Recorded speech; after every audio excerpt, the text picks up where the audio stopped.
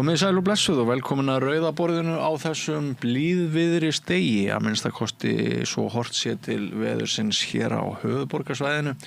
Ég skrifaði einhvern status í gær blíðviðrið og fekk áminningu frá Akureyri þar sem var þoka og 4 stiga hiti. Þannig að við verum að passa okkur á því að Ísland er stærra en sem nemur höfuðborgarsvæðinu. En hjá mér er Laufey Lindahl, vertu velkomin. Þú ert jafn vel klædd og í gær næstu. Já, ég er alltaf, þetta er bara... Þú ert ekkert að strippa í blíðviðrinu? Nei, ekki. Engan tilgangi. En hefur ekki verið eitthvað svona meðal borgarbúa og fundið hvernig púlsinn hjá okkur breytist í blíðunni? Ég get nú ekki sagt að ég hafi verið neitt gríðarlega mikið meðal borgarbúa. Ég er búin að vera hér bara eiginlega og heima með mér. Lítil tækifæri á að fara niður í bæ og fá sér ís og... Já, nei, ég hef ekki gert það, en kannski helgina. Ef að veðrið... Þá er ég verið aftur komið skýta. Ég fór í sund í gærkvöld. Eða undir kvöld í gærkvöld. Og ég komst að því að við Reykvíkingar eða Íslendingar, við hefðum okkur allt öðruvísi þegar er svona gott veður, heldur nú venjulegum degi. Já. Það var ekki bara að það væri gríðarlega mannmargt í sundlaugina sem ég var, heldur bara fólk þarf að sitja þétt og þá fer það bara og brýtur ísinn og fer að spjalla bara við ókunnugt fólk, alveg bara vinstri hægri. Já. Þannig að sko... Þetta er gleðihormónið vaknar. Já, ég meina það er oft sagt af Íslendingar sem þumbaraleigir, það er örugglega einhver leyti tengt veðrinu. Já, ég held það hlýtur að vera sko. Já. Það er einmitt alltaf sagt að þegar maður fer í svona löndar sem að veðrið er almennt betra og blíðara, þar er fólk oft meira kammo. Já. En sýnist þér sem það sé blíðviðri hjá Hildi við myndun nýs borgarmeirihluta? Hvernig meturðu það? Ég veit það ekki. Maður veit aldrei, þetta er náttúrulega ekki. Já. Heldur þú hún endi með miðflokkinn í bælinu eða heldur að verði aðri kostir?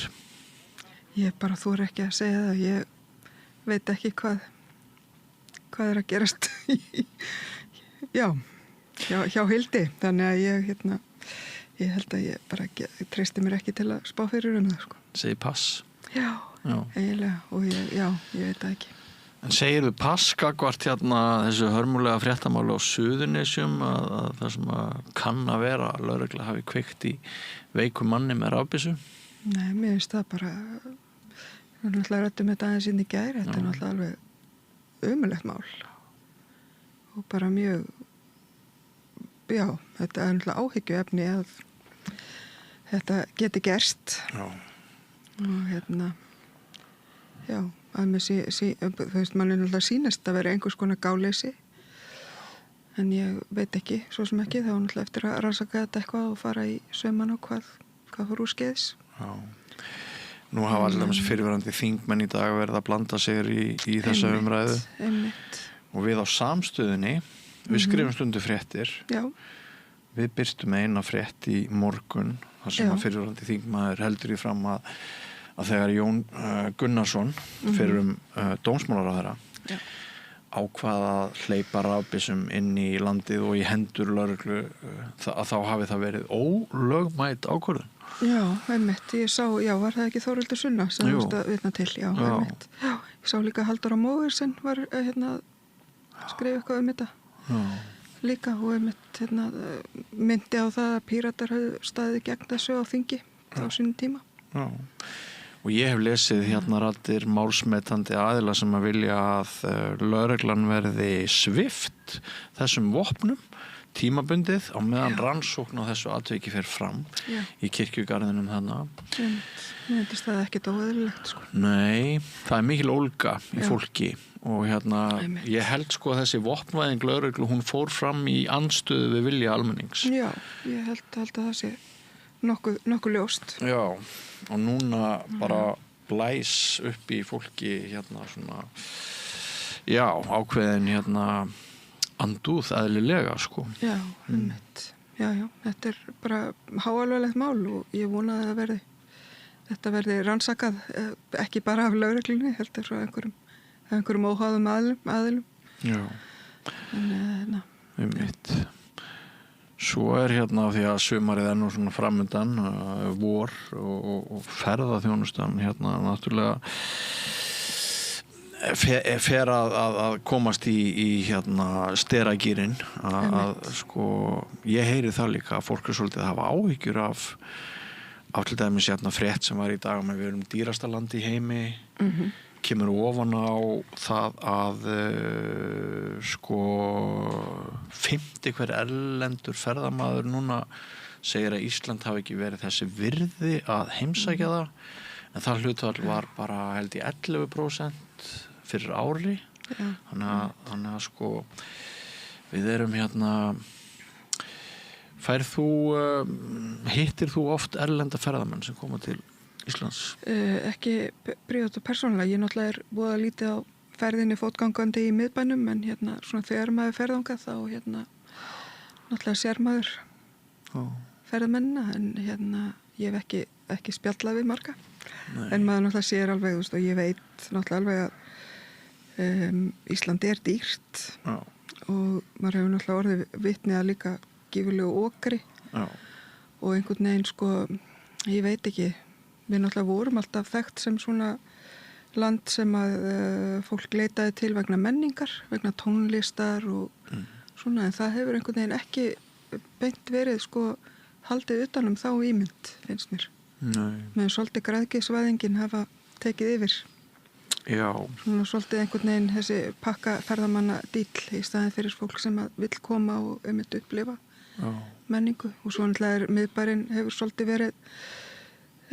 orðin svolítið einsleitur líka það eru svona farnar minni verslanir sem voru með svona kannski skemmtilegri vöruúrval og komið svolítið mikið af svo kalluðu lundabúðum einmitt, við þurfum að passa okkur í ferðarþjónustunni ég myndi vilja svo miklu meiri svona menningar starfsemi það sem fólk að koma til þess að upplifa einmitt íslenska menningu sem að hérna kannski fólk leggur mismunandi skilning í en eins og tónlistarlífið okkar og svona sem náttúrulega alveg einstakt Menningarsenan drjú en ég held sko að svona megin aðdráttaraflið hafi verið íslensk náttúra en við þurfum að hérna náttúrulega gæta þess að fólk upplifi sig þá okkar gestir upplifi sig sem ekki einhverju kraðaki í íslenskri náttúru og hérna ég stundu sagt að einn af mínu verstu dögum á Íslandi það var þegar ég sótti Gullfoss heim fyrir 2-3 árum ég hef aldrei verið í jafn miklu stressi eins og við fossinn það voru örugglega mörg þúsund manns í kringum mig og það var rosalegt stress og ég naut í engu hérna Gullfoss þann dag og ekki börnin mín heldur og ekki kona mín og þetta var bara stress þetta einmitt það sem ég var að tala sko. Þetta allt og mikið svona einhver pakkaferðamennska og rúta eftir rútu og ég meina ferðamenn vilja ekki koma til þess að tala við aðra ferðamenn þeir vilja náttúrulega upplifa einhverja svona lokal menningu og svo framvegis en ekki eitthvað að vera bara í einhverjum rútum sem kemur rúta eftir rútu og þannig að ég held að þetta sé svolítið vanhugsað og hringja sannarlega viðvöruna Björnlur þegar við fáum dag eftir dag fréttir fyrst að óánægja ferðamanna sé stóraukinn semst að erlendir ferðamenn svari því til að 1 af hverjum 5 að ferðin hafi ekki uppfyllt væntingar þeirra til Íslands og svo núna þetta með dýrtíðina að það náttúrulega bara við þurfum virkilega að passa okkur kemur ofan á allt annað sko því það svo margt sem hangir nú orðið hérna á tekjunum sem við höfum að ferðarþjónustunni og bara frábær þú veist ég er öll fyrir hérna góða ferðamennsku en það verða að vera einhver gæði í þessu við megum ekki vera bara einhver hérna sjoppa en við höfum nú svona reynt að sinna listinni hérna á samstöðinni og svo maður reynt að vera menningaleg við reynum það og svo maður hérna víki þá að kannski efni þáttarins í kvöld þá hérna gaman að segja frá því að við viljum að enda á spjalli sem ég átti við mann sem heitir Þorvaldur Sigurbjörn Helgason og hann hérna hann komst í þáttinn út á það að hann tók FIH námið á 20 árum. Gerir aðri betur. Já, nákvæmlega. En reyndar tók hann pásu einmitt. En ég hef alltaf svo gaman að því þegar fólk lætur draum sinn rætast. Já. Þótt hann hafi þá verið í saltpækli ansi lengi. Já. Og hann sem sagt lýsir í samtali við mig þessu ferðalagi hans að hann byrjar 2006 sem píanisti í FIH en klárar í kvöld sem jazz söngvari. Já. Og margt gerist á 20 árum. Já, margt sem gerist á 20 árum. Hann breytist alltaf mikið og annar Þorvaldur í dag sem útskrifast heldur en sá sem innritaðist. En líka skólinn breytist heil mikið, aðra kennslu aðferðir og svona. Og mér finnst þetta svona þetta krútlegt en þetta líka svona ákveðin sigur manns andans. Og mér finnst þetta líka mjög gott innlegg í bara mennta umræðuna. Já. Vegna þess að það hefur alltaf farið svo í taugarnar og mér allt þetta, þú veist, að flýta námi, þú veist, nú er búið að stytta framhaldsskólann í 3 ár, þú veist, það bara þurfa allir að taka sinn tíma. Já. Þú veist, það hendar sumum að klára þetta á 3 árum en öðrum á 20. Og það er ekkit að því. Það er með mjög marga tónlistaskóla núna, þeir taka ekki inn eldri nemendur en 25 ára. Og eins og þegar kemur að söng þá eins og hann segir sjálfur, það er ofta ekkert fyrir upp úr 30 sem að röddin er einhvern veginn fullmótuð og líkaminn er orðin sá sem að best getur orðið og þannig að þetta spyr líka svona samfélagslega spurninga en fyrst og fremst alveg rosalega svona skemmtilegt mál. Já, mér finnst þetta dásamlegt. Já, mér finnst þetta alltaf dásamlegt líka. Nú, þar á undan ætlaði ég að segja erum við með reynslubolta. Já. Þennan gamla fasta lið. Það koma Oddný Harðardóttir, fyrrum þingmaður, Ólafur Stephensen, framkvæmdastjóri og talsmaður atvinnurekenda, Ólafur Arnarsson, blaðamaður á DFF og ræða svona fréttir líðandi stundar. Já. Og það verður gaman að heyra í þeim. Það er meðal annars uppgjör sveitarstjórnarkosninga eins og þau sjá það fyrir sér og ESB málið sem er núna fyrir Alþingi komið aftur á fullt. Já. Og mikið verið að rífast Einmitt. Nú, svo kemur hún Ragnheiður Davíðsdóttir til okkar og hún ætlar að ræða við Þorstein Valdimarsson, verkefnastjóri Rauða krossins og Kristínu Hjörleifsdóttur kennara. Já. Íslensku kennslu fyrir útlendinga. Einmitt. Já, þau eru sem sagt, mér skilst að Rauði krossin er með svona grunn íslensku nokkuð skona kennslu fyrir sem sagt fólk sem er ekki komið með kennitölu á Íslandi. Og þannig að þetta er svona bara á meðan þau eru að bíða eftir úrvinnslu svona mála og svoleiðis. Þannig að því að síðan þegar þau eru komið með kennitölu þá fá þau oftast íslensku nám hjá einum af málaskólunum Já. Þetta er svona til þess að gera eitthvað áður þannig að þau séu tilbúin fyrir það. Þetta er mjög skemmtilegt samtal sem að ég mæli með. Frábært að fá. Og þau eru líka að auglýsa eftir fleiri sjálfboðaliðum sem eru til í að koma og kenna því mér skilst að þetta sé á baki sjálfboðaliða. Einmitt.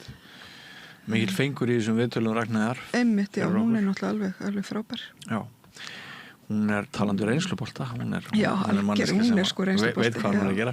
Já. En þú ert nú líka með reynslubolti og búin að vera lengi að í þessum bransa. Þú ert með innlegg. Hvað ætlað þú að bjóða upp á? Heyrðu, ég fætt til mín, ég er með svona uppgjör sveitarstjórnarkosningana áfram. Við höfum svolítið verið að taka það fyrir. Já. En ég fætt til mín Örnu Magneu Danks, Alexandru Brím og Svenni Kristins fyrirgeðu það vaðist tungun á mér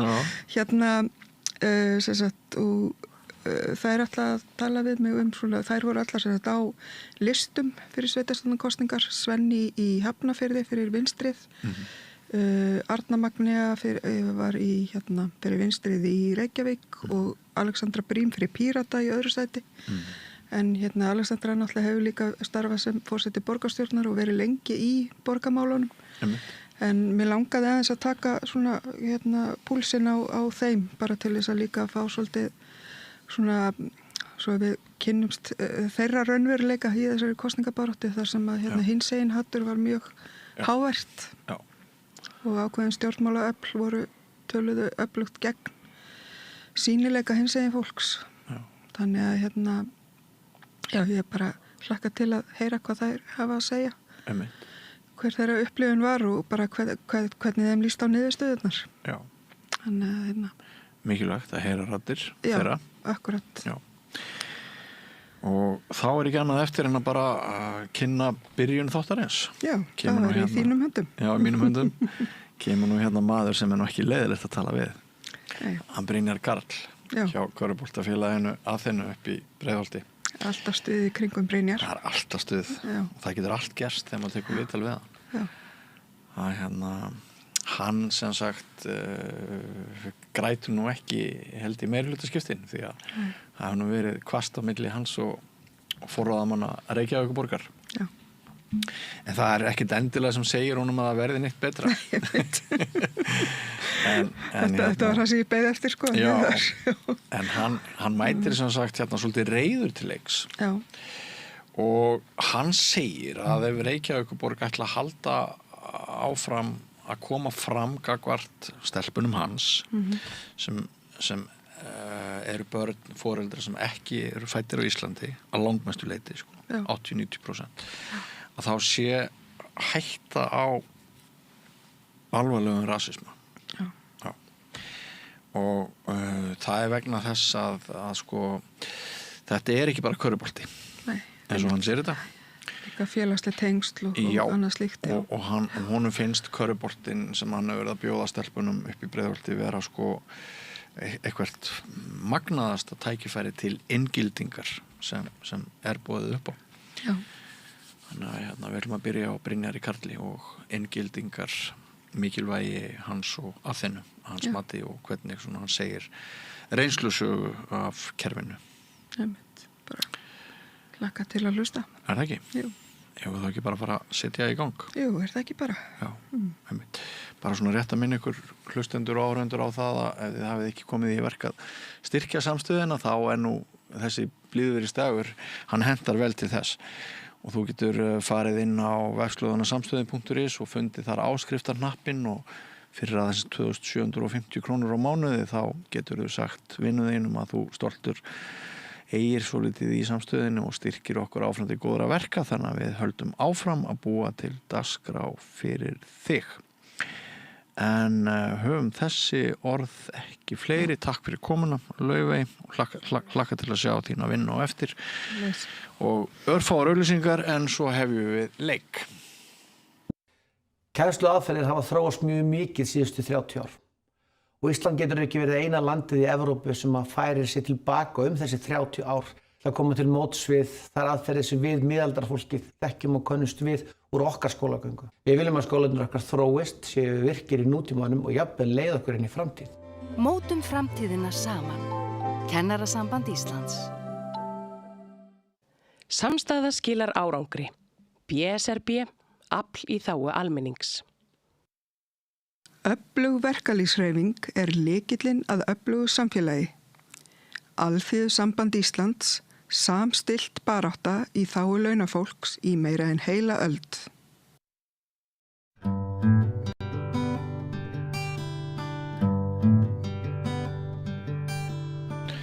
Við höfum svolítið verið í því síðustu daga að gera upp eða spá fyrir þær breytingar sem að verða nú við meirihlutaskiptin í Reykjavík.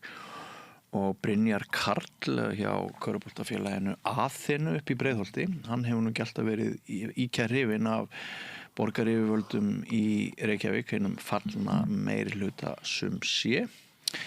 Og ég bauð Brynjari hér að rauða borðinu til þess að ræða tímamótin. Vertu velkomin. Takk. Ég minnist þess að þú hefur bæði skrifað og sagt í viðtölum að til dæmis rekstrar styrkir frá Reykjavíkurborg hafi verið ónógir, það hefur verið tregð á milli þín og stjórnenda, borgin hafi bara verið með stæla og kjaft og allt hafi verið í skrúfunni. Er þetta ekki svona endursögn? Nei, sko þetta eiginlega þannig að sko, það sem lýsir þessu eiginlega best er það að ég sem sagt í íþróttafélaginu IR árið 2019 og mér finnst alltaf gott að segja söguna þannig sko, ég er úr Breiðholti 111, bjó í Rjúpufellinu mín aska er þar þannig að þetta er my stomping grounds og mér alltaf langað til þess að gera eitthvað upp í Efra Breiðholti. Ég er búin að vera alltaf mjög mikið viðloðin hérna svona yngri flokka þjálfun og mér finnst það alltaf mjög svona gefandi. Svo er það þannig að hérna, ég er að spyrja íringana sko, akkur þeir hérna, vil ekki fara upp í Austurberg og þá var það körfuknættisdeildin og hérna, og þetta er þannig að það er hverfaskipt, sem sagt íþróttafélögin eru sko með svona monopoly á póstnúmer. Já. Vissirðu þetta? Nei. Nei, þannig að þú ert bara með einkaleyfi á hverfinu. Og það er allt gert til þess að hérna, það komi engin starfsemi inn á svæðin. Þannig að þetta er einokun og IBR er í raun og veru bara Cosa Nostra, New York hérna í hjá mafíu fjölskyldunum og það eina sem þeir komið sér saman er í raun og veru það er það sem heldur íþróttabandalagi Reykjavíkur saman er þessi sameiginlega áhugi þeirra á þessari einokun. Svo er þetta þannig að svo er oft pólitík innan deilda í félögunum og félögin eða sem sagt svona innan búðar krónikan sko, hún gengur oft út á það að það verið að slást iðkendur og fjármagn og ýmislegt og ég segi einhvern tíma við sko stjórn í IR hérna, akkur farið ekki upp í Efra Breiðholt, upp í Austurberg og eru með æfinga þar og þá mikið talað hvað er léleg þáttakan þar og hérna og þá segja þeir sko, nei við höfum ekki áhuga þá þurfa þeir að koma inn í Seljakörfi sem sagt hinum með við Brjálsbrautina. Léleg þáttaka jafnt og margir innflytjendur eða eitthvað? Já, sko, Fellaskóli er yfir 90% Íslendinga af erlendu bergibrotnir, sko. Já. Og þá segja þeir bara, við höfum ekki áhuga á þessari stemningu að vera þarna frá og þá þarf að gefa upp tíma í Seljakörfi, þannig að þarna ertu með til dæmis félag sem líður eins og hann sitið upp með svartapittur, sko, að því að félögin fá náttúrulega ákveðin forréttindi, þú veist, en því á að fylgja ákveðna skildur og það var svona í fyrsta skipti svona sem ég hugsaði með mér svona já, auðvitað, íþróttafélögin í Reykjavík þau skilgreina sig oft sem, og þú heyrir íþróttapólitíkin að tala mjög það að hún að skilgreina sig í lýðhelsu skilgreina sig í forvörnum og eitthvað svona, en svo er mjög auðvelt að fara inn í mjög mörg félög þar sem í raun og veru kemur í ljós að menn hafa bara áhuga á Íslandsmótinu eða keyptu vinnuafli, sko. Karla. Íslandsmóti að keyptu vinnuafli. Já. Og hérna þannig að þetta fer ekki alltaf saman og mönnum finnst þetta að vera rosalega low stake bransi og við Íslendingar sko, þetta Banana Republic of Iceland sko, einhvern veginn heldur það að það sé búið að sko, stofnanavæða sveitafélags- og ríkisvæða ósérplagnina. Þannig að þú borgir bara þína skatta og svo bara sér sveitafélagin og ríki bara hérna, lægstu raddirnar í samfélaginu.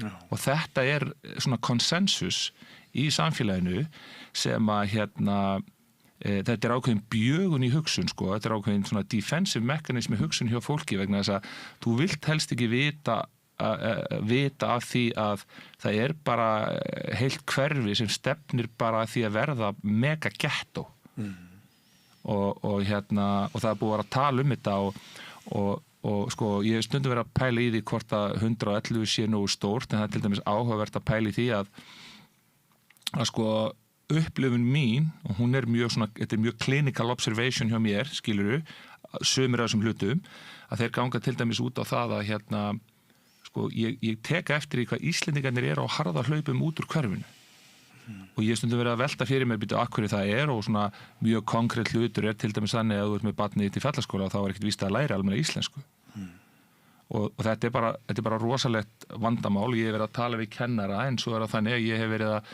nefna þetta og þá er þetta aldrei fyndið að það eru gatekeeperar út allt skólastjórnendur í skólum eða svona þeir sem eru svona einhvern veginn að sjá þetta að þeir einhvern veginn eru að verja þessa stöðu sko að það sé allt svo gott að gera og svo ef ég fengi rosa mikla gagnrýni það ég sé að taka niður fasteignaverðið í Breiðholtinu þegar ég að tala að hlutirnir þurfa að vera betri þarna. Þannig að þetta svona, þú veist, hver hefur hag af því í raun og veru að sinna sem sagt hverfinu. Ég var að skoða hérna kosningaþáttöku í fjölbrautaskólanum í Breiðholti sem vantilega tekur þá hérna 111. Já, hvað, 40%? 40% sko. Nærði í Grafavoginum að vera 70% eða eitthvað? Já, þannig að pólitíkin þarf ekki að hafa neinar áhyggjur af þessu. Þannig að hvað djöfulsins djöfla sýra í gangi þarna og þegar við sko reynum að fara síðan og ég ætla ekki að taka söguna hvernig við höslum okkur inn í Austurberg.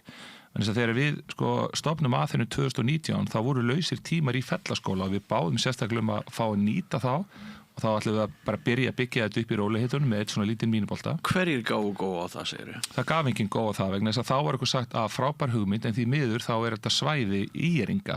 Já, frábær hugmynd og þá kom treða með peninga eða eitthvað? Nei, það var aldrei peningar og þá enduðu við með íþróttafélagið upp á Kjalarnesi og Kjalarnesið enn eitt svona olbóabarnið, stór hluti fólk sem býr þar Eldubergi brotin, þar var bara íþróttahús í mikilli niðurnýslu, bara lag þakið og rottur í þetta boltan okkar og ég veit ekki hvað og þetta gerðu stelpunar í 3 ár, fór í strætó í 90 mínútur til þess að komast í íþróttahús til þess að halda þessu stelpunar þínar. Já, halda byltingunni gangandi. Þetta eru hinir raunverulegu byltingasinnar þessa samfélags sem þú einhvern tímann hitt á. Spiluðu körfubolta innan rottur. Já, spiluðu körfubolta innan rotturnar sko og í kuldanum og í dauðu hreyflegu-húsi á dauðum plastdúk sko, hann drap boltan á hinum og þessum stöðum. Voru þetta allt saman Íslendingar af erlendum? Nei, það voru reyndar allt stelpur meira og minna úr Garðabænum líka við sko. Ok. Það hafa nú verið umskipti fyrir Já. Og svo það sem raun og veru gerist það að við förum sem sagt upp í Breiðholt og þá eru 11 kennitölur að nýta íþróttahúsið í Austurbergi. Þannig að var með starfsemi þarna en fólk var að koma sem sagt úr aðliggjandi hverfum til þess að stunda sem sagt íþrótti þar, þáttakan 11% og okkur taldist til að því að þú getur fengið að sjá sko frístundastyrkin og hvernig eru nýttir en málið bara það má nota frístundastyrkin í pólskunám og hitt og þetta og okkur taldist til sko að þetta væri í kringum 15% þáttaka í ákveðnum aldri og ég man ekki alveg hver aldurinn en samanburðar aldri í öðrum sveitafélögum þar sem var best var í kringum sko 80-85%. Og það sem áhugavert við þetta sko einhvern veginn það líka að þegar við erum að reyna að færa rök fyrir því að við erum að fara þarna inn að þá verður stjórnsýslan eða embættiskerfið og pólitíkarnir sér rosalega viðkvæmir af því að sko áður en að við erum komin inn ef við höfum ekki farið inn núna þá hefði samfylkingin og þeir sem í stjórn sennilega verið að tala öll plástursverkefnin sem þeir væru að keyra.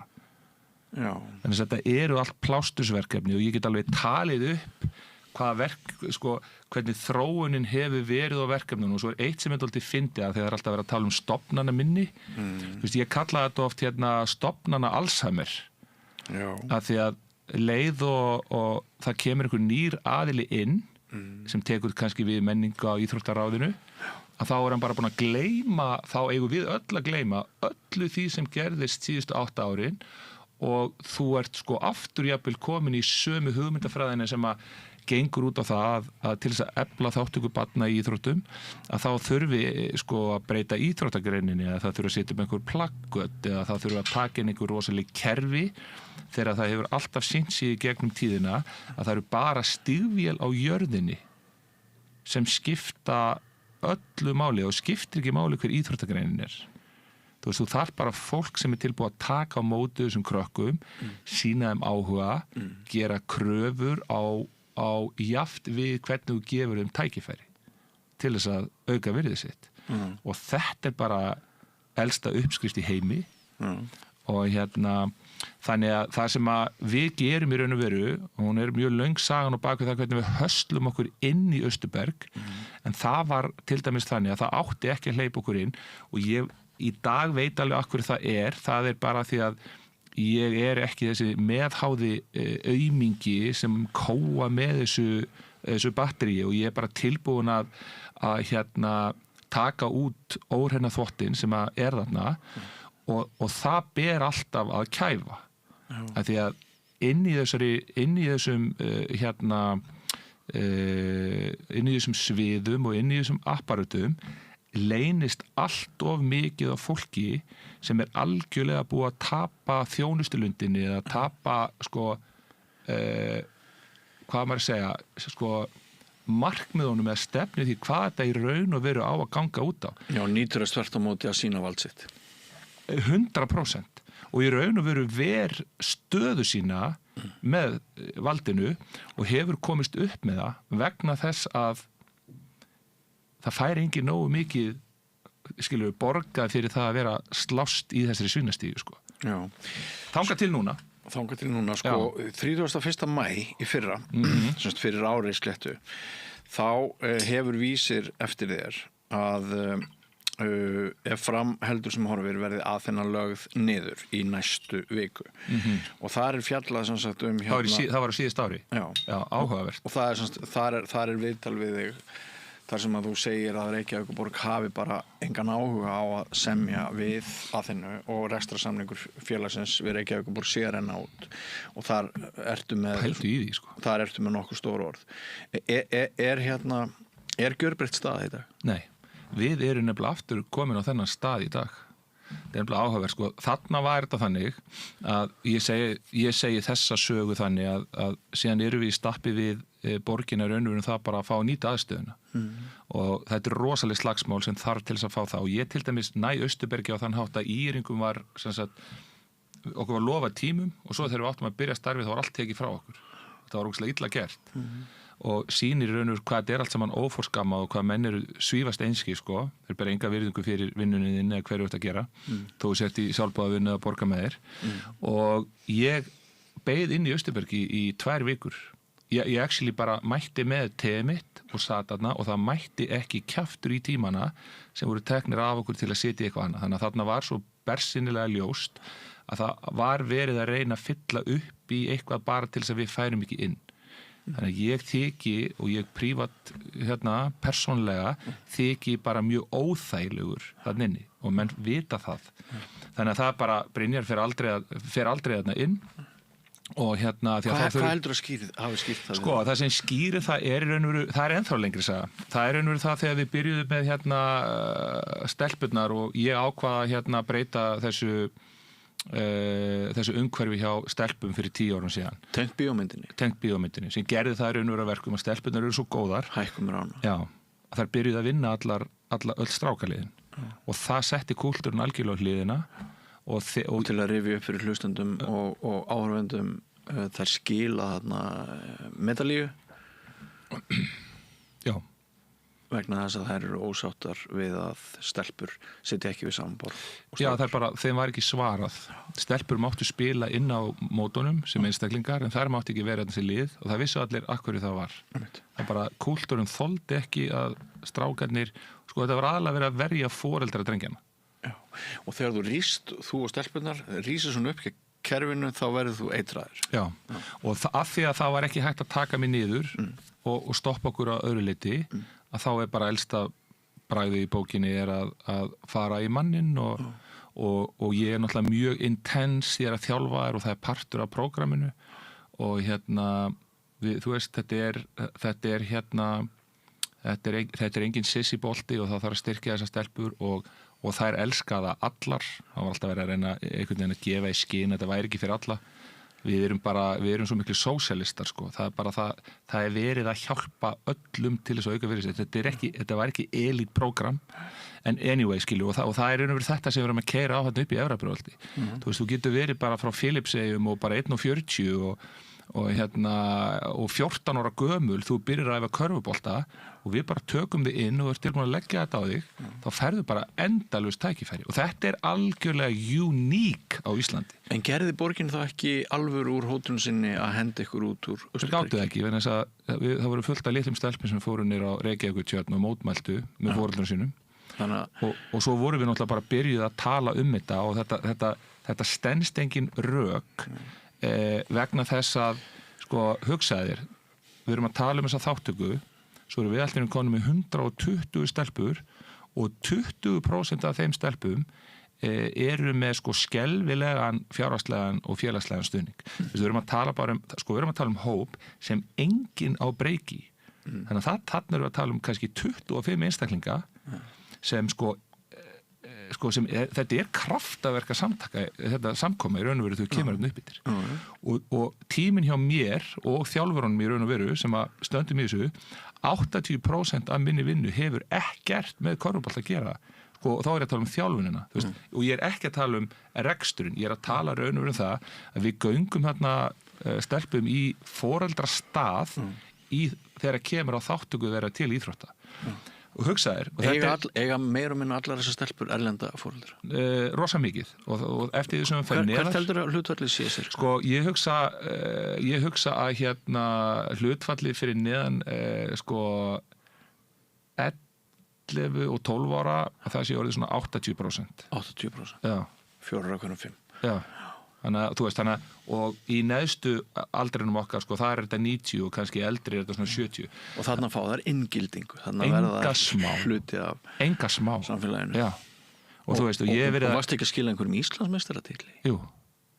Í hvaða flokki var það? Var 10 ára og svo voru við í öðru sæti í 11 ára og bara svo af því ég þekki þetta ekki nógu vel sjálfur, bara svo ég hafi það á hreinu og Íslandsmeistari, eða gull og silfur til hóps af stelpum í Breiðholtinu þar sem að hlutfallið þetta 80-90% úrslitaleikurinn á móti Stjörnunni í Garðabæn það sem smjörið drýpur af hverju strái já, þannig að það svona erkimyndins alíslenska þar og svo þið og þið höfðu betur og forréttindi versus og hvað breyttist þá þann dag sem þessi árangur náðist?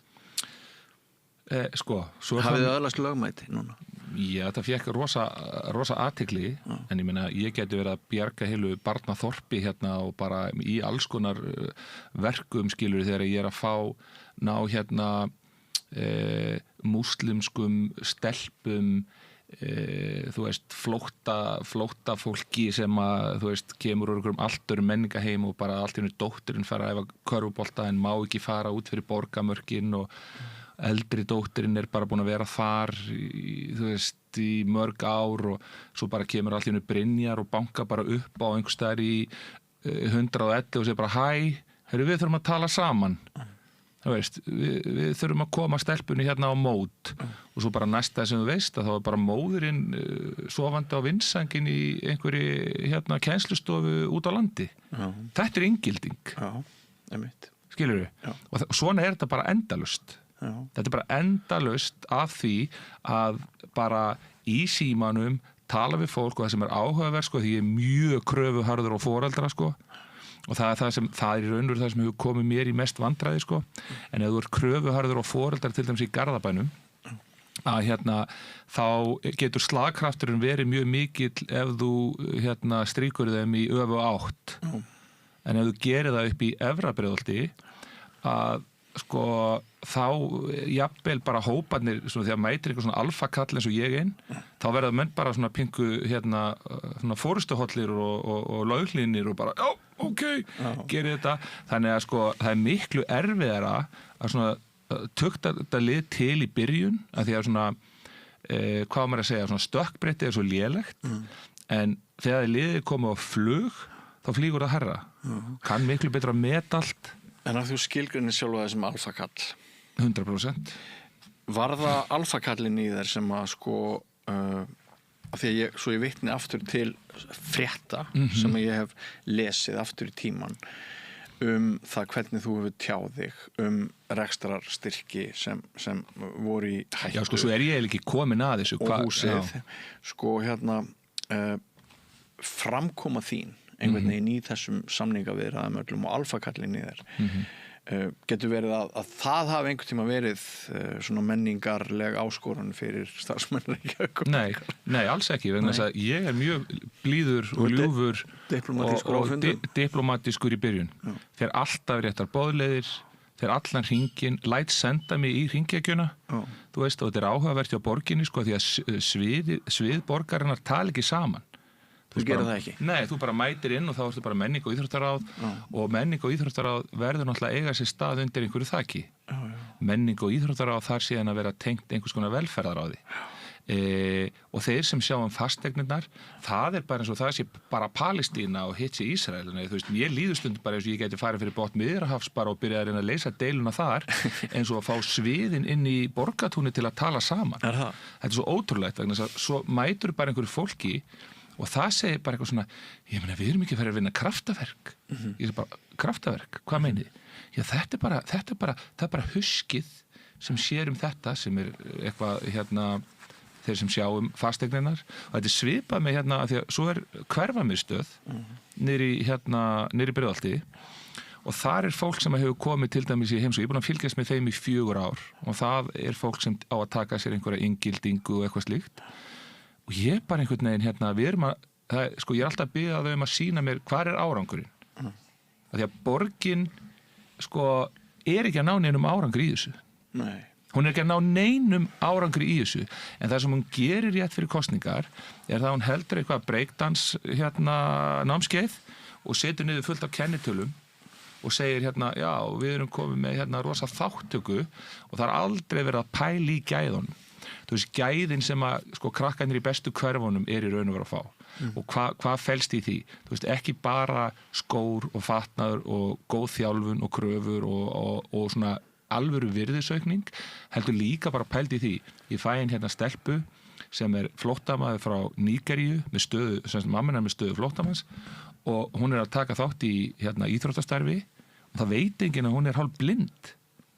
Hún alltaf að fá boltan í andliti sko og það tekur mig svona viku að fatta, heyrðu, það eitthvað sjónin hennar og vesenni sem maður þurft að fara í gegnum þegar að viðkomandi ekki með sko félagslegan stuðning og foreldrarnir hafa engan á þessu að fá bara glerugu handa krakkanum og það að hún sé inni hjá okkur versus að hún sé ekki inni hjá okkur sko bara, þú með, þetta eru krossgötur, önnur gatan, hún á leiðinni í eitthvað algjört kjaftæði þar sem þú tilherir hvergi þangað til út kannski komin í slæman félagskap eða eitthvað svoleiðis það sem þú fyrsta skipti finnur til og þú veist alveg hvað að tala versus það að vera á einhverjum stað heilbrigður lífstíl, ægi væntumþykja tough love alls konar aðstöði heimalartum sem við getum ekki gert og það partur af því að við erum búin að vera að fá borgina til þess að láta okkur hafa kjallara sem ekki nýttur og það bara ekki eins og tekin fundir með okkur, það alveg sama hvað ég fyrir mikið í fjölmiðla, menn bara ætla ekki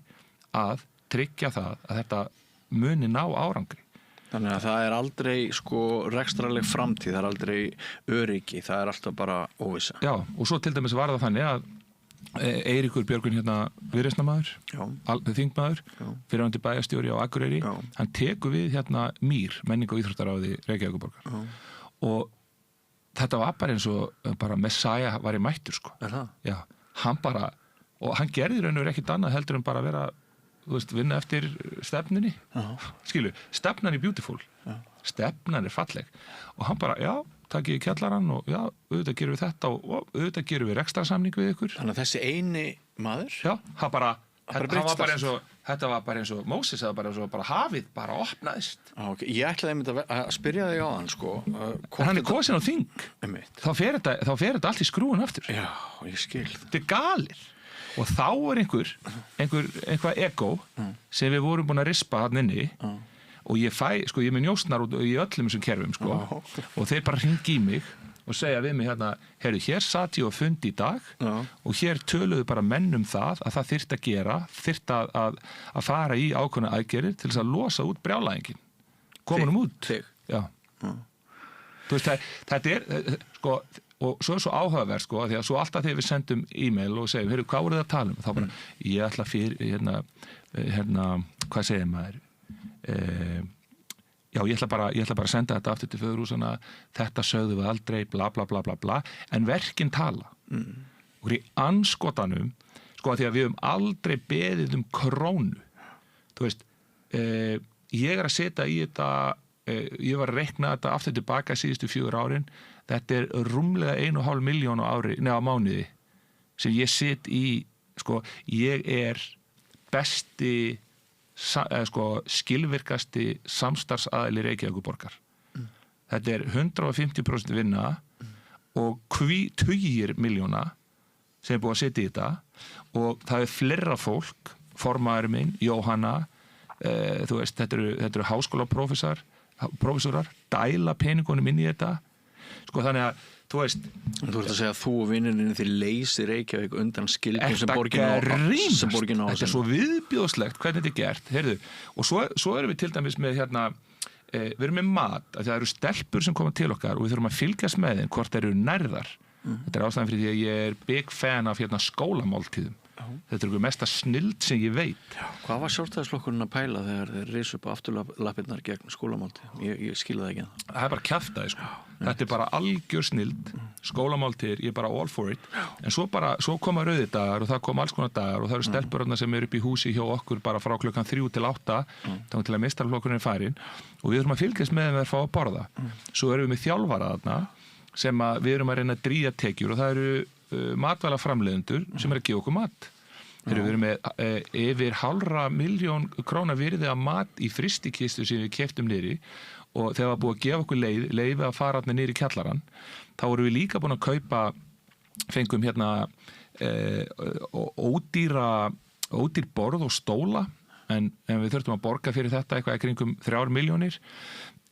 Vorum með verktaka sem við sendum þetta niður til þess að vinna fyrir okkur bara foreldrar sem búin að gera alls konar hluti svo þegar nýr aðilar koma þarna niður þá bara næsta sem við vissum að þegar var alltaf verið að segja við okkur að borgin skuldaði svo mikið og við vissum bara ekkert mál, við bara gerum þetta sjálf svo þegar komi nýr aðilar þá voru engin samskipti, þeir segja ekki einu sinni við þig, herru, við viljum ekki hafa ykkur lengur, þú bara látin hanga og svo bara næsta sem gerist bara það bara að fara að koma ykkur í nýjir tímar inn í íþróttahús sem enginn hefur náð að manna í 20 ára og þú hugsa bara þetta svo mikið amateur hour og þetta svo súrt og þetta svo bleitant, þetta svo svakalegt og þá fattar maður hvað borgin kemst upp með mikið ofríki og valdnýslu gagnvart þegnum sínum en þess að hvaða rödd fer gegn þessu, það trúir þessu enginn og svo þetta allt nafnlaust, þú veist, ég þarf að fara að nafngreina þessa aðila inni hjá borginni. Þetta bara glæpur. Hver tók við af Eiríki Birni? Nafngreindan? Hver tók við? Hann heit Steinþór. Steinþór? Já. Steinþór, ertu ekki að standa þig? Hann ekki að standa sig, það bara langt í frá. Og svo þegar þetta tekið, að þá einhverju verktak sem mæta og taka ískapun, fristin okkar úr sambandi og svona. Þú veist, þannig að það skemmist þarna matur, veistu það, sko skemmdaverkin sem eru framin í fyrra, þá erum við með, sko hugsaðan annað, við erum með frían körfuboltaskóla allt sumarið. Hann er frýr. Þú veist, þetta tekjuöflun fyrir öll félög að vera með námskeið á sumrin. Þannig að við erum í versta hverfinu sem þarf langmestu tekjurnar en fáum langmestu innkomuna og þetta veit borgin og hún veit árangurinn sem við erum að ná og hugsaður þetta, við erum að keyra upp sko starfið 20 krakka á ári, fólk getur farið á Facebook síðuna mína, þar sem ég skrifaði til dæmis grein það, hvernig við förum að því að ná í útlendingana, því að þú mátt ekki fara inn í skólana og við þurfum að veiða það á götunni sko. Þannig að við erum með alls konar partí og hluti sem ganga út á það að stelpurnar sem eru í félaginu mega ekki mæta í partíinu, það haldið bara megapartí einu sinni í mánuði og þú mátt ekki mæta nefnum komið með einhverja vinkoniðina með þér.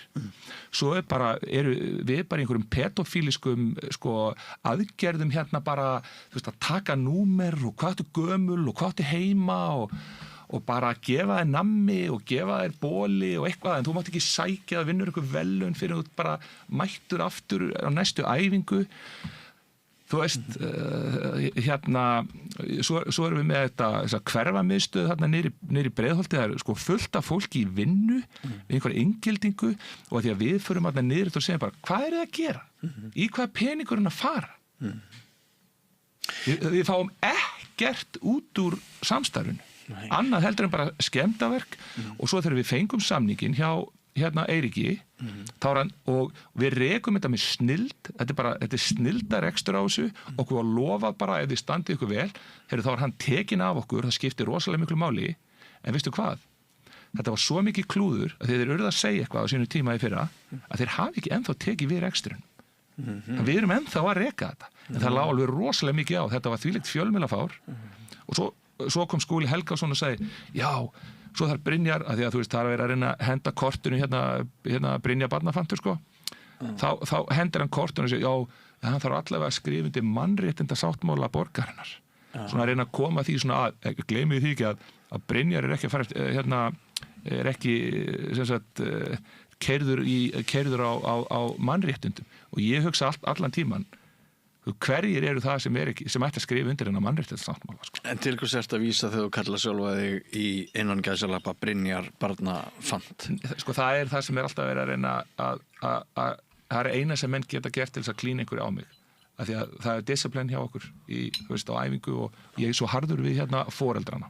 Já, okay. Og þá er verið að reyna að finna einhvern svona eins og til dæmis það er oft verið að segja, sko, það er oft verið að reyna að klína á mig, sko, ég sé einhver svona elítþjálfari.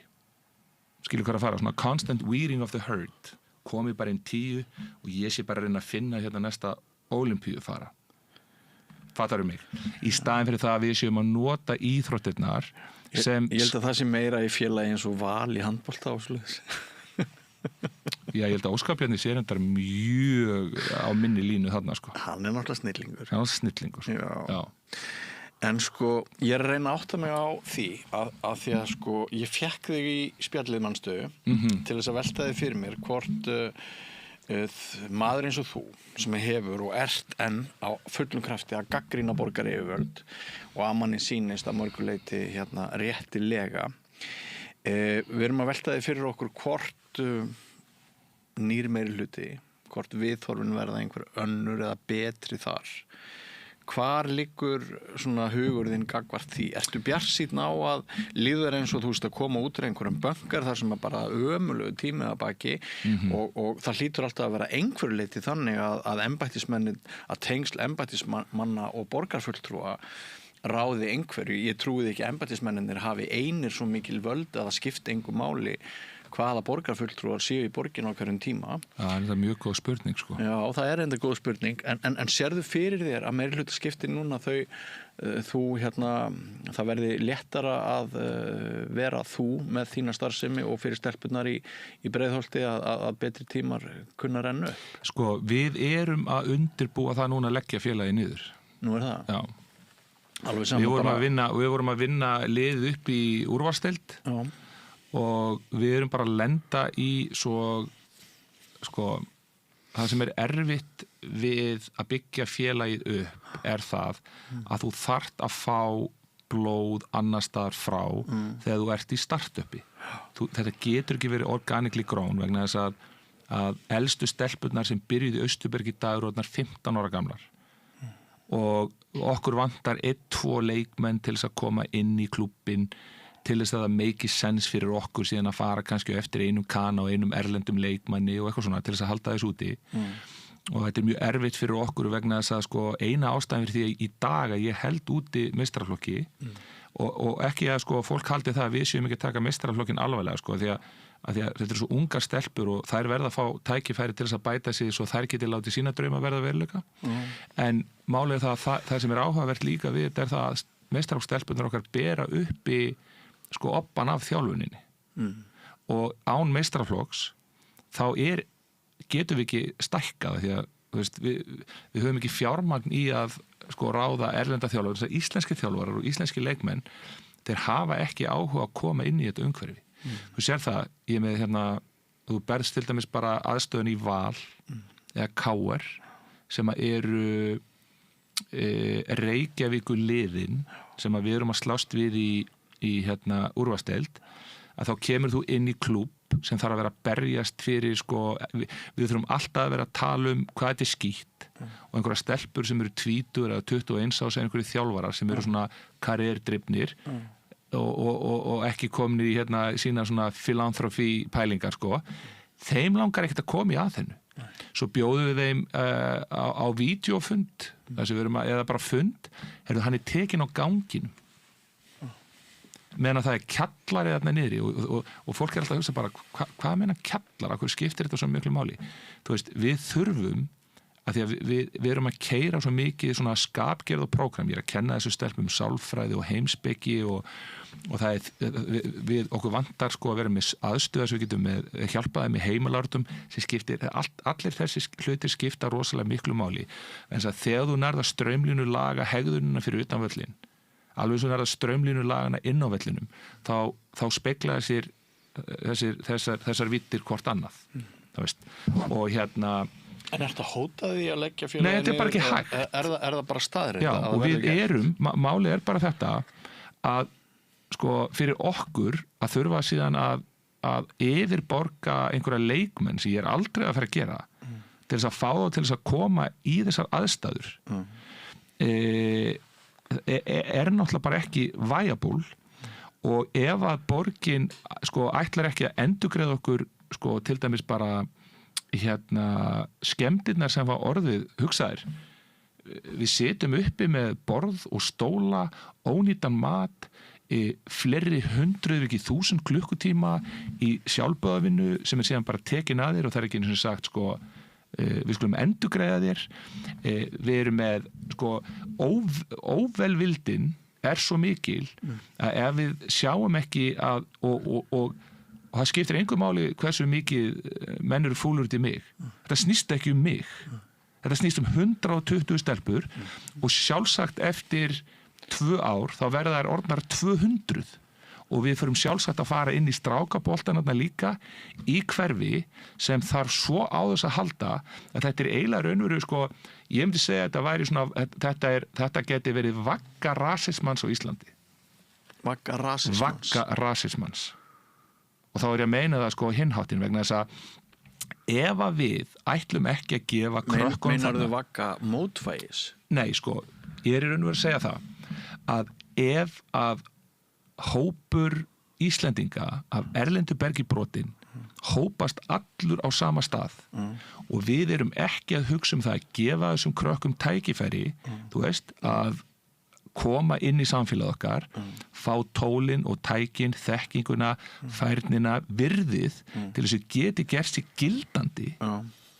Hvað heldur að gerist? Það geti orðið reiði Þetta er byrjað.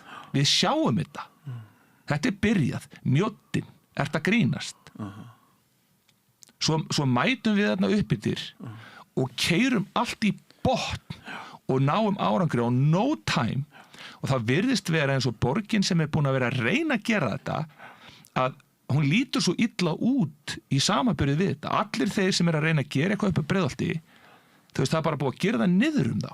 Það er bara búið að segja, þetta er hægt, en það þarf ákveðið effort, en þú getur ekki, við erum í raun og vera, við erum ekki að kvarta undan stuðningnum, við erum að kvarta undan því hvað er verið að kippa alltaf fætunum undan þessu. Það er nefnilega mjög mikilvægt að fólk gerir sig grein við það. Það er eitt að styðja þetta, annað að vinna á móti þessu. Og það er það sem menn eru búin að gera og þeir eru að gera það. Og ég er búin að vera að tala þetta á Facebook síðunum minni, að við erum hérna með vinstri flokkana. Þú veist, ég hef alltaf haldið að ég væri vinstri maður. Hvað er að þessu liði? Svo kemur miðflokkurinn, útlendingahattararnir, og múra og kýtta og mála hjá mér kjallarann. Og alltaf að heyra í mér bara hvað er í gangi og við skulum keyra þetta í gegn og eitthvað. Sjálfstæðisflokkurinn mætir skilur bara eitthvað svona, þú veist, þorir ekki að taka afstíð hlutunum. Mér líst þetta helviti vel á Pétur. mér fannst ógeðslega erfitt að fara gegn Pétri sko. En hvað meinar með miðflokksmenn? Það er engin borgarfulltrúar sem miðflokkurinn hefur haft. Ég veit það. Og hvað, er það miðflokkurinn í einhverju... Nei, sko, hverja skilgreinir sem miðflokksmenn sem koma og kýta það? Það voru, bara foreldrar sem að kjósa miðflokkin? Nei, það var bara, Páll sem var í 7. sæti og svo mætti Lárus Blöndal sem er í 3. sæti og Ari og Kristín.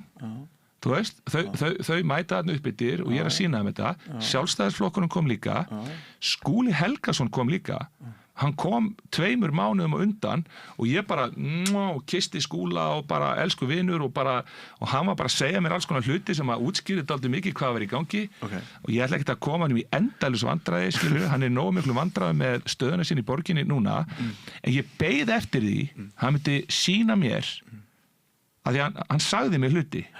Og þeir hlutir voru bara, ok, ég get skilið þetta, þú veist, ISI var í eyranu á honum, það helvitis bákn, sko, sem að reyndar, elsku Willum, búin að taka við, elska Willum, og hvað gerir svo? Hann gerir ekki neitt, og ég er að tala við Pétur, og á Messenger, tala við Pétur og Skúla, allir ekki að gera eitthvað bara sýnið hér, let's smoke the piece of pipe farið þarna inn í þetta batteri og gefa okkur hann kjallara til að byrja með, bara smá token of faith ekkert en svo átti ég bara, gerum þetta eftir kosningar eitthvað svona, ég sagði bara, ég er bara mitt skot í byssunni sko. Þú veist, þannig að ég er bara í einhverju anti-campaign, þannig að þú ert að spyrja mig hvernig ég held að þetta verði, veistu það ég held reynda bara þegar ég er að fylgjast með því að svo er ég að fylgjast með Einari Þorsteins þú veist, og ég talaði svolítið við hann fyrir síðustu kosningar, mér leist rosalega vel á hann, ég skil vel akkur fylgi hefur hrunið á honum. Já, þetta er allt svo populist sko, það er bara framsókn, bara hvert er vindurinn að fara, þú veist, ég hef enga trú á þessu lið. Ég sýr og trú á þessu. Ég held að það sé allt kólspilt, þetta drasl. Já, mér finnst það ekki ólíklegt, það sé rétt hjá þér. En ég held að þú sért að hóta því að þetta félag verði leyst upp og það sé ákall meiri stuðning, meiri skilning. Nei, bara taka hindranirnar úr vegi okkar. Ekki, við þurfum engan stuðning. Já, en þú ert fyrst og fremst að hóta þessu af því að þú vilt halda áfram. Ekki satt? 100p, en þetta er ekki hægt. Þú getur ekki sko... Já, hugsaður ef að ég og þú færum í bara startup business og þú myndir segja bara Brynjar, þú kemur alla vinna, allan peningin, allt effortið, en ef mér dettur í huga henda þér út og ég er mjög grömpi gæi og þú eru að vera rosalega hliðhollur öllu því sem ég er að segja og þú eru að hrósa mig fyrir allt sem ég ger ekki þú veist, væru við í samstarfi þú veist, ef þetta væri þú myndir þú koma í samstarf með mér þetta er dansinn sem við erum að bjóða þér í. Já, ég skil þig og þú auglýsir á milli sambands og orða. Þess vegna talaru sérstaklega vinstra fólkið sem að þú hefur verið í samskiptum við, sem tala fyrir umburðarlyndi, inngildingu, allir séu jafnir og allt það. Miðflokkurinn hefur nú frekar haft það orð á sér að vera gegn innflytjendum. Ég er með 50 sönnur þarna upp frá. 50 sönnur? Já, pældi því. Ég er búin að reyna að ná í Sönnu mörg ár, hún kommer reyndar að heimsækja líka, hún og Líf og ég er alltaf rosa skotin í þeim sko. Mér finnst það sjarmerandi og það eru svolítið svona my blood sko, úr Breiðholti en svo er ég bara að pæla, er Sanna bara að leita sér að einhverju næs innivinnu eða hvað er málið? Er það málið? Ég veit ekki. Nei, þú veist, akkur er hún ekki bara guns blazing, þú veist, það er enginn sem á að tengja jafn mikið við þessa stelpur og Sanna. Þetta eru allt sönnur. Þá grunar mig að persóna þín þvælist eitthvað fyrir. Já, þá átta fólk að finna sér eitthvað annað að gera vegna þess að við erum að vinna fyrir þessar stelpur og ég get alveg sagt þér það, ef ég væri ekki að kúka þetta lið í orði þá væri ekkert heldur að gerast. Nei. Djöfull er ég reiður. Þú ert svolítið reiður. Já, þetta er therapí að koma hérna. Já. Djöfull er gott að koma hérna. Má ég ef að gera þetta einu sinni í viku? Já. Þetta er fínt sjónvarp.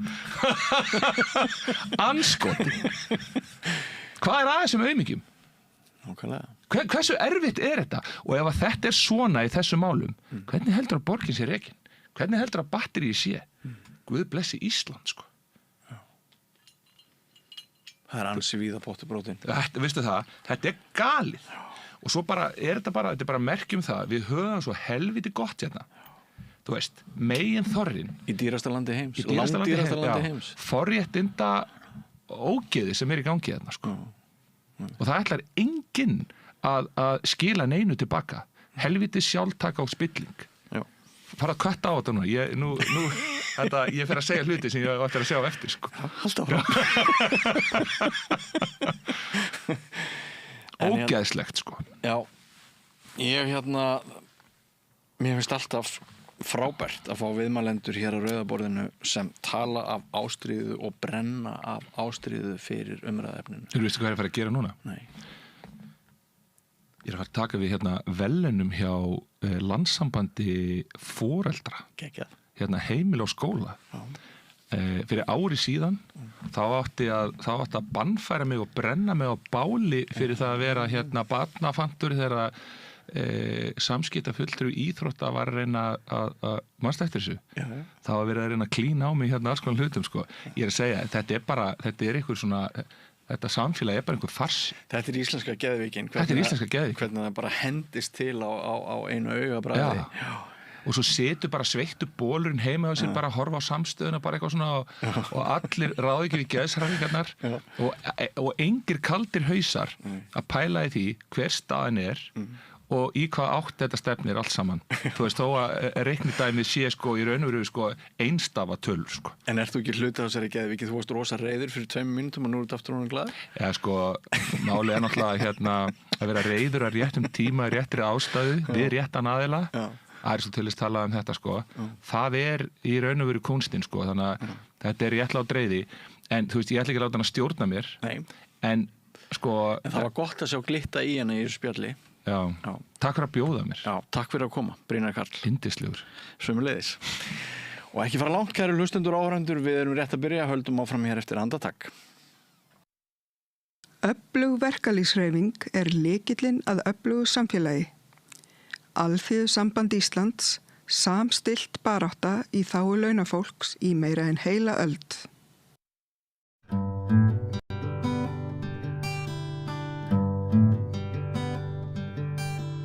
Já, komið sæl og verið velkomin aftur á Rauðaborðinu. Við ætlum að halda áfram að gera upp, svona eftirmála nýliðina kosninga, sveitarstjórnar kosninga. Og ég er með 3 góða gesti. Það er Alexandra Brím. Takk fyrir að bjóða mér. Velkomin. Arna Magnea Dangs. Takk fyrir mig. Velkomin. Og Svenni Kristins. Hæ, takk fyrir bóði. Þið voru allar á lista í sveitarstjórnarkosningunum. Þú varst Alexandra fyrir Pírata, þú varst í öðru sæti. Já. Arna Magnea, þú varst í 5. sæti á lista Vinstrisins í Reykjavík. Já. Og Svenni, þú varst í öðru sæti á lista Vinstrisins í Hafnarfirði. Já. Einmitt. Hvar eigum við að byrja? Alexandra, við kannski að byrja á þér. Þú ert náttúrulega svona mesti reynsluboltinn í þessum brasa. Þú ert búin að vera fórseti borgarstjórnar og búin að vera í borgarstjórn Reykjavíkur náttúrulega í... 7 ár, þar af 3 sem varafulltrúi, eða fyrsti vara, sem er svona í starfi, sko. Akkurat. Er núna fráfarandi formaður borgarráðs, var að stýra held ég mínu síðasta fundi þar bara áðan. Við sem sagt klárum maí, sko, en það er bara þannig að við höfum sjálfur sér takmarkað umboð síðustu 2 vikurnar. Já. Þannig að þú veist að það er nóg að það komi ein beiðni frestun, þá verður að fresta málum. Já. Það er svona til þess að þetta segja, jú, það er til borgarráð, en þú veist, það er ekki að fara að gera neitt stórkostlega umdeilt, sko. Nei, einmitt. En ég, náttúrulega, átti von á að við gætum haldið aðeins betur, ég átti von á að við myndum geta bjargað okkur aðeins betur en við gerðum í þessari kosningabaráttu. Þetta fór einhvern veginn bara miklu verri en á horfðist og ég er bara ennþá svolítið að melta það. Já. Þið náttúrulega náðuð ekki inn fulltrúa núna, þannig að... Fórum frá 3 niður í 0. Það er skellur. Og, veist, hvað segir maður? Þetta er bara vonbrigði og Já. Og bara... Já, maður líður einhvern veginn líka eins og... Ég var að segja þetta áður en við byrjuðum upptökur. var einhvern veginn bara rosalega erfið stemming í samfélaginu. Það var eins og, þú veist, það væri bara einhvern veginn búið að koma inn þessari hugmynd hjá öllum að það væri allt ómögulegt og bara fólk með alls konar ranghugmyndir borgarlínu eða þéttingu byggðar og, þú veist, ekki fjallað neitt annað en eitthvað kreditkortamál hjá Heiðu sem var ekki neitt og bílastæði og eitthvað svo alls konar rugl og veist, fyrir einhverjum mánuðum bara þá fór maður að fatta að það væri eins og þessi áráður sem búin að vera í gangi lengi hann væri búin að ná einhvern veginn tökum sko líka inn í flokkunum og veist mér leði svolítið sko eins og bæði Samfylkingin og Píratar og mögulega fleiri flokkar einhvern veginn svona flokkarnir á bakvið voru farnir einhvern veginn kaupa það að það væri allt í volli og það þyrfti að skiptum leiðtoga og það þyrfti að einhvern veginn skamma sín fyrir kjörtímabilið og einhvern veginn vera að biðjast afsökunar á því og fara inn í kosningabaráttuna einhvern veginn svona eins og við höfum gert eitthvað af okkur sem að biðjast undan því sko, sem að ég trú ekki. Mér finnst við að náða ótrúlega góðum árangri á þessu og síðasta kjörtímabili og kannski sérstaklega síðasta árið. Það er bara ótrúlega margt sem við erum búin að ná að koma í gegn sem að ég hefði viljað tala meir um. Einmitt, já, ég sammála því. Það var svona neikvæður blær einhvern veginn á öllu. Það er svona mínar tilfinningar í bíli sko. Já, akkurat. Arna Magna, ég kannski gef boltan til þín. Þú varst náttúrulega í framboði í fyrsta skipti. Já, ég var í framboði í fyrsta skipti og það var margt sem að kom mér svona á óvart í þessu framboði og sérstaklega sko hvernig kosningabaráttan snerist hluti sem að rauninni er bara það sem við köllum business as usual. Það er bara, þú veist, að skiptur engu máli hver er í brúnni. Það er eitthvað sem að allir þurfa að sinna sem er að vinna fyrir borgina og það er eins og götunar okkar og það er eins og, þú veist, samgöngurnar okkar og það er eins og húsin sem eru byggð. Og þetta snerist bílastæði og samgöngur að rosalega miklu leyti til þess að byrja með. Alls konar lofurgefin, þú veist, fólk mætti, þú veist, alls þar út allt.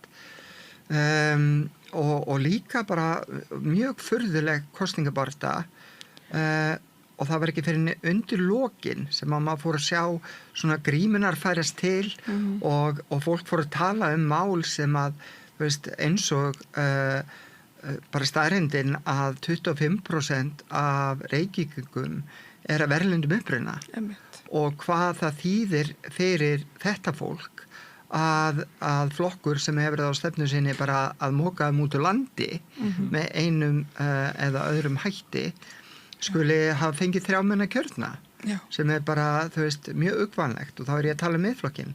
En þarna var líka framboð okkar borg sem að var bara með mjög hatrama svona anti-hinsegin baráttu og áróður og það bara er mjög hættulegt þegar mannréttindamál eru bara allt í einu orðin einhver auka málefni í kosningabaráttu en svo þau skipti ekki máli.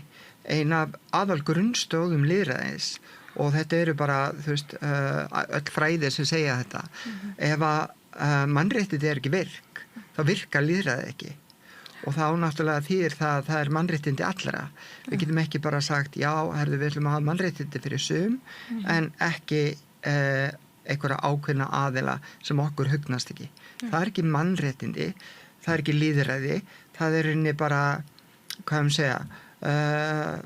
sumir segja sig og sterkt að segja fasismi, en þú veist, það er alveg kortir í fasisma. Einhver útgáfa valdboðshyggju allavega? Já, nákvæmlega. Þannig að ég hefði viljað sjá vinstrið keyra mun meira á svona humanískum gildum og í staðan fyrir að hugsa vinstri hægri sem að mér finnst ekki alltaf passa þá hefðu við getað að hugsa humanisma og humanista flokka flokkar sem að berjast fyrir mannréttindum og síðan flokkar sem gera það ekki flokkar sem að setja mannréttindi í annarsætið flokkar sem að rauninni eru ljóst og leynt að berjast fyrir bara svona hagsmunaöfl í samfélaginu. Þú veist, alls konar hagsmunaöfl sem vilja, þú veist, fá að kaupa til dæmis Orkuveitu Reykjavíkur á slik. Eða selja vinum sínum. Já, þú veist, þannig að Já, þannig mér finnst þetta mjög sorgleg barða og maður hélt aftur að sér að því að hérna maður þarf náttúrulega fylgja ákveðinni stefnu og línu en svona eftir á að hyggja þá held ég að við þurfum að vera duglegri bara þú veist að fylgja hjartanu í hvaða flokki sem við erum og bara þú veist tala hreint út mál og málefni. Já, einmitt. En þú, Svenni, þú náttúrulega varst líka í framboði í fyrsta skipti og varst fyrir vinstrið í Hafnarfirði. Já. Í öðru sæti. Í öðru sæti. Hvernig fannst þér að vera í þessari baráttu? Sko, mér fannst ótrúlega gaman í Hafnarfirði. Það var mjög gaman hjá ykkur í Hafnarfirði. Þeir voru rosalega svona hresst framboð. Já, það má segja það, sko. Við vorum alveg í góðu stuði og það var mun jákvæðari blær í Hafnarfirði yfir kosningabaráttunni. Það var ekki eins og í Reykjavík þar sem einhvern veginn allt var komið á hliðina eða eitthvað, eða skilur, það var umræðan. Já, það er svona annar blær á umræðinni. En það gleymist oft eins og í þessu til dæmis að nefna það að Reykjavík held í eina borgin sem eina á landinu sem með almennilegt sko annarstigs forvarnir, góð ungmennahús þar sem tekið utan jaðarsett ungmenni. Þetta var í Hafnarfirði en því var lokað af þeim sem voru þar í meiri hluta. En sko það sem mér fannst kannski merkilegt við kosningabaráttuna, mér fannst magna hvað allir voru huggulegir og góðir sko í persónu og svona, það var enginn að segja neitt heldur af því fólki sem var í framboði.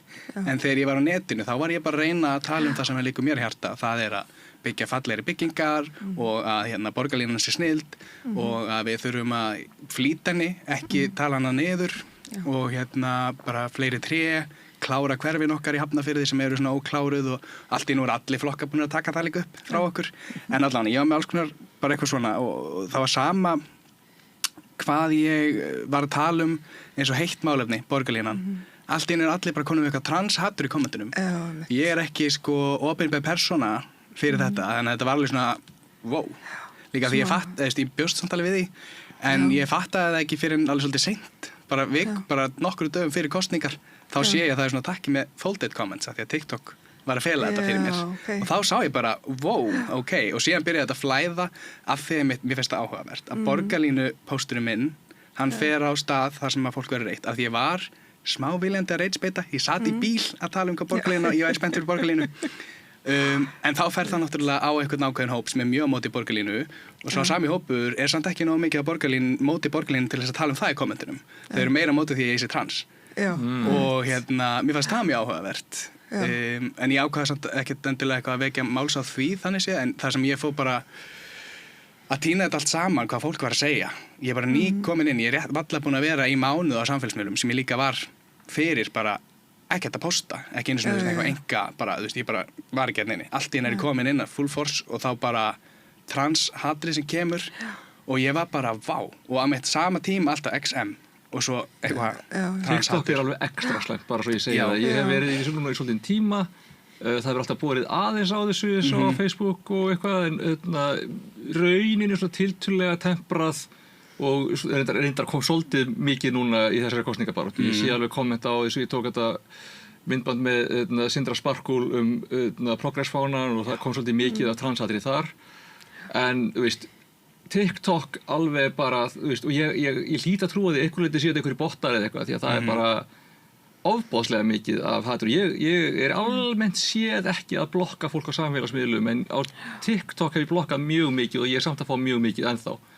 Og þú veist, hluta til bara, þú veist, hei, takk því að það gefur mér engagement og það að hjálpa póstunum mínum að ná lengra en þetta er samt, þú veist við vorum svona eitthvað pæli í því að taka eitthvað svona Alexandra les neikvæðu kommentin sig myndband en við vorum svolítið bara svona þessi myndband eiginlega bara þannig að við getum ekki, veist, þetta er bara ókeyslegt sko.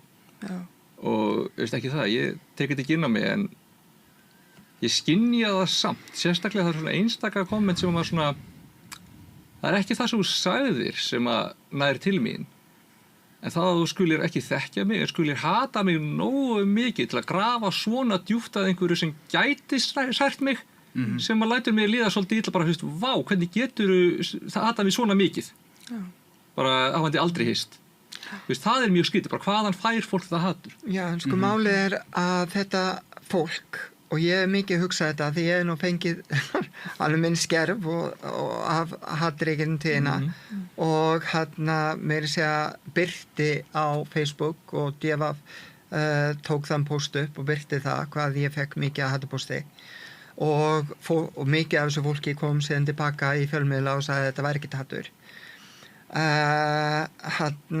Þú veist, þetta forréttindablinda. Þetta bara, þú veist, fólk sér þetta ekki sjálft. Það sér ekki að hvernig það að haga sér og hvað það að segja sem hatur. Í þeirra huga finnst þeim þetta bara vera sannleikur. Og það sama sem að gerast, þú veist, með hægri sveifluna bara alls þar í heiminum, að þetta eru forréttinda hópar sem að ná í gegn með sínum atkvæðum og þau gera það systematist erfiðara og erfiðara fyrir minnihlutahópa að kjósa. Og eru til dæmis ekki með fundi sem að fókusera fyrst og fremst á minnihlutahópa og þau eru ekki að ýta undir að minnihlutahópar sé að kjósa yfir höfuð. Og það sem að gerist að við erum að fá mjög skakt lýðræði. Já. Við erum að fá svona forréttinda lýðræði og við sjáum það núna að það svona ákveðin gagnkynhneigða hyggja og svona hvít gagnkynhneigða hyggja sem að hefur sigrað þessu kosningum.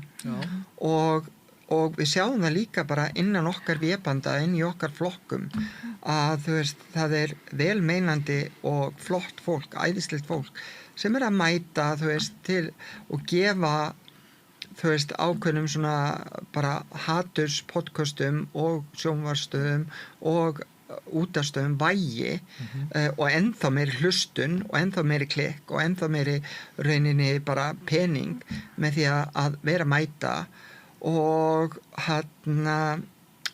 og það sem að þau segja bara, já, við ætlum að mæta þeim að því að það vantar einhverja móturödd.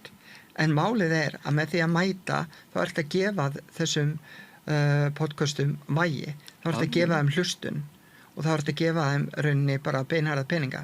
Þannig að eina leiðin til að berjast á móti þessu að horfa líka okkar eigin forréttindi og hugsa, þú veist, bara og hlusta á þá sem að ekki með þessi forréttindi og hugsa, ok, akkur eru vinir mínir sem eru trans, akkur eru vinir mínir sem eru með dökkan húðlit, akkur eru vinir mínir sem eru fatlaðir, akkur eru vinir mínir sem eru, þú veist, kynsegin, akkur eru þeir á móti því að ég sé að mæta þetta podcast. Já, því að það ástæða. Og svo líka, þú veist, að það virðist vera að það eru ég held að það er undantekning að það séu podcast pólitík sem að taka inn gesti á Íslandi í dag sem eru ekki meir og minna stjórnuð af mjög hægri sinnuðum ungu kallmönnum sem eru reiðir og það er ákveðin hætta á því að þú veist, ég alveg sammála því að við eigum ekki vera að mæta til þeirra en ef við erum ekki með eitt annað, ef við erum ekki með eitt mótvægi þá er ákveðin hætta á því að þá bara dettum við út úr umræðinni og bara allir aðrir séu að ráða og tala málin og við bara fáum ekki einu sinni athygli fyrir að vera á móti að þú veist, það er bara við bara missum að samtalinu sko og ég er sammála, við getum ekki verið að fara í podcast sem eru bara sko yfirlýst þannig og við vitum hvernig þetta öfgahægri það hagar sér, það segir þú ert með þessa afstöðu, ég með þessa afstöðu taktu skrifa á móti mér og reynum að mætast í miðjunni og þú segir, ok, prófum það og svo tekur hann skrif tilbaka, nú ert þú þarna, ég hérna taktu skrif á móti mér, reynum að mætast á miðjunni og þú segir, ok, og svo segir já, hann kemur aldrei nær, hann bakkar alltaf meira og segir komdu til mín og þú veist, miðjuflokkarnir og miðvinstriflokkarnir eru að falla fyrir þessu veist, samfylkingin og Viðreisn eru komin með stefnu og aðgerðir í útlendingamálum sem að þessi flokkar fyrir 5 árum hefur aldrei trúað upp á sig sko. Og þetta bara, ég óttast að þetta gerist líka í valflokki hinsegin fólks og ég óttast að þetta gerist víðar og nú ætla ekki að fullir það að neitt miðflokks fulltrúi sé með hinseginfóbíu eða transfóbíu eða þannig en við vitum að þeir eru flokkurinn þar sem að þannig fólki finnst þau vera velkomið. Við vitum að þau eru flokkurinn sem að nota þannig undaflautur til þess að segja við erum ykkar flokkur, við viljum ræða þetta, okkur finnst þetta ekki sjálfgefið, okkur finnst ekki komið nóg og þó að einn fulltrúi mæti og segi nei, ég vil nú bara öll dýrin í skóginum séu vinir eitthvað bla, þá ertu samt bara, þú ákvæmst að vera fulltrúi fyrir flokk sem er flokkurinn sem býður þetta fólk velkomin inn til sín og leyfir þeim að trúa því að þið séu þeirra flokkur. Og veist, ég hef unnið núna í mörg ár til þess með Hildi Björns. Þegar þetta pallborðið hérna er tekið upp, þá er ekki orðið ljóst hvaða meirhlutamyndun verður í Reykjavík. En þú veist, ég hef aldrei vitað hana, þú veist ekki það, ég er ósammálinni hægri vinstri mál og eitthvað svoleiðis, ég hef aldrei vitað hana til þess að vera neitt á móti hinsegin samfélaginu. En ef hún kýs að fara í samstarf með Miðflokknum, þá hún þar að guddira flokk þar sem að þessi umræða færa grassera, sko. Þannig að þú veist, það, jafnvel þó svo að ég veist ekki sekundu hennar heilindi í þeim tildina málaflokki, þá bara það að mynda þannig meirhluta væri bara töluvert svik við málstæðin, sko. Það er þessi meðvirkni. Það er að vera meðvirk með handrinu og það er þessi forréttindablinda sem ég er að tala um. Þú veist, það er ekki það að fólki ætla sér að vera eitthvað vont eða illt. Það bara sér það ekki af því það tilheyrir ekki þú veist, þeim hópi sem hefur verið að ráðast á.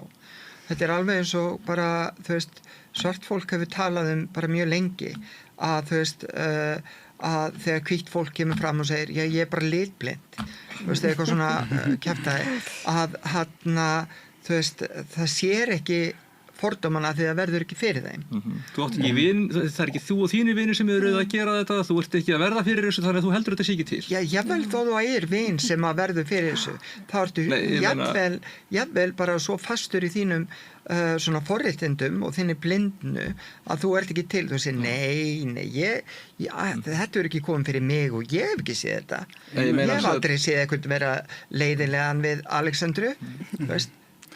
Alexandra, ég hef alveg heyrt fólk segja ég á transvin þú veist, ég hef ekkert heyrt neitt svona, fólk skrifa svona kommentum, þannig að þessi forréttindablinda og við þurfum öll líka, þú veist, að því að við erum með ákveðin forréttindi bara að vera Íslendingar og vera hvít, þannig við erum með ákveðin forréttindi, þú veist en ég kom fyrst út í Bretlandi og ég get alveg og það var á hræðilegum tímanum núna er ennþá verri.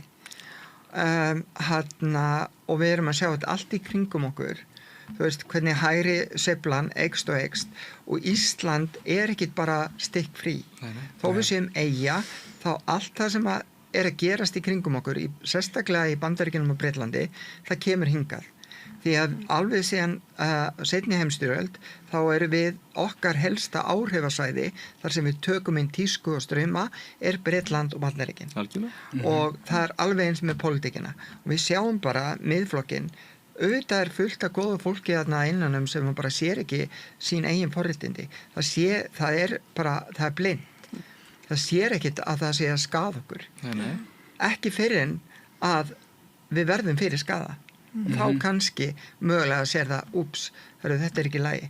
Það er búið að koma fram í ótal fjölmiðlum að Miðflokkurinn er að þiggja pólitískan og fjárhagslegan stuðning frá Heritage Foundation og Heritage Foundation sem að fyrir þau sem að veit ekki hvaða stofnun þetta er svona öfgahægri stofnun sem að telur sjálfan sig vera sann kristna en hluti af The Heritage Foundation á rætu sinni í Ku Klux Klan. Já, og þeir gerðu Project 2025 það hvernig ætti bara að taka yfir innviði í Bandaríkjunum þegar að Trump inni til þess að bara taka úr sambandi þá embættismenn og stofnanir sem að komu í veg fyrir að hann gerði allt sem hann vildi á fyrra kjörtímabilinu og bara koma inn bara fólki sem að væri trútt honum persónulega en ekki í stjórnarskránni eða ríkinu, sko. Já, þeir eru búin að endur við erum að sjá það spilast út núna þeir eru búin að endur nýja þetta Project 2025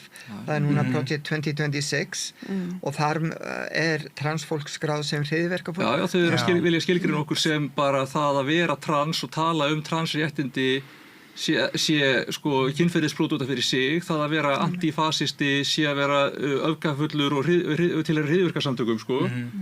Þannig að þú veist, ég myndi ekki þora að fara til Bandaríkjanna í dag og jáfnvel þó ég myndi þora þá myndi ég ekki vilja styðja það land með mínum gjaldeyri eða þannig en þeir eru bara komin á mjög hættulegan stað.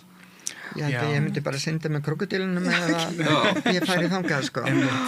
Nei, þetta er líka bara svo ég var mjög lengi sem ég var eiginlega afneitun með það hvað Miðflokkurinn var. Ég vissi það alltaf en ég var samt alltaf í afneitun af því að við erum komin mjög langt í jafnréttisbaráttunni á Íslandi. Þetta þótt vera framúrstefnulega já. Þannig að þau þurft alltaf að dansa ennþá fínni línu heldur en annars staðar. Já. En mér finnst einhvern veginn eins og þau séu farin að stiga hægt og rólega af þessar línu og þetta orðið svona, almenningur þarf að fara að horfast í augun við það hvað þessi flokkur stendur fyrir, hvert hann hefur sambönd og já, kannski ert þú eitthvað á móti, ég veit ekki, borgarlínu og vilt bara engabíl, það alveg hægt að finna aðra staði til að fara heldur en í fasismann. Þetta líka bara að segja, ég veit að við erum ekki alveg, það ekki toppikið, og þú skilur skipulagsmál nógu vel til að vita það að stærðfræðin og rúmfræðin gangi ekki þannig upp að þú getur gert það aftur eins og það var fyrir 40 árum að keyra á bíl og það sé engin trafík og þú finnir alltaf stæði. Það ekki búið að fækka bílastæðum í miðbænum, það búið að fjölga, það bara bílum fjölgar svo miklu hraðar, það ekki pláss til þess að búið til nógu mikið bílastæðum fyrir alla sem getur viljað það ekki pláss til þess að víkka vegina eins og myndi þurfa, það myndi ekki duga að vera með fleiri mislæg gatnamót og það að reyna þetta myndi vera svona eins og þrefalt dýrara heldur en borgarlína, það myndi virka verr. Og það alveg sama hvaða flokk því kjósi sem að lofar ykkur að þetta sé öðruvísi, þið eruð ekki að fara að fá, svo aðferð mun ekki virka. Það er búið að rækna það. Mér þykir það leitt, af því ég skilur af hverju fólk vill þetta, en það ekki hægt að kjósa sig burtu frá veruleikanum. Og það sem að flokkarnir gera með þetta vald, sem þeir fá út á þessi populísku loforð, eitthvað sem þeir munu ekki geta skilað, vald til þess að snúa til baka réttabaráttu hinsegin fólks, útlendinga og bara allir í jafnréttisbaráttu Íslands. Og ef þeir í stuði til þess að útúga vinni sínum arðbærar eignir. Já, einmitt. Það er náttúrulega þessuna sem að ég vildi fá ykkur 3 til að koma einna. Það er náttúrulega út af því að einhvern veginn kosningabaráttan bara, það var rosalega áberandi í henni allt þetta, þessi fánamál hinsegin fánan sýnilegan í skólum. Það var einhvern veginn alltaf verið að þvinga okkur inn á þetta svið, sama hvað við vildum tala alls konar önnumál eins og þú sagðir, ég minna það ekkert off topic að tala skipulagsmál, þeir eru alveg velkomnar til þess. það má, við erum bara að tala kosningabaráttuna, en þú veist, að því að náttúrulega þetta var svolítið í skugga þessa haturs og þessa bakslags. Haturs og bakslags. Það fannst mér einhvern veginn mikilvægt að fá ykkur inga til þess að svona... Ég mikið hugsaði þetta og ég held að allar kosningar, sama hvar þar eru, þar snúist öryggi og ótta. Þú elur að ótta fólks og eins og var gert í þessari kosningabaráttu að með borgarlínu þá var hreinlega verið bara að taka einkabílinn af þér að þú myndir missa eitthvað frelsi. Það sem að fólk átta sig ekki á að raunverulegt frelsi að hafa val, að geta valið hvort þú viljir nota almenningssamgöngur eða einkabíl. Núna höfum við flest öll ekki val við erum að fara í vinnu af því að almenningssamgöngur ekki það góðar að þá verðum við að treysta á einkabílinn því miður. Ég meina þau okkar sem hefur búið erlendis fólk á alveg bíla erlendis líka en almenningssamgöngur það góðar að þú ferðast svona dagsdaglega bara með neðurgerðalestum eða svona sporvögnum og strætisvögnum að því að og þar stundir ákveðna núvitund, þú ert að lesa þú ert bara að slaka á en síðan notar í bílinn þegar þú ert að ferðast eða þú ert að fara í útrýttingar eða stærri innkaup eða eitthvað svoleiðis og það það sem að við vildum bjóða bara höfuðborgarsvæðinu öllu upp á stór höfuðborgarsvæðinu að hafa raunverulegt frelsi og raunverulegt val en út af þessum ótta og að fólk bara trúði því að það var að fara að missa eitthvað öryggið að vera í sínum einkabíl þú veist að þá hvað kjósa frekar flokka sem lofaði þeim ennþá betra vegakerfi en við sjáum það bara hérna á Íslandi að það eitthvað að malbygginu okkar við erum að malbygga sömu vegina hvert einasta ár ég búið í heldina yfir 11 ára erlendis ég hef aldrei vitað til þess að sömu vegina sem malbyggaðar jafn oft hvergi þannig að það eitthvað að og það eitthvað sem við þurfum að skoða og laga og það skiptir ekki máli hvort það er ríkið eða borgin eða sjálfstæðir verktakar að þá þurfum við að skoða þessi mál. Já. En svo vil ég líka nefna því að við erum að tala bara skipulags og mál og ranguupplýsingar að orðræðan til dæmis þéttingu byggðar varð alveg galin. Já, algjörlega. Talað ofurþéttingu sem notabene kjaftæði. Við erum ennþá bara mjög dreift sveitarfélag miðað við aðrar borgir í Evrópu og bara miðað við allt. En hallarnir í Úlfarsárdal, ég er alveg sammála því að það var of mikil uppbyggingarplön, en það er ekki þétting byggðar. Það er akkurat eitthvað sem við gáfum eftir til Flokks fólksins í meirihlutaviðræðunum þrátt fyrir okkar þéttingarstefnu vegna þess að þeim fannst þau þurfa að lofa svo mörgum íbúðum á tímabilinu og þau vildu fá það í útjaðrunum. Þetta er allt of mikið íbúðum í jaðri byggðarinnar, þetta er dreifing byggðar, þó hún hafi verið skipulögð tiltölulega þétt til þess að hafa einhvern kjarnaðar, þá það er ekki dæmi þéttingu byggðar, akkurat öfugt. Það sem á endanum er planað í Grafarvogi sem er mjög lítið er í stíl við byggðarmynstur sem er þar núna, mjög lítið í sjálfu sér og lágstæmt og það meira sé að stefnir ekki að það verði mikið úr því og nú er verið að nota sem afsökun til þess að klára ekki að útdeila lóðum til Bjargs húsnæðisfélags sem átti von á þeim í Grafarvoginum. Ég hef einmitt miklar áhyggjur af því hvort að það verði dregið tilbaka óhagnaðardrifna uppbyggingin. Já, miklar áhyggjur. Deilur þú þeim áhyggjum? Kem að því eftir smástund, ég ætla líka að klára. Afsakið.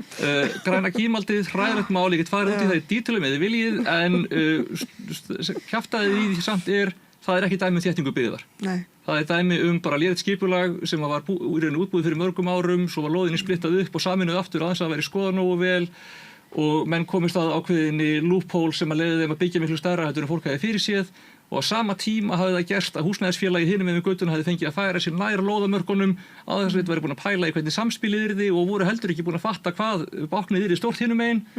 Þetta var dæmi í rauninni skipulagsklúður. Þetta er ekki af því að það hefur verið svo mikil þétting byggðar að það hefur ákveðið að yrði að vera svona stjórn á milli húsana. Þannig að bara, þetta er því sjálf til að haga. En við erum búin að vera núna í mörg ár með stefnu annars vegar félagslega blöndun og dreifingu og við erum búin að vera með stefnu að hafa 5% á öllum uppbyggingarsvæðum til félagsbústaða og 20% til óhagnaðardrifins húsnæðis ofan á það og núna erum við í húsnæðisáætluninni að reyna með að komast upp í 30% og það var til dæmis viðmiðið í höllunum og það 35% í heildina og það virðist vera að hvorki sjálfstæðisflokkurinn nýja aðri flokkar þarna hægra vegna hafi nokkuð einasta áhuga á að halda þessu áfram. Þeir halda að þetta hækki húsnæðisverð sem þetta gerir ekki að þetta hjálpar fólki sem annars kæmist ekki í húsnæði að finna það og ég hef mikla ágjörð því að þeir muni bara hætta við allt sem þeir geta sem er ekki bara beinlínis búið að afhenda og ég bara hef mjög mikla ágjörð því hvernig þetta þróast og kannski sérstaklega ef að sumir sem eru núna í miðflokknum fá það sem þeir vilja að lóðum sé einhvern veginn úthlutað á bara einhverju grunnverði þannig að þá í fyrsta lagi það fáum við ekki nægar tekjur þá inn til þess að búa til innviðina með og þá ef þú ert að útdeila lóðum bara á einhverju kostnaðarverði þá ertu með miklu fleiri lóðir heldur en nokkuð tíma þeir sem myndu vilja fá þar og hvernig ætlar að velja milli þeirra ef þú ert ekki með útboðaði. Ég veit ekki hvort að sjálfstæðisflokkurinn er nógu vitlaus til að fara aftur í þetta módel en ég hef áhyggjur af því. Já, ég held samt líka bara með þéttingu byggðar að fólk áttar sig ekki alveg á því hvað það var. Ég var eitthvað í byrjun kosningabaráttunar að leika mér að því að endur skilgreina hugtaki sem fegurinn byggðar og taka inn í það líka að vera með einhver reglu það að sé ekki bara allt legokassar. Ég held einmitt að það sé málið að fólk sér þessa legokassar sem er ekkert bara á ábyrgð vinstri síns og samfylkingarinnar. Það er sjálfstæðisflokkurinn í Kópavogi, það er sjálfstæðisflokkurinn í Hafnarfirði. Það er í raun og veru enginn sem var það er miðflokkur sem tala hæst gegn þessu en hann náttúrulega vill bara eitthvað einbýlishús upp á Hellisheiði skilurðu sem er náttúrulega ekki svarið en ég var að reyna að koma þetta skila að vinstri er ekkert ekki bara vinstri heldur bara vinstra meginu miðju þarf ekkert endilega að vera að við viljum þessa legokassa ég veit ekki hvernig þetta endaði þar en það var örugglega eitthvað verktakar og eitthvað loopholes og það segir mér það að það þurfi einmitt skýrari reglur ekki færri reglur til þess að verktakarnir komist ekki bara upp með að byggja legokassa uppi hvað annan þannig að engin sól skín á næstu æðir. Það er akkurat málið og þetta er í rauninni grundvallar klúðrið í því var að borgarhönnunarstefnan sem við erum með núna og hún ger mjög miklar kröfur birtuskilyrði og hávaða og 330-300 reglan þar sem þú það geta séð 3 tré út gluggann hjá þig, þú það að vera 30% gróðurþekja á svæðinu og það vera ekki meira en 300 metrar grænt útisvæði, tryggja þessa mannlegu hlið og mannlegan skala á byggingunum, svo það sé ekki bara einhverjir legokassar eins og þú segir. Hefðum vilja setja hann í gang á síðasta kjörtímabili, en þar náðum við ekki samstöðum. Við þurftum að gera það, Píratar þurftum að gera það gallharðri kröfu inn í meirihlutaviðræðurnar 22 og þá fengum við að loksins í gegn. Núna allir sammála að þetta sé nauðsynlegt. Þetta bara að þú verður að hafa þessi viðmið til þess að þú getur þétt byggðina í sátt við nærumhverfið, en það því miður bara of mikið hlutum búið að gerast án þess að það sé og fólk bara mistir svolítið trúna á því og eins og þú segir, við erum náttúrulega ekki bara með hönnunina inni hjá okkur, við útdeilum heimildunum og segjum bara, jú, þú mátt vera með svona marga fermetra og það má vera svona hátt og bla bla bla, en við erum ekki með mikið að hanna þetta eða skilgreina það og það svolítið að koma í kollinu á okkur. Og við fórum allan að tala það að við vildum taka þetta aðeins meira inn í ferli fyrir og það alveg borgir sem að gera það, að vera með hönnunina meira inni hjá borginni og svo útdeila því.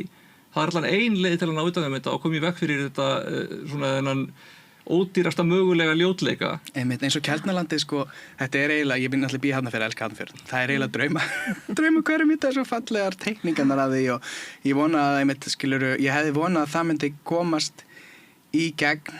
En nú ég svolítið hrædd hvað verði gert við það, en kannski ég að miskila eitthvað. Það verður örugglega eitthvað aðeins breytt, en það veltur svolítið á því hvað þau ganga langt og með hverju fær í samstarf. Þetta náttúrulega samkomulag við ríkið, það var farið í keppni þetta, það alveg svolítið þetta hætta við allt saman, en ég veit ekki hvort það ómögulegt. Þannig að við sjá hvernig það fer. En það væri bara mjög áhugavert ef að núna myndi þessir flokkar komast í meirihluta og myndi hætta við að gera þessa drauma byggð sem einmitt innblásin af gamla miðbæ Reykjavíkur og gera sér bara einhverja svona grá kassaeinbýlshús á þessu svæði. Það væri ekki fyndið, en það væri alveg smá súrrealíst að geta síðan bent. Sjáu þið, skilurðu, þau voru að lofa einhverju öðruvísi og ekki fleiri þéttingu byggðar og síðan gera þau bara eitthvað ræðilega ljótt. En að því þau setja engar reglur. Eitt sem finnst mikilvægt, skiptir rauninni ekki máli hvar þú ert í pólitík, að fólk svona líka horfi ekki bara á það sem skilur á milli, heldur líka það sem að mistökin sem við gerum. Því að allir flokkar í skipulagsmálum annað erfa skipulagsmál frá fyrri tíð og fyrri stjórnum og kannski þarf að vera í staðan fyrir að eitthvað sé keyrt áfram bara af embættiskerfinu að þegar nýju flokkar og nýtt fólk sem jável kannski að fara inn á þetta sviði í fyrsta skipti að þau fái kannski bara betri kynningu á þessu og ég held eins og græna gímaldi það fór í gegn bara svona að því að fólk var smá svona clueless að því að þetta var skipulag sem að hafði upprunalega verið held ég fyrir 12 árum síðan eða eitthvað álíka upprunalega skipulagið og síðan var þetta búin að vera í ferli mjög lengi en eins og Sundahverfið það til dæmis smá skipulagslis þetta rosalega þétt og þú horfir bara inn í gluggann á næstu íbúð og það mjög lítið grænt en það nokkur tré þú getur alveg hort út úr gluggann og séð 3 lítið tré sem eru að veslast upp af því að þau bara umkringt steypu og malbyggi en þau þarna the token trees sem rauninni bara mjög sorglegt þetta svona svipað eins og grunnskólanir sem að endurskipuleggja núna allt svæði sitt þannig að þetta bara gervigras og gúmmíþökur og síðan eitt tré sem að veslast upp innan gervigrasið í staðan fyrir að leyfa náttúrunni að njóta sín og hafa þetta bara vilt og nýja rannsóknir sína að þetta að hafa vilda náttúru í kringu börn að það eflir ónæmiskerfið þannig að við höfum runni að gera börnin okkar veikari með því að vera með leikskóla sem allt bara á gúmmímóttum þetta ömurlegt og gervigrasi með gúmmíkurli þetta bara hræðilegt En það önnur saga, þannig að þú veist, umhverfismálum fengur líka ekki nægilega mikið bara, þú veist, enga umræðu. Þú veist, og mér veist umhverfismálin, það það sem skiptir máli til framtíðar, að við tökum þeim miklu fastari tökum. Og eins og Svenni sagði í einu myndbandinu, frábær myndbönd, by the way, fyrir ekki í sletti, þetta þú veist, þegar maður búin að vera svona lengi, þú veist, að reyndis, að þú veist, við þurfum að tala miklu meira þú veist, umhverfið okkar. Þú veist, það sem gerir okkur manneskjum til framtíðar. Og legokassar og ekki legokassar. Þú veist, fólk þarf húsnæði og það þarf að búa við öryggi.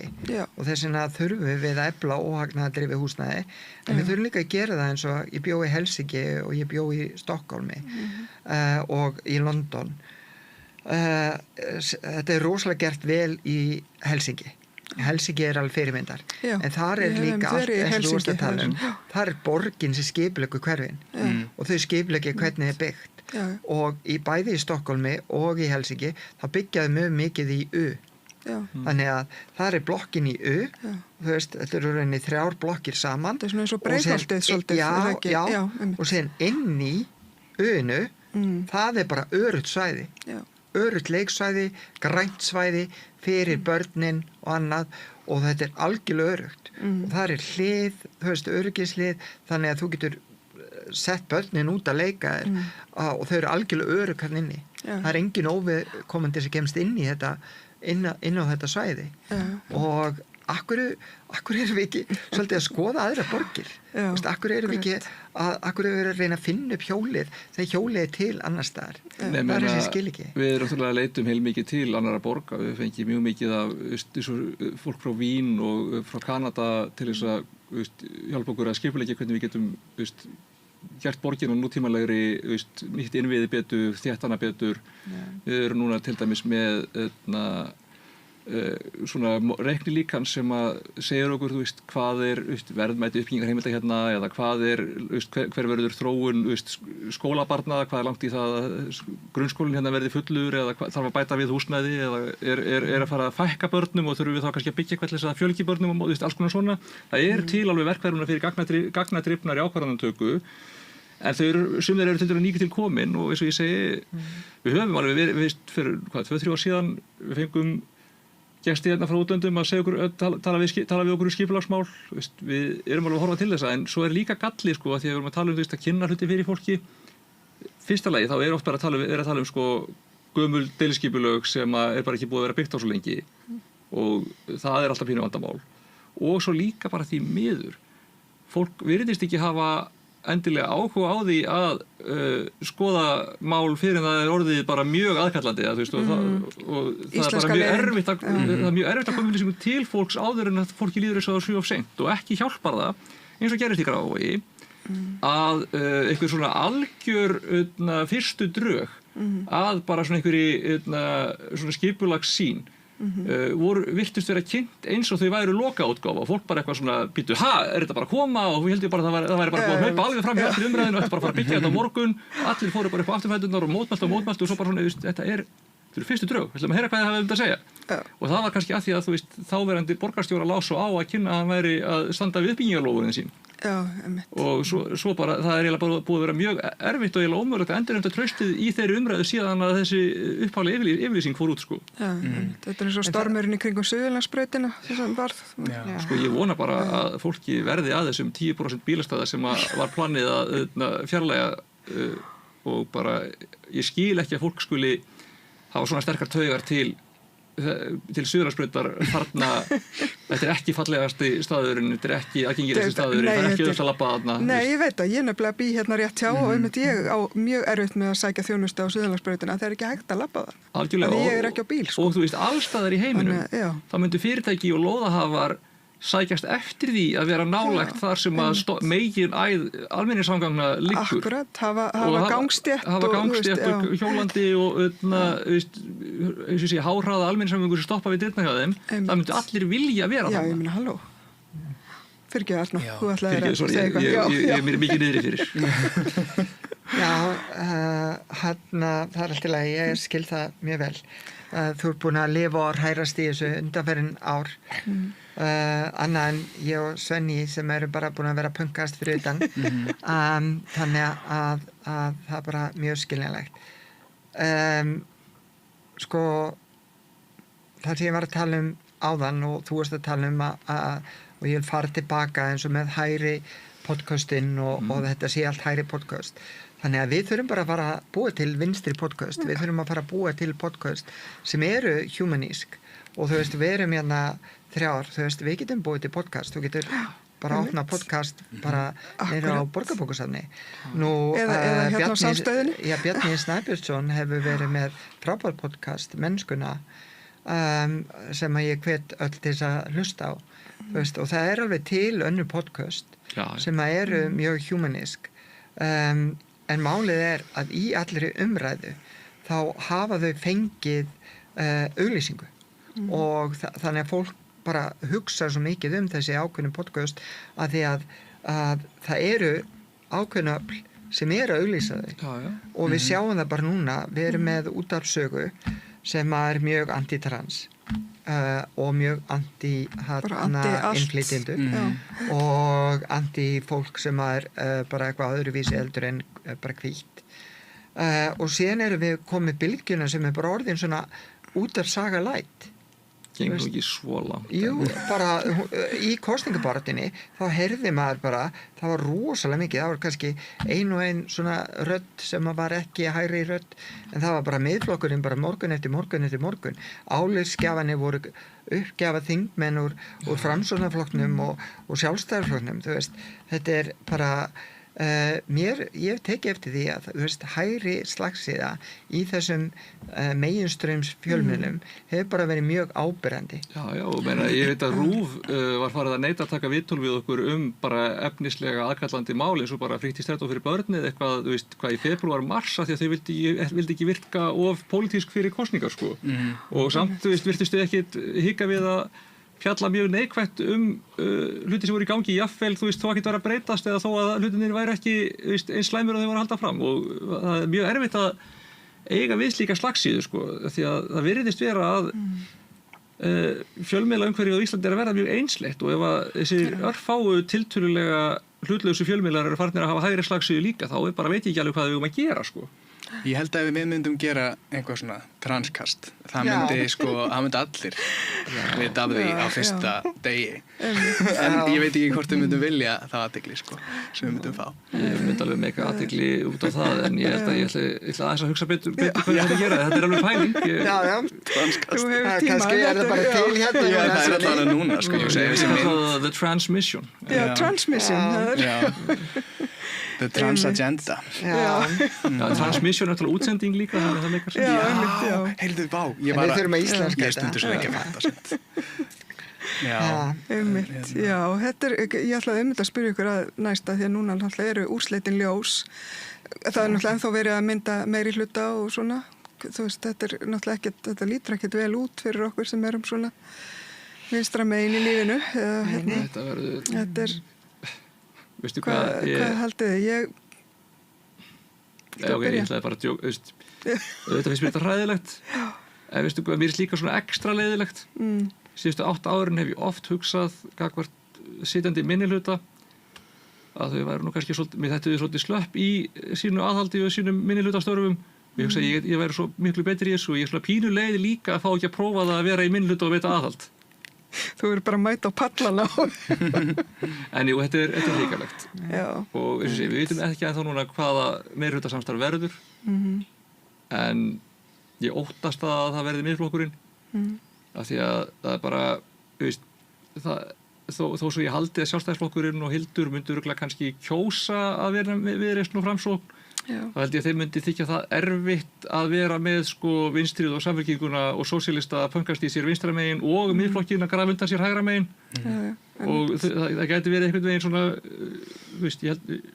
ég óttast að þau fari í öfgahægrið til þess að þurfi ekki að vinna þannig Ég er líka mjög hrædd við það en ég held samt bara líka sko það var einhver sem setti á Facebook einhver svona þetta er svolítið söguleg stund og þetta mun skrifast bara í sögubækunar held ég hvaða ákvörðun Hildur tekur og ég er ekkert svo viss um það, jú, ég er viss um það ég veit það, ef við lifum nóg lengi til þess að vera með sögu mannkynið þar að segja, að þá verður held ég ekki litið á það hýrum góðum augum það verður ekki vel séð sögulega að hafa leitt Miðflokkinn til valda. Það er örugglega ekki hýrum augum. Nei, ekki hýrum augum allavega, það er alveg ljóst. Hvað segir þú, Arna? Sko, Sjálfstæðisflokkur og Miðflokkur voru að skrifa undir samstarfssamning í Reykjanesbæ. Þannig að þau eru komin í eina sæng þar. Og víða land þá virðast þau vera að vinna saman. Eða er að mynda, þú veist, það er kannski ekki búið að negla það niður, en það er búið að negla það niður í Reykjanesbæ.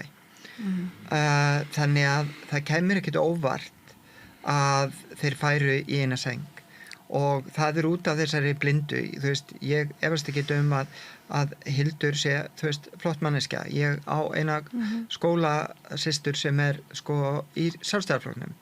Og hún var mjög reiði yfir því að mér finnst þetta að vera sorgleg úrslit og eitthvað svona af því að henni fannst Sjálfstæðisflokkur vera mjög líbó og hann var það. Sjálfstæðisflokkurinn stóð með hinsegin fólki og hann gerði það á grundvelli, þú veist, að hann trúði á einstaklingsfrelsi. En það sem er búið að gerast, það er búið að afbaka þetta hugtak frelsi. Þú veist, það er náttúrulega ekki frelsi ef það er bara fyrir suma en ekki alla. Nú finnst þetta meira frelsi til að hata. Já, en þetta líka, þú veist, þetta er frelsi þeirra ríku til þess að verða ríkari. Þetta er frelsi til þess að fá að sýsla með eigur annara. Þetta er frelsi til þess að hringja í þú veist, frænda sinn og segja hann herðu, nú átt þú að kaupa hlutabréf í Íslandsbanka að þið viljum bara selja þetta á morgun. Það veit allir hvernig ég tala. En svo frakt er orðið. Þetta snýst meira frelsi fjármagnsins til þess að verða ríkara heldur en frelsi einstaklingsins gagnvart hinum valdameiri. Já, og bara frelsi einstaklingsins til þess að vera hann sjálfur á sínum eigin forsendum eins og frelsishugtakið á að vera. Og frelsi eins getur aldrei náð lengra en að mörkum frelsi annars. Því leið og þú ferð að fara yfir frelsi eitthvað annars, þá ert þú orðið nýðingur. Og þá ertu farin að nýðast á öðru fólki. Og nýðingur er íslenska orðið á bulli. Og stjórnmálin í dag eru orðin svolítið svona bara, þú veist, og ég óttast það að Sjálfstæðisflokkurinn út af sinni forréttindablindu fari í sæng með Miðflokknum og bara svolítið nýðist á þeim sem að minna mega sín í þjóðfélaginu. Því að þetta eru skelfilegar niðurstöður, ekki bara fyrir transfólk og fyrir hinsegin fólk, heldur fyrir öryrkja líka, fyrir eldri borgara. Eldri borgarar, þú veist, í Hrönnum kusu Miðflokkinn og Sjálfstæðisflokkinn út af, þú veist, ég fór á þessa fundi og það var alls konar lofurgefin, en við vitum alveg að þessi flokkar muni ekki standa við þau. Þau standa við þau loforð sem að þau hagnast á. Þau standa ekki við loforð við einhverja eldri borgara eða við öryrkja eða við hinsegin fólk. Sko, svo er líka eitt. Það er það er búin að vera ansi langur tími þar sem að Samfylkingin eða í samstarfi við aðra tiltölulega bara almennilega flokka eru búin að fara með stjórnina í borginni og það er komin ákveðin valdaþreyta, ég neita því ekkert. En það getur verið að það sé bara orðið of langt síðan fólk upplifði hvernig það var að hafa Sjálfstæðisflokkinn við völd. Og að það sé bara búið að gleyma því hvernig það er þegar það er ekki, þú veist, vel meinandi hugsjónafólk sem að er að taka ákvarðanirnar. Og kannski því miður er það bara þannig að, þú veist, stundum þarf að rifja upp af hverju það er mikilvægt að, þú veist, kjósa ekki þessa flokka. Og þú veist, það er ekkert gaman, en ég held að ef þetta hefði ekki gerst núna þá hefði verið eiginlega óumflýjanlegt að þetta hefði gert þetta 4 ár. Bara því að það, þú veist, fólk var bara komið einhvern veginn, bara öll stemmingin í samfélaginu var bara að þau væru komið með nóg og það þyrfti útskipti. Og þú veist, hversu mikið það var náttúrulegt út af tímanum og hversu mikið það var áróður, ég veit það ekki, en það var allavega, þannig var þetta, sko. Það er kannski líka einhvað með þessi skólamál og leikskólamálin sem að einhvern veginn góðum málum með leikskólamálin í dag. Þú veist, við vorum farin að taka inn 15-16 mánaða fyrir mánuði síðan. Þú veist, stefnir í það og það var ekki hægt að tala það fyrir kosningar af því að fólk hefði haldið að það væri bara lygi fyrir kosningar. en við erum með, miðað við þá uppbyggingu sem núna í burðarliðunum og bara er búið að bjóða út og tilbúin og bara verið að gera og miðað við það viðgerðir á húsnæði sem eru að verða tilbúnar, þá stemt í það að við séum komin yfir þörfina okkar fyrir húsnæði fyrir leikskóla eftir 1,5 ár. Og þannig bara rétti taka tíð fyrir nýjan meirihluta til þess að þykjast eiga kreditið Einmitt. Og ekki veit ég hvaðan þið ætla að fá samt starfsfólk til þess að reka þetta en þetta mögulega tekst það með Reykjavíkurleiðinni sem að nota benni við kláruðum sem að leyfir okkur að nýta betur þann mannað sem við höfum á leikskólunum en þetta bara, það ekki svo leikskólamáli síðu ykkur ólestri núna, þeir voru líka í fínum málum síðast, það bara situr í fólki hvernig það var fyrir 4 og 5 árum Já, ég held einhvern veginn að fólk, ég bara á því að sitja svona út fyrir þetta, fylgjast aðeins með umræðinni og sjá bara, það einhvern veginn alltaf einhvað rosa vandamál með leikskólana eða einhvað skólana, einhvað mygla og eitthvað svona, það alltaf einhvern veginn, þetta meirihlutin og mér fannst svo ósanngjarnt gagnvart meirihluta sem búin að starfa í 1,5 ár eða eitthvað. Þessi núverandi meirihluti, eða fráfarandi meirihluti var bara rétt að byrja að stíga sín skref og áhrifin ekki ennþá farin að sína sig en líka bara ég veit ekki, þetta var eitthvað svo ósanngjarnt en eins og Reykjavíkurleiðin bara eitthvað glænýtt sem ekki búið að almennilega koma af stað samt að það einhvern veginn stilti upp á móti Kópavogsmódelinu og ég nú ekkert mikið inn í þessum leikskólamálum en ég bara þetta miklu betur en Kópavogsmódelið og við erum strax að sjá fyrstu tölur gefa allir kynna að þetta sé að skila sér í því að við nýtum starfsfólkið og tímana betur og getum mögulega komist hjá því að vera í einhverjum lokunardögum eða takmörkunum og eitthvað svoleiðis og gæti ég að fylgja orðið til þess að þeir eru sparnaðir í heildina þó svo að við séum að borga með þessu núna bara út af því að við séum að nýta tíman betur og við séum ekki að manna klukkustundir þar sem það eru í sjálfur sér ekki börn sem að þurfa umönnun eða kennslu þannig að þetta ég hlakka til að sjá hvernig þetta gengur en það við höfum svolítið stuttan tíma það ekki það bara ekki búin að koma reynsla á allt sem við erum búin að gera og fólk veit bara hversu margir vita til dæmis að við settum 800 milljónir í félagsbústaði fyrir 2 mánuði síðan hversu margir vita að við erum að prófa að láta félagsbústaði byggja inn á almennamarkaðinn sem hefur aldrei verið prófað áður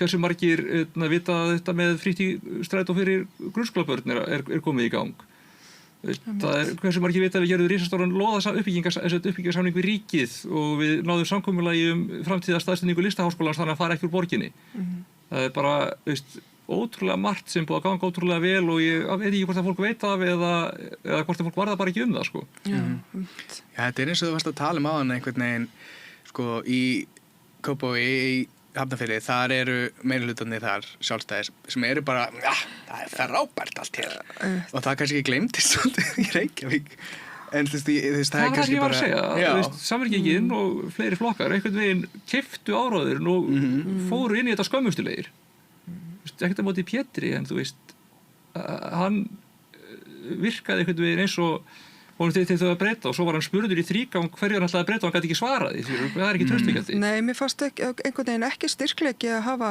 nýja mannesku sem oddvita á þessum tímum. Ég veit ekki, þetta var náttúrulega ákvörðun innan samfylkingarinnar að fara í þetta prófkjör og allt þetta en mér fannst þetta svona mér fannst þetta ósanngjarnt En málið er að við þurfum náttúrulega líka að horfaðast í augu við það að nú ætla ég bara að tala eins og bara borgari í Reykjavík ekki frambjóðandi fyrir einhvern flokk heldur bara borgari í Reykjavík ég bý í Laugarneshverfinu þar skólahúsnæðin búin að vera meira minna mikluð alla skólagöngu sona minna eldri sonur minn að fara að byrja í 10. bekk í Laugalækjarskóla á næsta ári það er búið að gera við þú veist Laugalækjarskóla í Bútum að búið að vera lokadeildum og færa til og það eru skúrar fyrir utan og annað Laugarnesskóli er allur komin í eitthvað skólaþorp bara komin í eitthvað skúra það er eiginlega allt búið að leggjast niður í Laugarnesskóla meira minna því húsið er bara allt í miklu og þetta er svona með marga skóla á Stór-Reykjavík ekki bara Reykjavík að það er miklu vandamál og það er annarkvort er þetta að tala niður þetta er náttúrulega þú veist þetta er viðhaldsskuld sem byrjaði í hruninu og fólk gleymir því að þú veist að í hruninu þá þú veist, tapaði allt kerfið og tapaði venjulegt fólk mikið meira heldur en, þú veist, bönkunum var bjargað, alls konar fjármagnseigendum var bjargað, en fólkinu í landinu var ekki bjargað og stofnunum var ekki bjargað og Reykjavíkurborg og sveitarfélög víðast hvar ráð ekki við þennan innviðavanda. Þau ráð ekki við að gera við þetta og nú kenni ég Seltjarnarnesi og skólinn þar bara, þú veist, það þarf að rífa allt þakið. Sjálfstæðisflokkurinn sem við völd og verður áfram við völd ákvað að fresta því að gera við þakið. Það var vitað að myglan var á rauðu. Ég sem með svona undirliggjandi asma, vægan asma, þetta árið bara, þú veist, búin að finna fyrir meira og meira einkennum.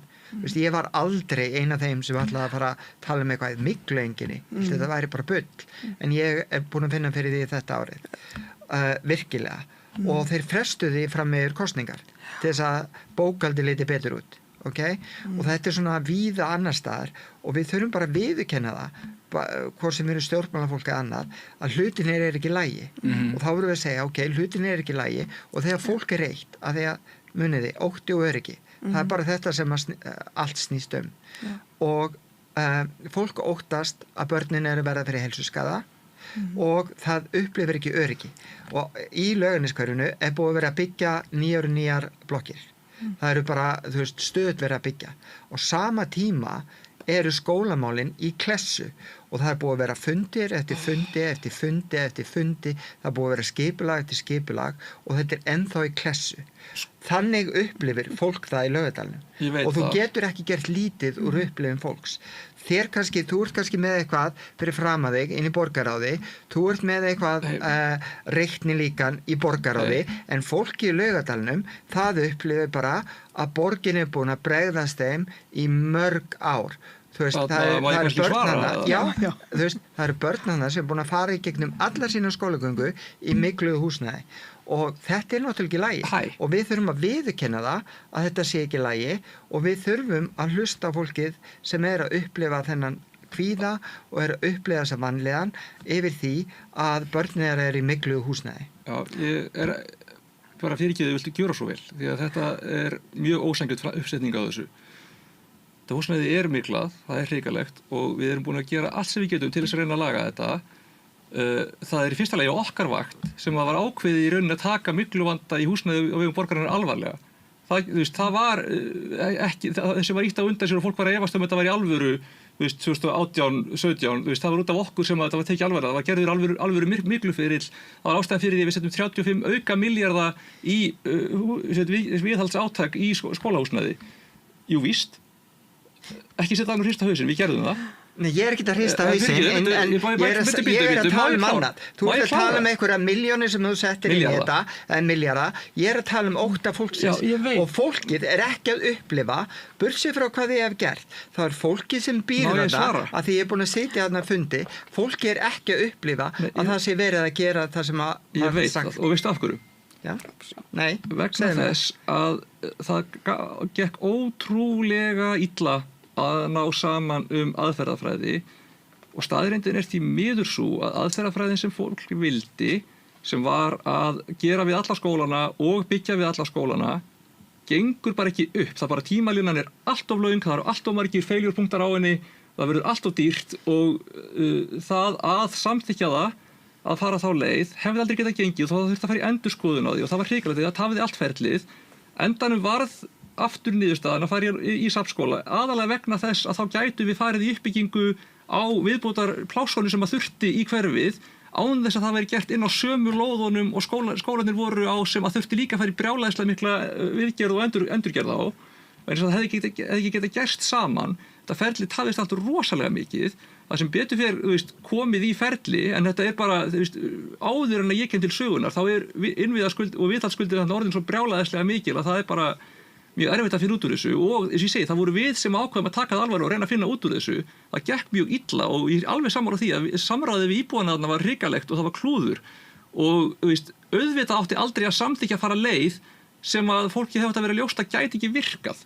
Þetta bara eitt af okkar helstu klúðurum á ferlinum að fyrsta lagi hafa leyft þeim möguleika að vera á borðinu ef að fyrir síðan gæti ekki gengið og hvað þá að ákveða að samþykkja það og svo bara kom í ljós að það bara getur ekki gengið, allan ekki nema við séum tilbúin að taka á okkur sko brjálæðislega mikla að háa prósentu af áhættu á töfum og auka kostnaði sem að engin ábyrgur fulltrúi hefði ákveð sem þið sagt að væri í lagi. Þannig að við urðum að fara aðra leið sem var óvinsælli, sem fólk raunar vildi ekki, sem var að fara safnskólaleiðina. En það var vegna þess að hún gat gengið upp á tímaskala sem að getur virkað, því að enginn hefði getað klárað þetta á 3 árum eða það var ekki verktakar og það var ekki pláss og það hefði ekki getað gengið. Og ég er búin að fara mjög mikið út í þetta, ég sé gífurlega eftir því að við höfum ekki gert þetta betur og ég vildi að við hefðum getað gert þetta betur, ég vildi að við hefðum haft samráðið betra, ég vildi að við hefðum ekki samþykkt að fara leið sem að kom sér í ljós að gat ekki gengið, en það ekki vegna þess að okkur var sama, það ekki vegna þess að við höfum bara viljað vaða yfir vilja íbúana, það ekki vegna þess að við höfum ekki viljað setja peninga í þetta og það ekki vegna þess að sjálfstæðisflokkurinn einhver hefði gert þetta betur og ég frábið mér svona tal, við vorum að reyna að gera okkar besta. Það gerðist bara opáslega margt í þessu samtali, það voru meirihlutaskipti og komu nýjir flokkar sem að vildu lofa einhverju sem að var svo ekki hægt að standa við og bara, já, nokkur varðar. En hvaða tal er þetta frábriðið þér? Vegna þess að ég er bara að tala um ótta fólksins sem býr hérna, ég er að tala um vonbrigði fólksins sem býr hérna með lofur sem voru gefin og var ekki staðið við. Ég held að það er rétt hjá þér, þið hafi ekki kynnt þetta nægilega vel, því að fólkið væri ekki svona reitt í Laugardalnum ef að þið hefðuð tala betur við fólkið í Laugardalnum. Ég meina, ég var svo eina sem að mætti á fundi þegar það var verið að kynna þessa hluti. Jú, reyndar Einar mætti á eitt fund. Formaður skóla frístundar á þeim tíma var í útlöndum þegar við vorum að eiga þessu samtöl. En það er frábært að þú allavega viðurkennir að það var mistök sem var gerði þetta. Já, en ég er ekkert að tala um það. Ég er að tala um hvernig fólk er að upplifa þetta. Og fólk upplifir, og þú getur ekki sagt að þú fráböður eitthvað tal og bara segir að fólk eigi ekki að upplifa það sem það upplifir. Ég sagði það aldrei. Foreldrar í Laugardalnum eru bara mjög ósáttir með það sem er búið að vera að gerast í skólamálum og þetta er staðreyndin líka eins og í Breiðholtinu og það sem að er hægt að læra af þessu og bara allt stjórnmálafólk þarf að læra að það þarf að bæta upplýsingagjöfina. Já, og við þurfum að gera það. Þetta þurfum við líka að eiga samtalir. Við verðum líka að læra það að við verðum að vera skýr með hverju valkostirnir eru. Því að við getum ekki verið að búa til væntingu að það sé að fara einhverja leið ef að það er leiðin sem allir vildu óska sér að vera möguleg en er ekki möguleg, þá verður það endalaust þrætuepli. Já, þess vegna verður að segja það strax. Já, ég var ekki í ferlinu þá. Nei, ég er ekki að saka þig. Ég var aldrei að saka þig persónulega eitt eða neitt. Ég var að tala um fólkið í Laugardalnum og ég bý í Laugardalnum, ég veit hvað ég er að tala um. Ég var aldrei að saka þig, Alexandra, eitt eða neitt. Hvorki þig persónulega né þinn flokk.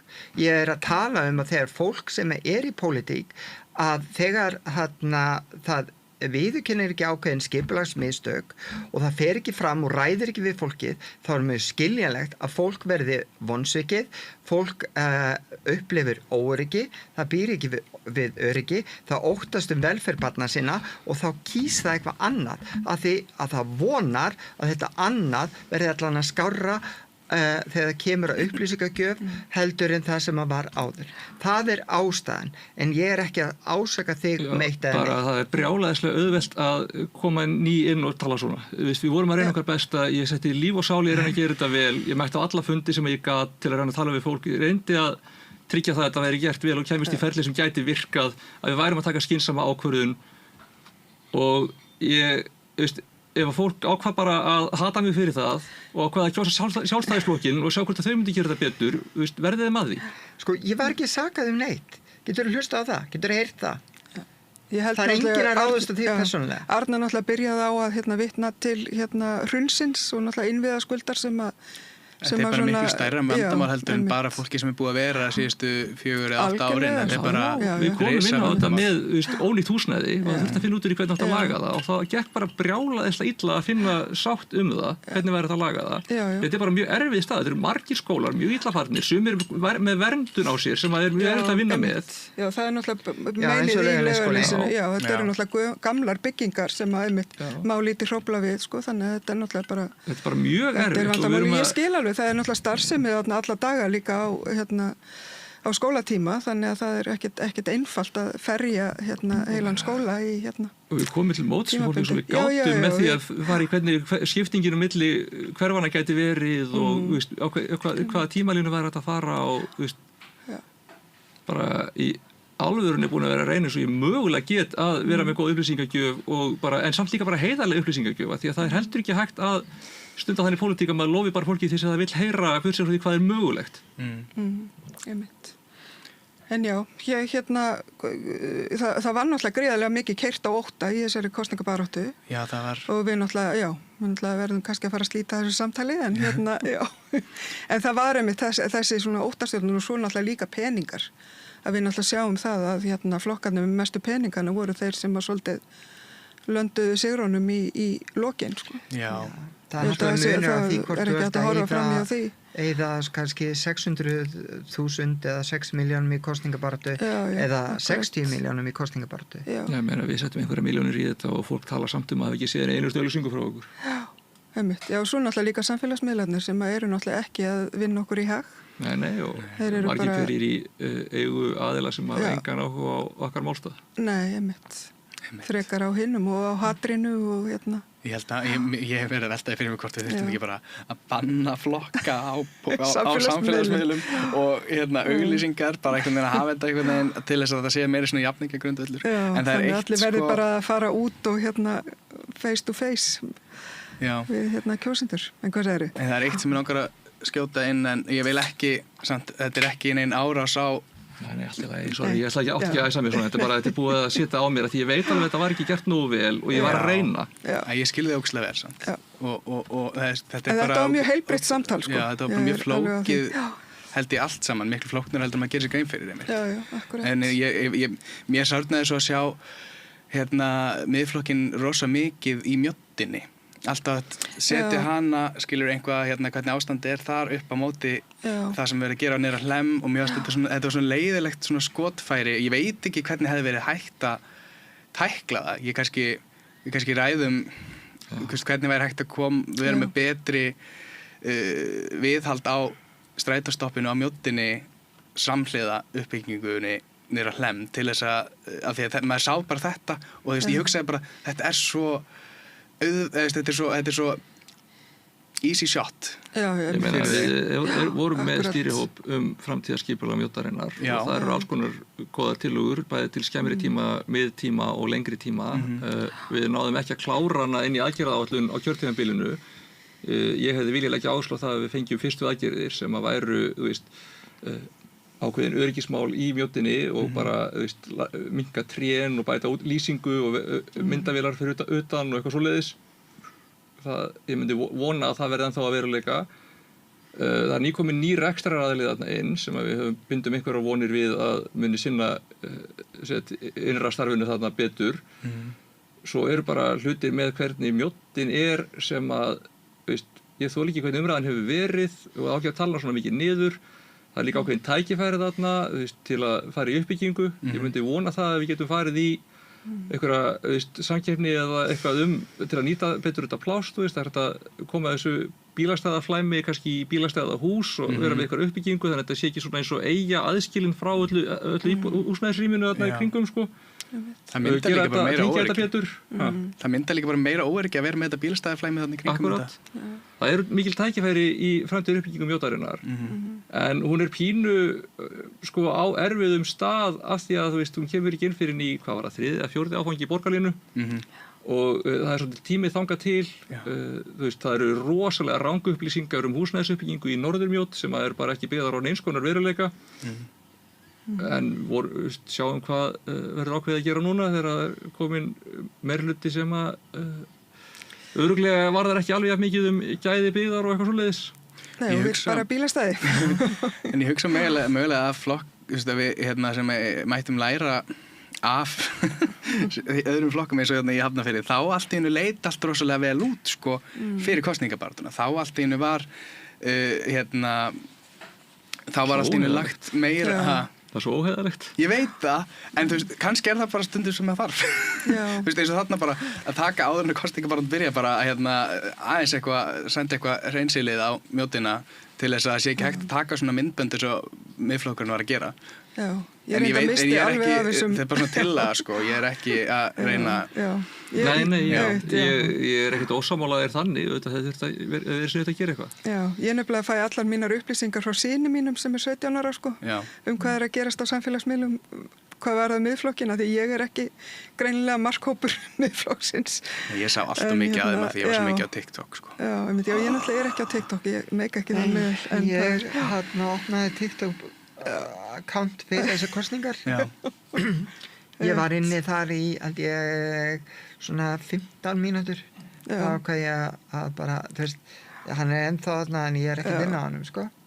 Það bara, ég deildi svona vinstra myndbaldi og ég held ég hafi deilt myndbaldi frá þér, annars bara ég ekki að þín eina á vegna þess að þú veist, þetta bara þetta gróðrast í að þetta svolítið þetta svo fljótt að fara inn í einhverja kanínuhólur og mér er bara Instagram og Facebook alveg nóg sko. Já, það er alveg nóg slengt þar líka sko. Þú veist, það bara kemur frétt eitthvað sem að tengist hinsinn málum eða, veist, og þá bara mætt, þú veist, bara heil lúðrasveit af einhverjum álhætta samfélagi sem að, þú veist, hefur skoðun á öllu og bara mjög svona orðljót og annað og samt einhvern veginn þannig að löggjöfin segir þetta sé ekki að hatursorðræða og ég skil það ekki sko þegar það hefur verið að tala að það að draga fólk eins og okkur bak skúr og skjóta það og svona, þú veist, en þetta ekki hatursorðræða því mann ekki að hóta bein. Nei, ég svona veltaði fyrir mér að byrja að taka þetta allt saman og posta því að ég held að fólk sjá þetta ekki. Nei, fólk sér þetta ekki nema að sé við eða að það reyna að koma inn hjá okkur. Og ég veit að það líka, þú veist, kannski ekkert sniðugt sko, en mér finnst samt einhvern veginn eins og það sem ég ákvað að prófa að gera. Ég held að 10% af Íslandi er alltaf búin að sjá það eitthvað, þetta var komið upp í 45.000 síðast þegar ég vissi, þannig að screenshot af öllu, ég að senda skilaboð á Hildi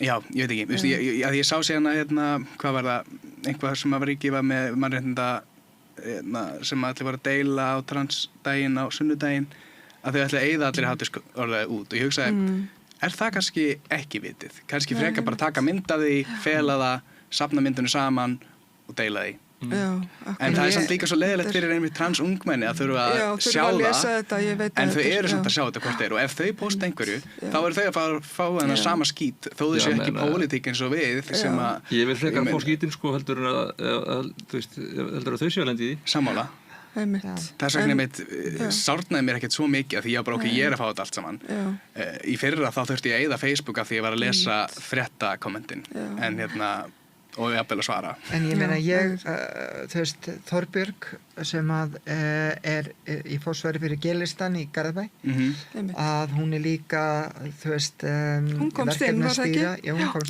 verkefnastýra fyrir Samtökin 78 og hún bað okkur nokkur þú veist, hún var að vinna í hatursorðræðu að safna svona hatri og við gerðum það bara í nokkra mánuði og ég fyllti einhver 4 skjöl og ég veit ekki hvað ugla fyllti sko, þú veist, örgla annað eins og ef ekki meira varstu í þessu átaki líka? Nei, það var ekki átt saman við mig ég get örgla bæta einhverju við ef fólk vil og síðan setti ég þetta á Facebook bara nokkur bara brot af þessu þú veist og alls ekki, þú veist, sumt svona gróft og kynferðislegt sem að mér fannst bara óviðeigandi að setja, þannig ég lit sleppa því, þú veist, eitthvað svona sem eitthvað sem maður hefur ekki eftir sem ekki hægt að hafa eftir hérna, þú veist, bara óbepillað, það að vera þá bara bannað innan 18 en þú veist og þetta var tekið upp og sett í DFF og svona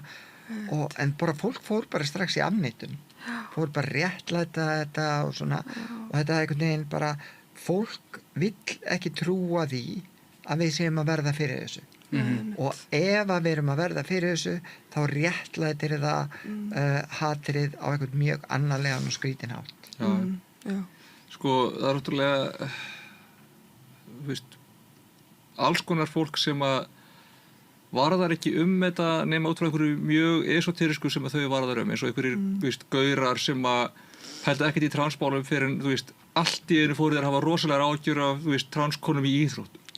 Og bara svona, ekki það. Auðvitað er transkonur með við íþróttum og það er löngu búið að sanna það að það græði ekkert sérstaklega á móti öðrum konum. Það hafa ekkert forskot. En af hverju erum við að leyfa þeim að taka umræðuna á þeim stað því að það er staður þar sem að við þurfum að taka rosalega mikinn sannfæringarslag við alls konar fólk sem að langar ekkert voðalega mikið til að vera sammála okkur en gæti alveg verið sammála okkur ef við værum að taka slaginn aðeins annar staðar. Af hverju leyfum við þeim að ákveða að slagurinn skuli tekin hérna? Já, þetta á þeirra forsendum. Já. Heyrðu, ég hlakka til að heyra transkastið eða transmission.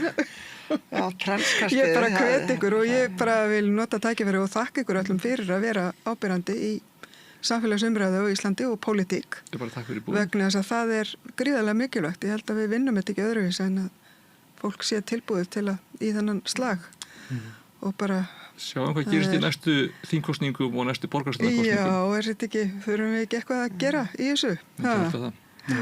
Einmitt. Bara vona að fólk svona að láti hjarta ráða fyrr. Já, akkurat. Vera með hjarta á erminni, eða ekki? Jú, bara, svona sé humanísk. Já, akkurat. En bara þakka ykkur alveg innilega fyrir komuna, Svenni Kristins, Arna Magnea Dangs. Takk hérlega. Alexandra Brím. Og Alexandra Brím. Ég var ekki búin að gleyma því, sko. Nei, ég veit að það bara kemur það maður svona breinfrís. Já, akkurat. Það var það sem var að gera, sko. En ég er ekki búin að gleyma það. Nei, ég veit. Já. Einmitt, en takk fyrir og takk ykkur einlega fyrir. Takk. Heyrðu, og takk fyrir að fylgjast með og við erum að fara yfir í eitthvað annað hérna rétt fyrir handan orðnið. Takk. Frjáls fjölmiðlun á í vök að verjast allstaðar, ekki bara á Íslandi. Peningavaldið og sterku hagsmunaöflin eiga greiðan aðgang að stjórnvaldi og fjölmiðlum og eiga jafnvel sína eigin fjölmiðla. Þess vegna er samstöðin svo mikilvæg. Hér er pláss fyrir allar raddir, málin eru krufin til mergjar og samtölin eru stór og innihaldsrík. Samstöðin er mikilvægt lýðræðistæki. Ég heiti Kristín Helga Gunnarsdóttir og ég styð samstöðina.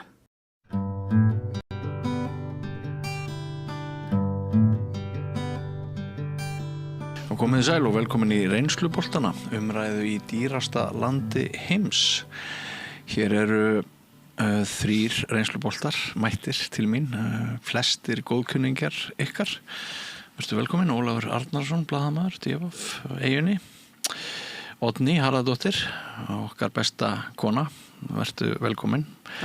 Ég þarf ekkert að kynna þig, veit allir hver þú ert. Ólafur Stephensen, vertu velkomin. Þú ert framkvæmdastjóri og fyrirhönd atvinnurekanda. Það búið að vera ótrúlega svona frjór og áhugaverður tími núna baki margt að ræða. Ef að byrja á kosningaúrslitunum síðustu helgi. Hvað kom mest á óvart í því hvernig fylgið raðaðist í Reykjavík, hvers vegna raðaðist það eins og það gerði og hvað þýðir það upp á framhaldið? Byrjum á þér, Ólafur. Já, sko það var nú augljóst að Sjálfstæðisflokkurinn var að fara að vinna góðan sigur með það hvernig þetta tróðaðist þarna loka metrunum. Já. Og ég var nú svona spenntastur að sjá hvernig fylgið þróaðist að milli Miðflokks og Viðreisnar þegar kannanirnar voru svolítið sitt á hvað. Já. Og það náttúrulega svona breytið dálítið stöðunni að á endanum fekk Miðflokkurinn 3 en Viðreisn 2 og það svona breytir kannski aðeins dýnamíkin í þessum meirihlutaviðræðum sem að núna eru í gangi. Já. Að Viðreisn getur ekki ein til dæmis myndað meirihluta með Sjálfstæðisflokknum með það geta Miðflokksmenn. Svo auðvitað heyrir maður að Sjálfstæðismenn er ekkert ofsalega spenntir fyrir D og M munstrinu. Það er að segja að það sé meirihluti Sjálfstæðisflokks og Miðflokks, það er hann að fólk innan borðs á Miðflokknum sem að náttúrulega var, getum við sagt, stuðlaði ekki að samheldni borgarstjórnarflokks Sjálfstæðisflokksins á sínum tíma. Það má orða það þannig. Fór síðan þarna yfir í Miðflokkin og ég held að það séu margir sjálfstæðismegin sem langar ekkert til að vinna með þeim aftur. Og svo það náttúrulega bara þessi stóra spurning, sko, á að leiða miðflokkinn til valda, á meðan að frambjóðendur hans til dæmis svara ekki skýrt raddirnar sem að eru á lofti í flokknum varðandi alls konar mannréttindamál, varðandi kynjajafnrétti, varðandi réttindi samkynhneigðra, varðandi réttindi innflytjenda og sko manneskjan nr. 2 á lista skrifar grein fyrir kosningar að Reykjavík eigi ekki að vera nein B-vitans fjölmenningarborg, sko. Það er bara að vera íslensk höfuðborg. Og ég hef nefnilega sko að hinn nýja oddviti Miðflokksins, hann á náttúrulega mikið í þessum sigri, minn gamli vinur Ari Edvald. Og hann sko bara svona frjálslyndur hægrimaður, eins og við nafnarnir hérna. Hann skrifa bara ekkert upp á allt bullið í Miðflokknum regnbogafána og að konurnar eiga að fara aftur inn á heimilinn og eitthvað svona. Hann held ég hafi bara fengið ákveðið tækifæri til áhrifa í pólitík og gripið það, en hann sko baklandið deilir ekki skoðunum hans. Og það vandamál sem ég held að standið aldrei í mönnum með þessa meirihlutamind. Hvað með sko myndun meirihlutans í tengslum við bara næstu þingkosningar? Er eitthvað sem að Hildur mun horfa til í þeim efnum? Það nú önnur lögmál gjarnan í sveitarstjórnum eða þingkosningum, sko. Og við sjáum það á meðan að R-listinn starfar í Reykjavík, þá gátu þeir flokkar sem mynduðu hann bara alls ekki unnið saman í ríkisstjórn og svo framvegis. Það ekkert einhlítt í því. Og sko, maður hefur séð aldrei þá útleggingu að stjórnarflokkarnir hafa fengið skell í kosningunum. Það var kannski fyrst og fremst flokkur fólksins sem náttúrulega komst víðast hvar ekki á blað. Já. Og bauð ekki fram í öðrum sveitarfélögum. Var það nokkuð? Nei. Og sko Viðreist svona fjölgar sínum fulltrúum, Samfylkingin hélt víða sínu, en náttúrulega voru úrslitin í Reykjavík og Hafnarfirði þeim klárlega vonbrigði. Þannig að ég les nú ekki of mikið í það, en iðulega fáum við þetta stjórnarflokkar í ríkisstjórn ákveðin skell í sveitarstjórnarkosningum og þetta var ekki undantekning. Hvað segir þú, Oddný? Ég rak augun í grein eftir þig á Facebook í vikunni þar sem að þú var svona aðeins að senda félögum þínum í Samfylkingunni pillu. Ég var nú ekkert að senda þeim pillu, ég var bara svona að segja hvernig ég horfi á hlutina. Já. Og ég held að ég hef ekki verið... Þú endur segir aðeins það sem að kom fram þar. Já, sko, ég held og ég tel mig vita það að kjósendur þola ákaflega illa ef það er eitthvað vesinn innan flokks, þá hrökkva þeir í burtu. Já. Og ég held að það hef ekki dulist neinum að forystan stóð ekki með borgarstjóranum. Já. Og ég held að það hafi ekki lagst vel í kjósendur. Nei. Það mín skoðun. Já. Ég tek það fram að ég ekki í neinu sambandi við forystuna og hef ekki rætt þetta við þau. Nei. En svona blasir þetta við mér. Já. Og ég held að þetta hafi bara ekki verið gott. Það hefði mátt gera þetta öðruvísi. Þú hefði mátt horfa yfir farin veg og vera stoltari af því sem að Samfylkingun hefur lagt til í borginni. Já. Og það að mörg að taka þar. En ég vil aðeins taka undir eða svona í framhaldi af því sem að Ólafur sagði hérna áðan. Sko, ég hef ágjörð því að ef að miðflokkurinn fer í borgarstjórn eða verður í meirihluta víða, að þá gefir það svona rasistum og þeir sem að líta niður á minnihlutahópa og svo framvegis einhvern veginn byrjundi báða vangi. Já. Ég óttast það svolítið. Og það að gerast til dæmis í Reykjanesbæ, þar sem að sjálfstæðismenn unnu mikinn sigur, en miðflokkurinn fekk einn mann, og þau að tala saman. Í Reykjanesbæ fjórði hver maður af erlendu bergjabrotin, mikið fjölmenningar samfélag og með sínum kostum og áskorunum.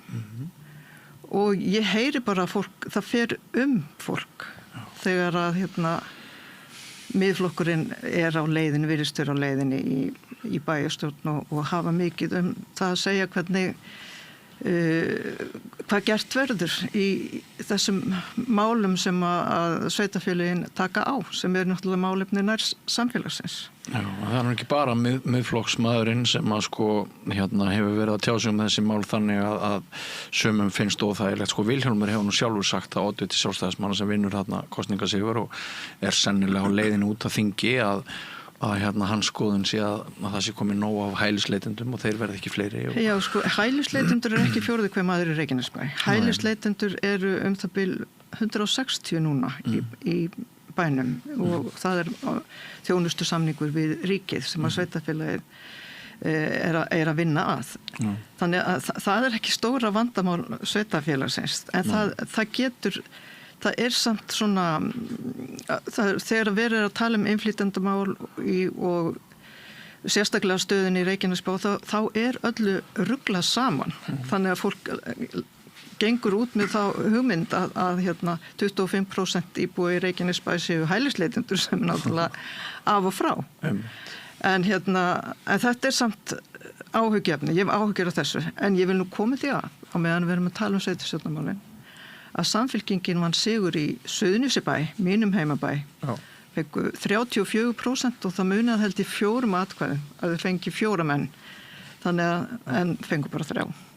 En þannig að við töpum sumstaðar en unnum á öðrum stöðum.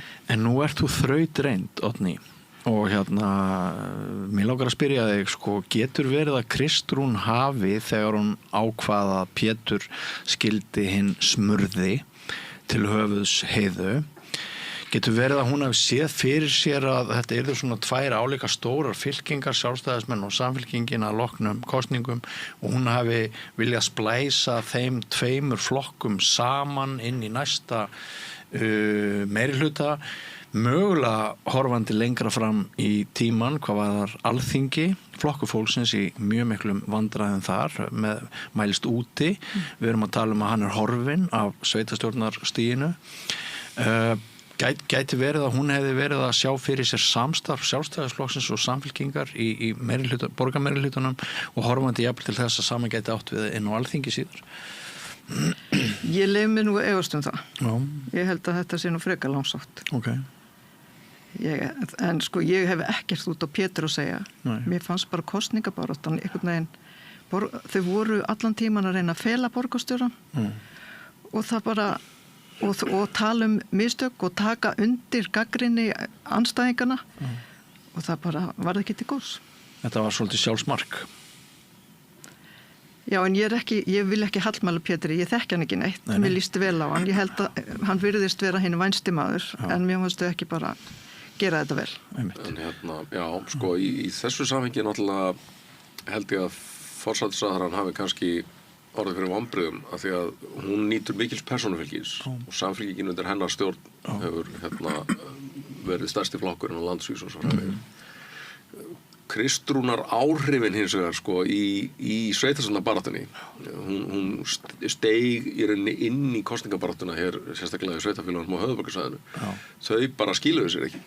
Og það þá líka mögulega til marksum náttúrulega dvínandi vinsaldir hjá ríkisstjórninni sem við höfum séð í könnunum. Mögulega.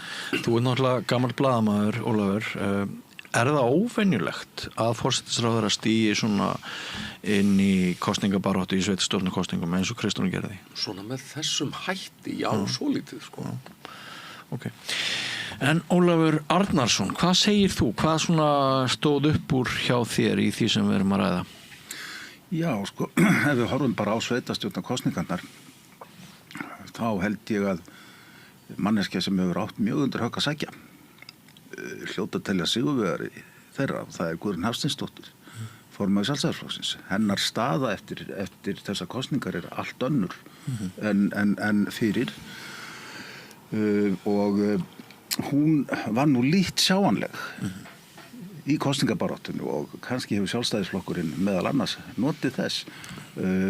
Ég held að svona eftir á að hyggja þá sýnir niðurstöðurnar að kjósendur í sveitarfélagi þar sem verið að kjósa svona nærumhverfið, þeir eru kannski bara ekki par hrifnir af því að forsætisráðherra þó að sko forsætisráðherra njóti mikilla vinsælda, að hann sé að skipta sér beint af og tjá sig tiltekin málefni í tilteknum bæjarfélögum. Ég er ekki viss að það hafi verið gott innlegg. Og svo gerist þetta náttúrulega á sama tíma og auðvitað ríkisstjórnin búin að sitja í 1,5 ár. Það erfiðar aðstæður hérna, verðbólga herri en menn vildu. Það nú mikið af því er nú bara innflutt og kannski ekki hægt að rekja nema lítinn hluta til svona þess sem er að gerast hér innanlands. En Sjálfstæðisflokkurinn hann kom betur út úr þessum kosningum en ég bjóst við fyrirfram. Maður gerði sér alveg grein fyrir því að hann væri að ná einhverju viðspyrnu í sveitarstjórnarmálunum en þetta er gríðarlega góð niðurstaða fyrir flokki. Hann er líka að mælast nokkuð sterkur á sko landsvísu til Alþingis. Já, hann var komin upp tæp 20% svona í sögulegu samhengi, þá þykir það ekki mikið hjá sjálfstæðismönnum en þessi, sko, það er náttúrulega alveg augljóst að Hildur, hún hefur ýmsa kosti. Það er helst náttúrulega annars að fara í þetta tveggja flokka samstarf með Miðflokknum eða vinna með Viðreisn og Einari Þorsteinsyni.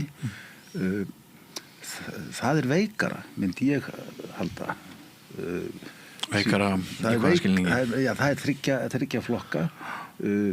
Ég veit ekki hvort að ríkir fullkomið traust til Einars eftir fléttuna sem hann fór í þarna þegar hann var borgarstjóri og ætlaði að skipta meirihluta. Ég fannst þetta áhugavert að Hildur væri að tala við þau öll þrjú í einu sko. Einar, Ara og Björgu og ég velti fyrir mér hvort að það væri mögulega strategi að mynda það breiðan meirihluta með þessum 4 flokkum. Þá ertu mögulega með þá stöðu sko að þú hefur svolítið hemil á miðflokknum sem getur ekki hlaupið út undan sér með sama hætti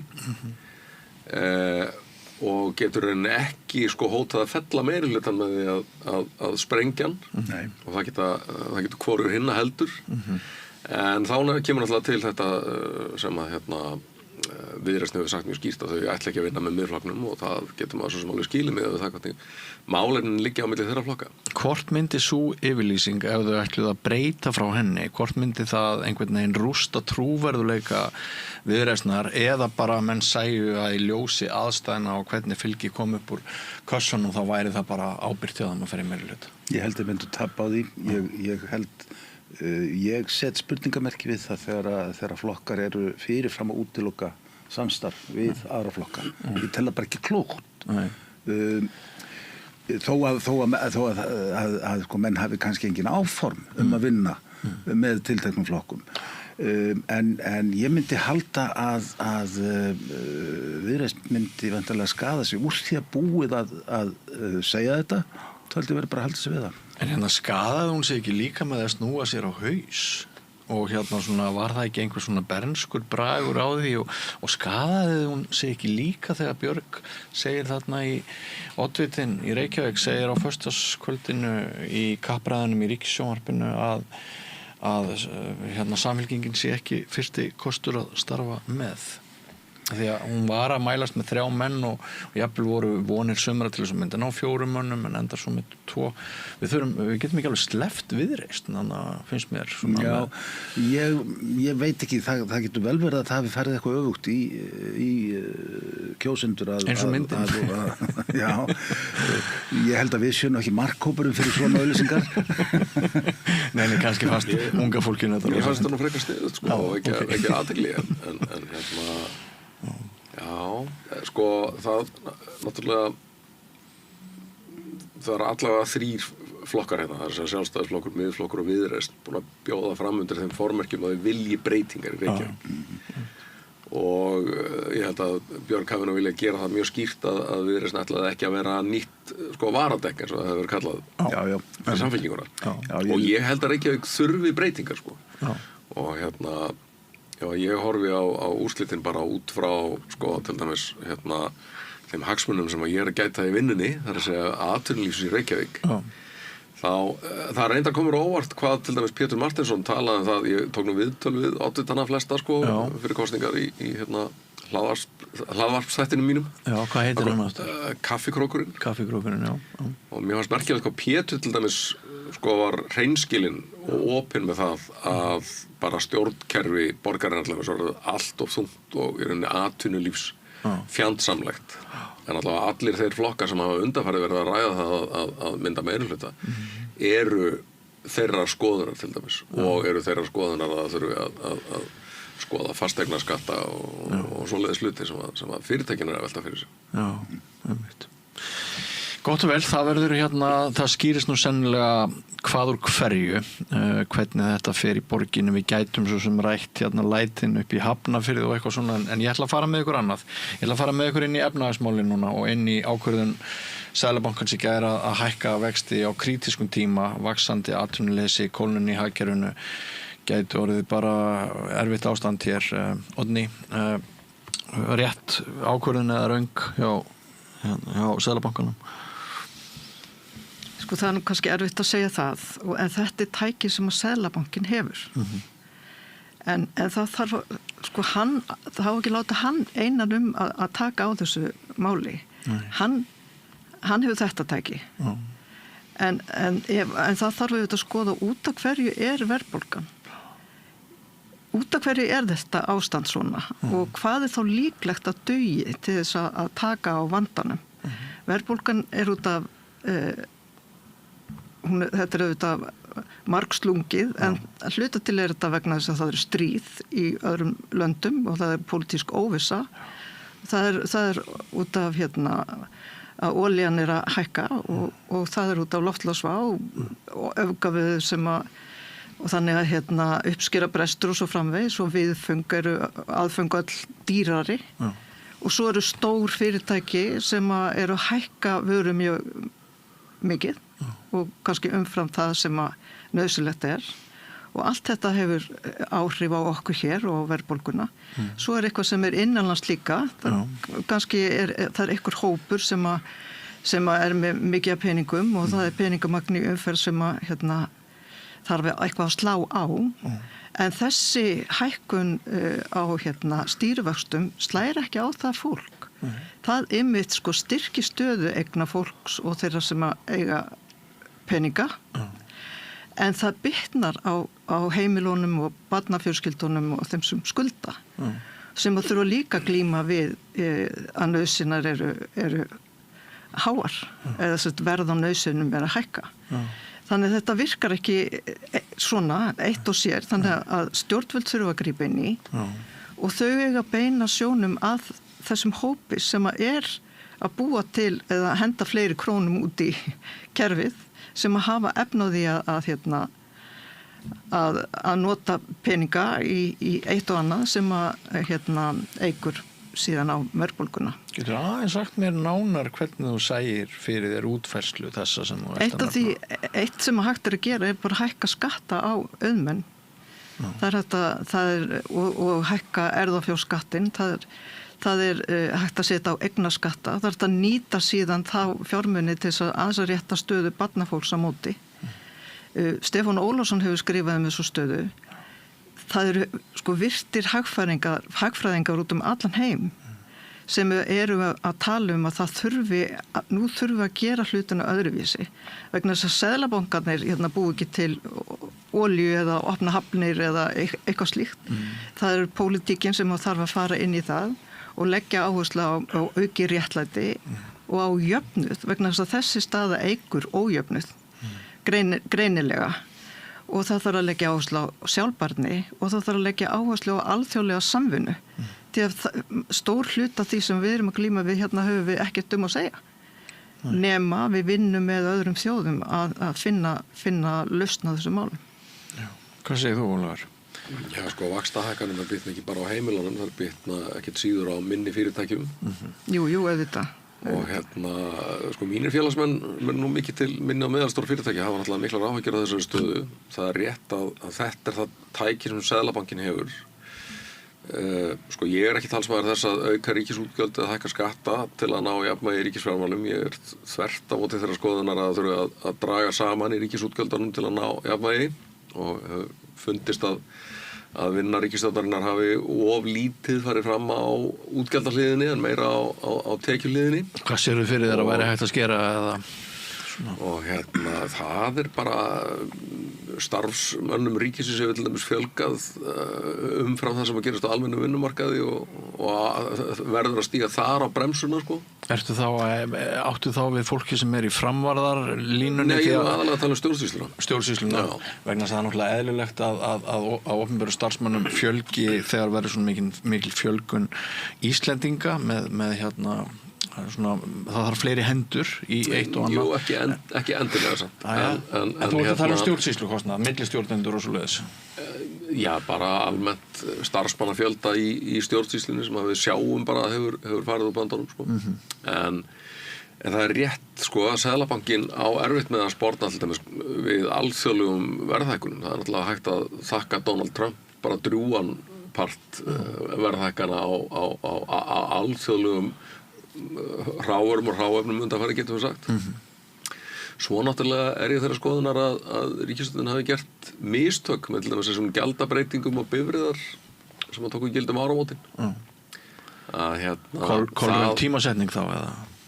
Já, það var bara hún fól klárlega í sér skattahækkun og spilaði inn í vísitölu neysluverðs með þeim hætti að verðbólgan tók bara ríflegan kipp í byrjun árs. Við þessu var sko bæði verkalýðshreyfingin og við atvinnurekendamegin búin að vara margoft og það var bara ekki hlustað, svo gekk það nákvæmlega eftir sem var búið að vara við.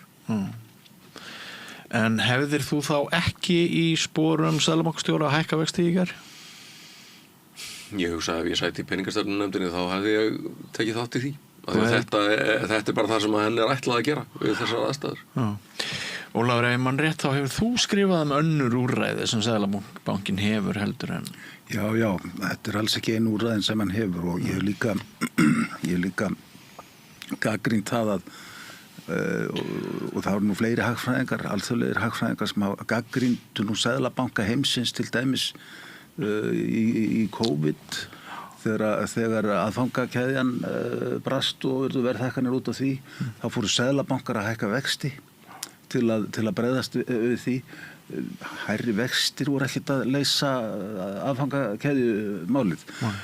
Þetta voru mistök. Ég tel að Seðlabanki Íslands hún hafi verið dálítið mislaðar hendur en þetta er ekki auðvelt verkefni og ég hef mikla samúð með þeim sem þurfa að ákveða peningastefnu fyrir þessa íslensku krónu.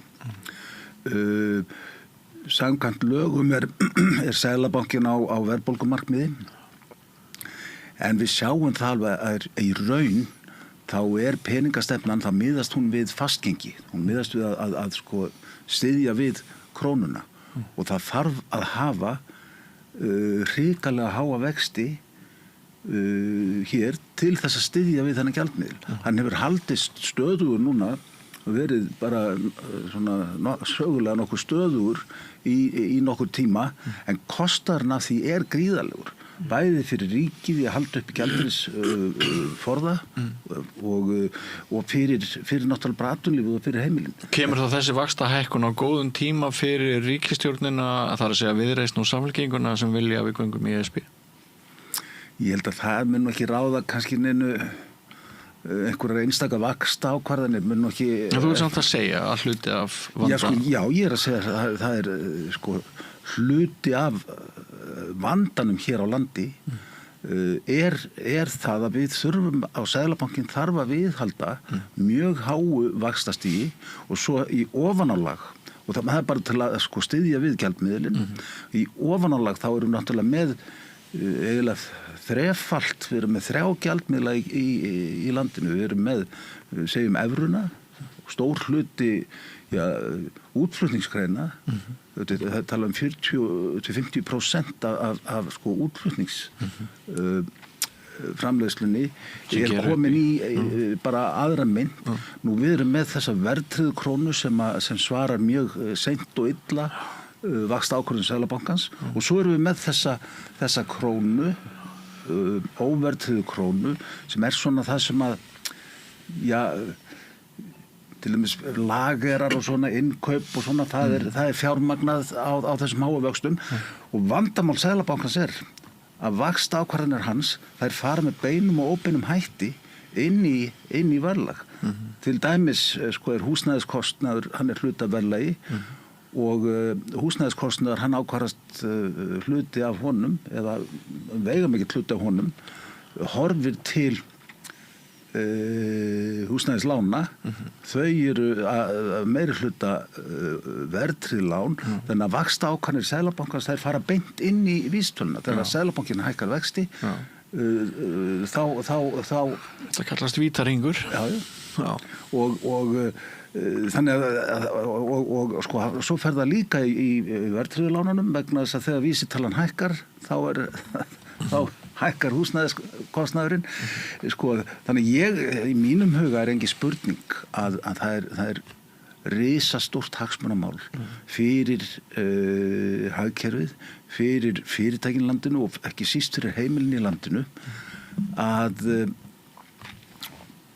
við göngum í Evrópusambandið vegna þess að það leiðin okkar að nýjum gjaldmiðli. En sumir nú bara brjálaðir yfir því að ætla ekki að hleypa okkur að sko borðinu í ágúst. Já, það eru náttúrulega aðilar sem hafa hagsmuni af því að þessi aðstöðu munu sé hérna. Já, það ekki samt að hækka virði einhverja sjávarútvegsfyrirtækja hérna? Já, þau eru komin út úr krónunni, þau eru í evruhagkerfinu, sjávarútvegsfyrirtæki.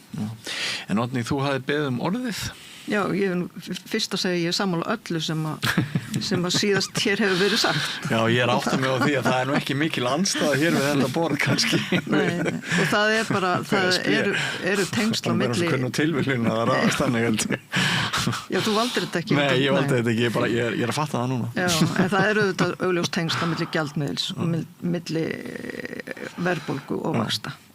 Og þess vegna verða vextarnir á meðan við erum með krónun alltaf hærri hér en annars staðar og við þurfum að glíma við þennan mikla kostnað sem að krónan leggur á okkur og við þurfum að komast út úr því. En hins vegar sko, af því að við erum ekki sammála hér hvernig ríkið eigi að beita sér í þessari stöðu. Nei.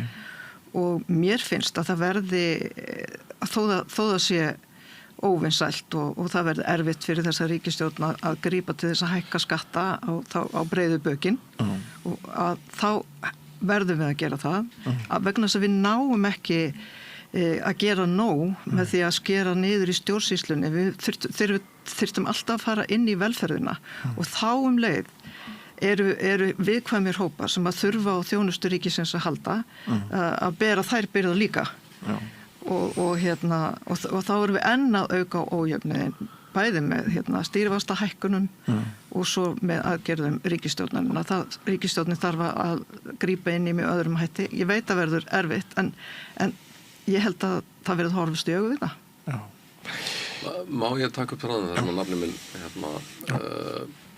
lauk sínu máli sko varðandi upptöku evrunar sem svona stöðuleika tækis. Ég held að það sé engin vafi á því að Ísland verður betur sett með evru. En sko, ég heyri þessu stundum stilt upp sem tveimur ólíkum kostum, eins og til dæmis forstjóri Icelandair talaði hérna fyrir nokkrum vikum og sagði núna eiga íslensk stjórnvöld að vera að einbeita sér að því að lækka verðbólgu og vexti en ekki að vera í þessum Evrópuleiðangri. En það eru sömu hlutirnir sem þarf að gera til að ná niður verðbólgu og vöxtum á eigin spýtur og það sem þarf að gera til að mega taka upp evru. Og Ísland er náttúrulega mjög langt frá því í dag að uppfylla skilyrðin sem sett fyrir því að mega taka upp evruna. Við erum svona nálægt í ríkisfjármálunum en hvað var að verðbólgu og vexti þá er alveg gríðarlega mikið óunnið. Alveg sama hvort við ætlum að taka upp evruna eða ná því niður á eigin spýtur þá þýðir þetta sársaukafullar ákvarðanir. Mjög sennilega harðara aðhald í ríkisfjármálum eins og mörg ríki sem hafa tekið upp evruna hafa þurft að ganga í gegnum. Mjög sennilega allavega tímabundið aukið atvinnuleysi vinnumarkað sem næði saman að loksins taka skynsamlegar ákvarðanir launahækkanir þannig að hvort sem við erum innan eða utan ESB þarf að taka svona erfiðar ákvarðanir til að ná þessum hagstærðum niður. Ég held hins vegar að sko ef það væri búið að samþykkja aðildarsamning og við stemdum að Evrópusambandsaðild og upptöku evru þá ykist ægin og við fengjum líka meiri stuðningu við það að ná þessum markmiðum. En þetta er allavega ekki, þetta er ekki tvö ólík eða óskild ferli. Nei, þetta er sama máli, ég er alveg sammálaður. En mér langar samt að benda þér á það, Ólafur, af því þú ert að gefa skyn að launahækkanir hafi verið orðið meiri heldur en skynsamlegt sé. Það þann nú einhver launin til þess að lifa af í þessu ríki. Við erum með frétt glænýja í dag að við erum langdýrasta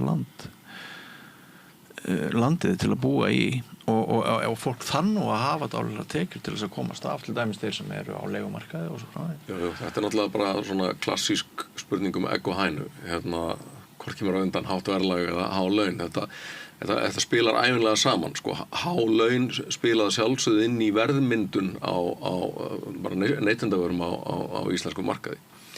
Og það er hver sérfræðingurinn upp af öðrum innlendir eða erlendir í mörg ár sagt sko íslenska vinnumarkaðsmódeli ónýtt.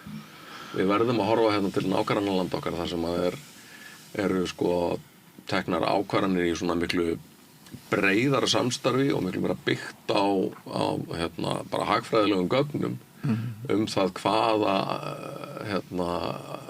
launabreitingum atvinnulífið hefur efna og það hort á það út frá útflutningsgreinunum og svo fylgja aðrir þá sérstaklega opinberir aðilar með.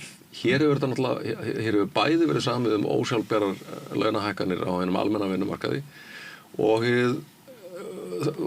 jafnvel þegar fólk hefur verið svona jafnvel að ná einhverju skynsamlega lendingu í því þá kemur þið opinbera yfirleitt og æðir á undan og þá segir almenni markaðurinn nei, við verðum að fá þetta líka. Þannig að já, okkar vinnumarkaðsmódel ónýtt og það partur á vandavalinu. Ég veit að þú þarft að fara innan 2-3 mínútna, Ólafur, en svona áður en þú ferð, þá langar mig að biðja þig að spá fyrir hvað gerist á Alþingi núna á næstu dögum. Nú farin á stað Evrópumálið, þjóðaratkvæðið og sumir vilja meina það að það sé búið að hóta því að það verið aftur rifið í heimilinn og ég man ekki hvað hún 71, 81 þessi grein í ég man ekki númerið á henni og það verið eina leið til þess að málið brenni ekki inni. Hvað heldur þú að verði gert? Munu minnihlutaflokkarnir á Alþingi bara beita brjáluðu málþófi og gera allt sem þeir geta til þess að bæði komi í veg fyrir þessa þjóðaratkvæðisgreiðslu og í kjölfarið gera allt sem þeir geta til þess að náttúrulega beita sig fyrir ákveðin niðurstöðu eða hvernig sérðu fram á næstu dag? Ég spáði því að Alþingi Íslendinga undir forystu stjórnarandstöðunnar að vera sér til skammar enn einu sinni. Það er hætt við því. Já. En það vegna þeirra hagsmuna sem að minnihlutaflokkarnir telja sig vera að verja eða bara þetta einhver kúltúr, þetta frekja? Þetta bara handónýtur kúltúr á þinginu og tengist ekkert bara þessu máli heldur mörgum öðrum. Málþófskúltúrin á Alþingi er óþolandi, Alþingi til minnkunar, dregur virðingu þess meðal almennings fyrir ekki. Og sko ástæðan fyrir því að tekst ekki að ná saman að einfaldlega breyta þingsköpum og afnema þetta og koma Alþingi í sömu deild og þjóðþingum í kringum okkur að stjórnarandstaðan á hverjum tíma, það segir stjórnarliðar á hverjum tíma sko hugsa alltaf næst þegar við erum í stjórnarandstöðu þá er gott að eiga þetta vopn. Já, þetta heyrist mikið og minnisleysið á milli tímafólks í stjórn og stjórnarandstöðu gjarnan algjört. Og eins og ég segi, Alþingi til fullkomna minnkunar og þetta leiðinlegur sirkus. Það verður að loka orðin þín. Þakka þér kærlega fyrir komuna, Ólafur Stephensen. Þú mátt bara standa á fætur og ganga hérna út. En Oddný, eitthvað til í þessu sem að Ólafur segir? Er þetta kúltúrvesen og frekar en hagsmunabarátta? Eða bæði? Meinarðu, ertu að tala um málþófi á þingi? Sko það þarf bara að taka upp þingskapalög. Já. Og það verður þá og til þess að fá sáttum þetta þarf þar stjórnarandstaðan þá að fá eitthvað tæki, eitthvað svona fyrir sinn snúð sko, en núna geta þau náttúrulega tala endalaust í öllum málum, geta stoppað öll mál og það auðvitað gengur ekki sko.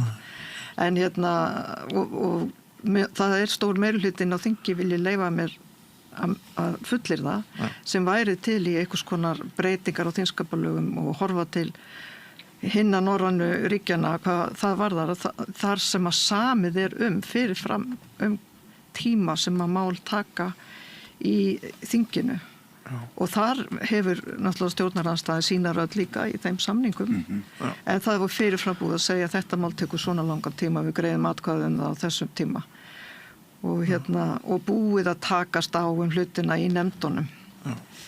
Þannig að ég held að þetta ástand ómögulegt eins og það en með þetta ákveðna mál þá myndi ég spá því að stjórnarandstaðan fengi tímanum einhvern veginn breytt og það verður gerðir einhvern samningar að senka þessar atkvæðagreiðslu. Nú ég bara að segja eitthvað út í loftið sem ég ímynda mér ef það var lent þessu án þess að nota greinina góðu að þá þarf að fara í einhvers konar svoleiðis samningaviðræður til þess að fá fólk til þess að sættast á þetta. Ég á þeirri skoðun þegar stjórnarandstaðan hegðar sér eins og fífl. Þá á stjórnarmeirihlutin og forseti Alþingis ekkert að vera feiminn við þegar hlutirnir eru komnir út í tóma vitleysu eins og var til dæmis í veiðigjaldamálunni fyrra þá var bara fullkomlega eðlilegt að binda enda láta greiða atkvæði.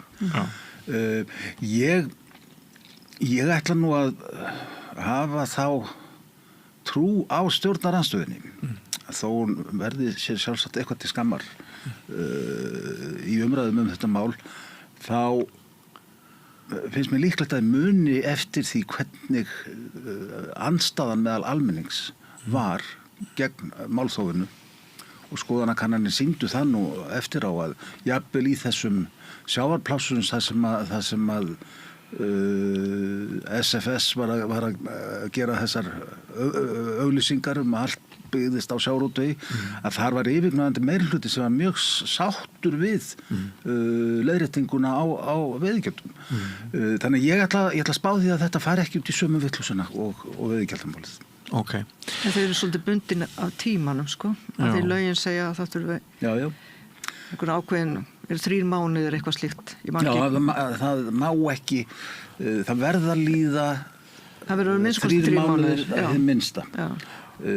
Nema bara það sé þjóðaratkvæðagreiðsla lög sem að forseti hefur hafnað. Já, það annað, Ég spurði hér á mánudaginn 2 blaðamenn sem voru við rauðaborðið með mér hvernig þeir teldu að þjóðaratkvæðisgreiðslan færi þarna í lok ágúst. Annar þeirra hélt að þetta yrði fellt og hinn hélt að það myndi réttmerjast. Það sé ekki fellt. Hver ykkar tilfinning fyrir því hvernig mun fara fyrir okkur? Ég spyr vegna þess að maður heyrir að sveitarstjórnarkosningarnar hafi ekki verið mikilvægar kosningar miðað við þýðingu þessara kosningar sem framöndan eru í ágúst sem margir halda því fram. Já, það er voðalega erfitt að leggja mat á það hvernig þetta fer. Ég hef nú trú á íslenskum kjósendum og þeir hafa nú oft sýnt það að það má ekki vanmeta þá. Ég ætla bara seint að trúa því að meiri hluti þeirra sem að greiðir atkvæði það hvort að halda áfram eða taka upp að nýju eða hvernig sem við viljum orða það, þessum aldaviðræðum við Evrópusambandið, að meiri hluti kjósenda muni láta í raun og ræða sig til að segja nei vegna þess að við erum auðvitað ekki að kjósa í þeirri atkvæðagreiðslu það hvort við eigum að ganga í Evrópusambandið ekki.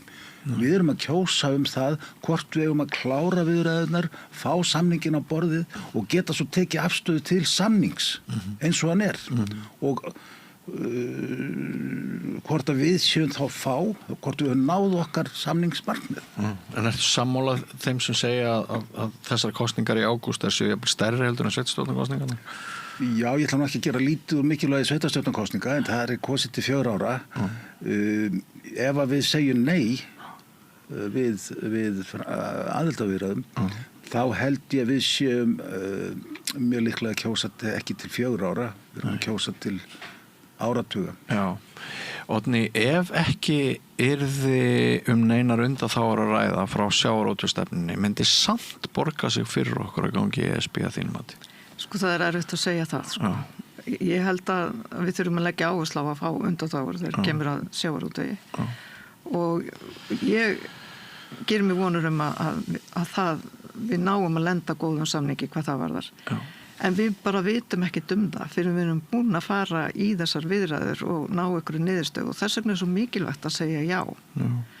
Annars, og þá líka þetta deilumál þá úr sögunni, en ef við segjum nei, þá erum við ennþá spekular að býta hvernig hefði þetta nú verið, hverju hefðu við geta náð fram.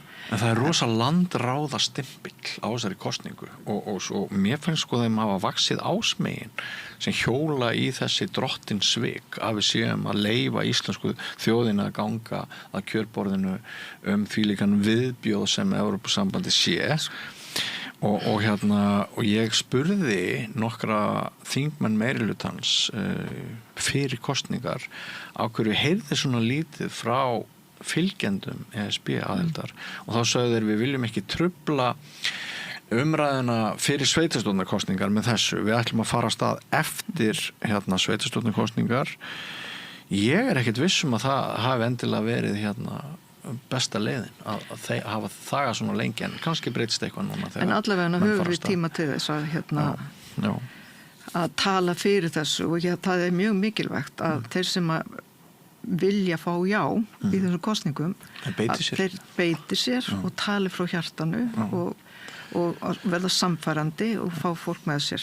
En þessi landráða svikabrikslu, þú veist hvað ég á við. Já, þetta náttúrulega mjög ómerkilegur málflutningur. Já, þetta ógeðslegur málflutningur. Og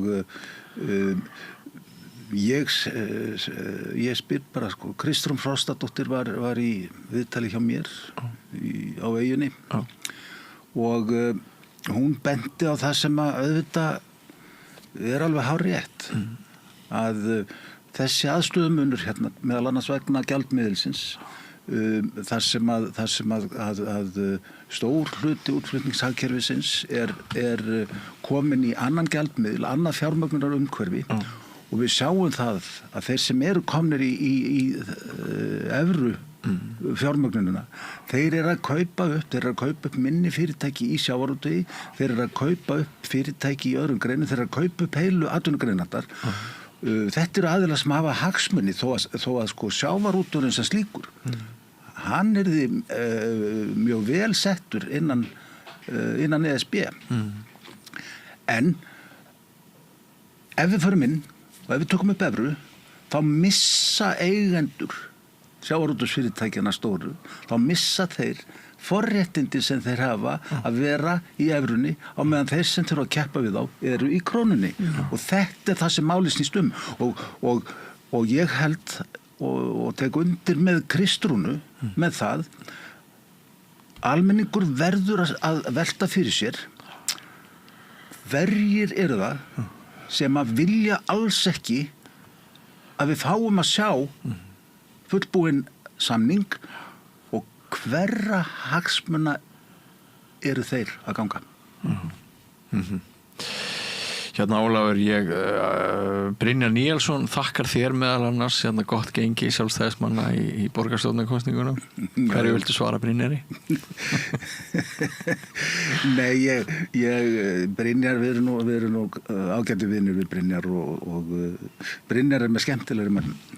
Hann kallar því húskarl Þorgerðar Katrínar. Já, það er mikill ávanni hjá þessum hægri öfgamönnum hvort það er í Bandaríkjunum eða hér að vera að uppnefna fólk og kalla það öllum millunöfnum og þannig að maður tekur það nú ekki til sín. Ég vona að þetta sé rangt hjá henni. Ég vona að við höfum það frekar haft einhver áhrif í hináttina. En það er nú farið að hitna hérna inni hjá okkur og sólin skín og okkur langar út í góða veðrið en svona kannski aðeins bara að enda þetta einmitt á góðviðris nótum hérna finnur þú hjarta slá með öðrum hætti þegar veðrið Oddný eins og það hefur verið núna síðustu 2 daga? Já, mér finnst það yndislegt en ég vil samt að segja að ég með svo stóran garð og hérna bakið á mér þolir nú ekki fleiri góðviðrisdaga í bili. Já, ég skil, þú gengir nærrið en það verður ekkert mikið fleiri í bili heldur. Nei, það er líka þannig. En ég verð nú að fá koma það í einu máli sem mér finnst risa fréttamál. Já. Og Arsenal varð ensku meistari í fyrsta skipti í 22 ár. Já, alveg rétt. Þú ert Arsenal maður. Já, búin að bíða í 22 ár núna. Fylgdistu með körfubolta einvíun innanlands? Já, með öðru auganu. Já. Þetta var æsi spennandi. Frábært sjónvarpsefni. Já. Einmitt. Suðinu sem menn tóku þetta bæði í kvenna og kalla. Já. Það er oft verið erfitt að eiga við þá í körfunni. Já. Einmitt. Og nú eru náttúrulega sko með Grindavík eins og þau sögðu sjálf að þeim vex ásmegin til nýrra tíma með þessum sigri. Já. Þetta er gott fyrir þau. Þetta er gott fyrir þau. Heldur það Grindavík muni byggjast upp að fullu? Ég veit það ekki en það verður ekki sama samfélag og var. Nei. Og ég held að fólk verður svolítið að horfast í augu við það. Já. Og þeir sem eru fluttur úr Grindavík, þau sakna samfélagsins. Já. Og ég ræddi við einn mann daginn og hann sagði þó að ég myndi kaupa húsið mitt þá væri kannski einn sem ég þekki í götunni og ég fæ aldrei þetta samfélag aftur, við fáum það aldrei aftur, við erum að bara að sætta okkur við það. Já, einmitt. En kæra þakkir Ólafur Arnarsson og Oddný fyrir komuna og kæra þakkir til ykkar hlustendur og áhorfendur að fylgjast með okkur.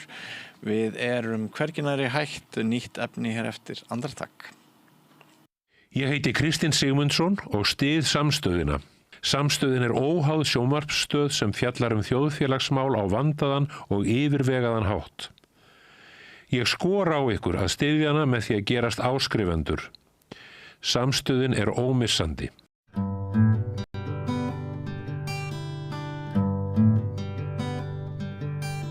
Góðan dag. Í dag höfum við fengið til okkar 2 góða gesti og ætlum að fjalla málefni útlendinga. Það er að segja þann þátt sem snýr að glímu þeirra við að læra íslenskuna og hjá mér eru þau Þorsteinn Valdimarsson, verkefnastjóri hjá Rauða krossi Íslands og sér þar málefni fólks á flótta og Kristín Hjörleifsdóttir kennari sem hefur mikla reynslu að því að kenna útlendingum íslensku og við ætlum að spjalla aðeins þessa reynslu ykkar, verði velkomin bæði tvö. Og hvernig að takast á við þetta? Fyrst ætla ég að spyrja þig Þorsteinn, í hverju felst þitt starf hjá Rauða krossinu? Það getur verið ansi fjölþætt en ég vil meina kannski að veiga mesti þátturinn að styðja við sjálfboðalega verkefnin okkar sem að svo aftur styðja við þennan viðkvæma hóp, fólk sem hefur á ýmsum ástæðum þurft að flýja sín heimalönd og hefur sestað hér á Íslandi. Þannig að ég er mikið í að bara taka á móti þeim sem að sækja mig að vera sjálfboðalega, reyna að setja inn í málin, ég kenni námskeið fyrir það fólk og svo fylgi ég eftir hvernig gengur í þessum hópum sem þau halda úti og svo þetta ýmist tilfallandi verkefni, tengt öðru og tengt hópnum. Og hvernig hefur gengið að fá sjálfboðalega? Þetta er svo afstæð spurning sko. Rauði krossin er bara stort félag og það eru, ég held að rúmlega 2000 sjálfboðalegar starfandi í félaginu sem ég held að við verðum bara að vera stolt af og mjög ánægð með. Vil ég fá fleiri sjálfboðalegi verkefni? Bara sjálfsögðu, ég er aldrei komið ofmarga, verkið held ég aldrei full unnið og sérlega við tölum stuðning við að hjálpa fólki að æfa sig og ná færni og sjálfstrausti í notkun íslenskunar. Það þurfum við í rauninni öll að leggja hönd á plóg, hvort sem það er í sjálfboðastarfi fyrir Rauða krossin eða bara dagstælega þegar við mætum fólki sem er að læra málið. Kristín, þú hefur mikla reynslu að því að kenna útlendingum heimamálið, getur við sagt. Þú varst starfandi í Gautaborg? Í Gautaborg, í mörg ár og varst þar með allt að 13 mismunandi þjóðerni í bekk, já. Það var í grunnskóla, þannig að mín reynsla kemur sko frá að kenna börnum sem sagt annað mál. Já, og komum aðeins að því að eftir hvernig þú tengist sjálfboðastarfinu hér á landi, en hvaða munur á að kenna Svíum sænsku og þú meina innflytjendum í Svíþjóð? Já, fyrirgeðu, innflytjendum sænsku og svo hér á landi útlendingum sem að... Það bara nákvæmlega það sama. Það bara skiptir ekki máli hvaða mál þú ert að læra. Þetta misflókið fyrir fólk eftir hvaðan það kemur og hvaða menntun það hefur í bakgrunninn. Já. Nú ert þú væntanlega komin á eftirlaun í þínu gamla starfi sem kennari á Íslandi. Hvernig dattir í huga að gera sjálfboðaliði hjá Rauða krossinu? Ég var að velta fyrir mér einhverju sjálfboðastarfi fyrir Rauða krossinu. Svo sá ég bara á Facebook að það vantaði kennara. Og við vorum 2 þarna sem byggðum okkur fram og kendum saman fyrst fyrir, ég held að séu 2 ár síðan. Já, 2,5 kannski. Rúm 2, já. 2,5 ár síðan kannski. Þú ert búin að vera í 2,5 ári í þessu. Já, þá vorum við fyrst að kenna, sko að sjá svona formlegri kennslu með bók. Já. Og svo hef ég verið sem bara stuðningsaðili og núna ég aðalega í spjallhópum. Fá fólk til að æfa sig að tala saman. Já. Þorsteinn, hvaða eiginleikum þarf fólk að vera gætt sem að kemur til því og eru gerða mikla kröfur til þess af ykkur? Sko, ég vil orða það þannig að við reynum að hafa frekar vítt tjald eða breytt og að sem flestir geti verið með og fundið sitt hlutverk. Að sjálfsögðu eru gerðar kröfur og kannski fyrst og fremst krafan að fólk sé tilbúið að fylgja grunngildum Rauða krossins. Það sem við drögum fólk ekki í dilka, til dæmis eftir þjóðerni eða kynhneigð eða litarhaft eða öðru. Við erum tilbúin að gera okkar til þess að skapa opin og örugg rými þar sem fólk upplifir sér velkomið. Og í þessu verkefni þetta gerum við kröfu á að fólk tali íslensku og treysti sér til þess að prófa sér áfram í að leiðbeina öðrum og við byrjum oft bara á því einmitt að spjalla við aðra. Bara það að geta að tala hægt og skýrt, endurtekið sig með bros á vör og án þess að dæma þann sem þú ert að tala við. Það er nú kannski númer 1 og svo auðlust við færni í hvernig gagnlegt að leiðbeina fólki áfram mögulega. Þið gerir ekki kröfu til menntunar kannski sérstaklega? Það er ekki gerð krafa það. Hins vegar hef ég fengið inn sjálfboðaliða með gríðarlega sérhæfingu, bara eins og Kristín gott dæmi og bara mikla reynslu sem geta þá tekið ákveðin leiðtogar hlutverk og hjálpa okkur bara að þróa starfið áfram. Því að ég var að viðurkenna, ég er ekki með áratugar reynslu í kennslu útlendinga eða tungumálkennslu. Þannig að sjálfsögðu þegar við fáum inn sjálfboðaliða sem getur miðla þessar reynslu þá finnum við hlutverk við hæfi en ég vil meina allir sem eru með opinn hug og tala íslensku geta tekið þátt í þessu verkefni. Og ef ég má nota það ljóta orð, tollir fólk lengi í þessu sjálfboðastarfi? Ég held að sé allur gangur á því en ég miðað við svona kannski önnu verkefni sem að ég sé við erum ýmsa aðra hópa sem hafa önnu markmið en að kenna fólki íslensku.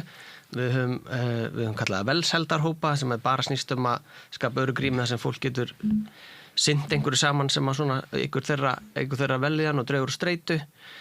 Við erum með hópa sem að snúast að meira að gefa praktíska ráðgjöf hvar þú átt að sækjum hvað í kerfin okkar og hvaða pappíra þarf að fylla út. Eða bara hjálpa svo fólki fóta sér nákvæmlega, sækjum störf, sækjum leiguíbúðir. Já, þetta allt krefjandi störf á sitt á hvern háttinn. Mér hefur fundist allavega að fólk tolli jafnvel betur eins og í þessu íslensku kennslu umhverfi og þjálfunar. Þetta svo jákvætt verkefni. Það er kannski að einhver leiti þyngra að vera að vinna með áföll fólks í einhverju listaterapíu eða að vera að fá inn fólk sem þú ert að reyna að hjálpa með einhver úrlausnarefni sem við erum með fólk sem reynir að leggja sitt mörgum þar en þetta svona jákvætt og skemmtilegast að mögulega verkefni sko. Já, ég get alveg tekið undir það því að ég einn af sjálfboðaliðunum, reyndar nýbyrjuð og enn að læra af Kristínu og reynslu boltanum þarna í í Mjóddinni þar sem að ég mæti einu sinni í viku og tala við útlendinga.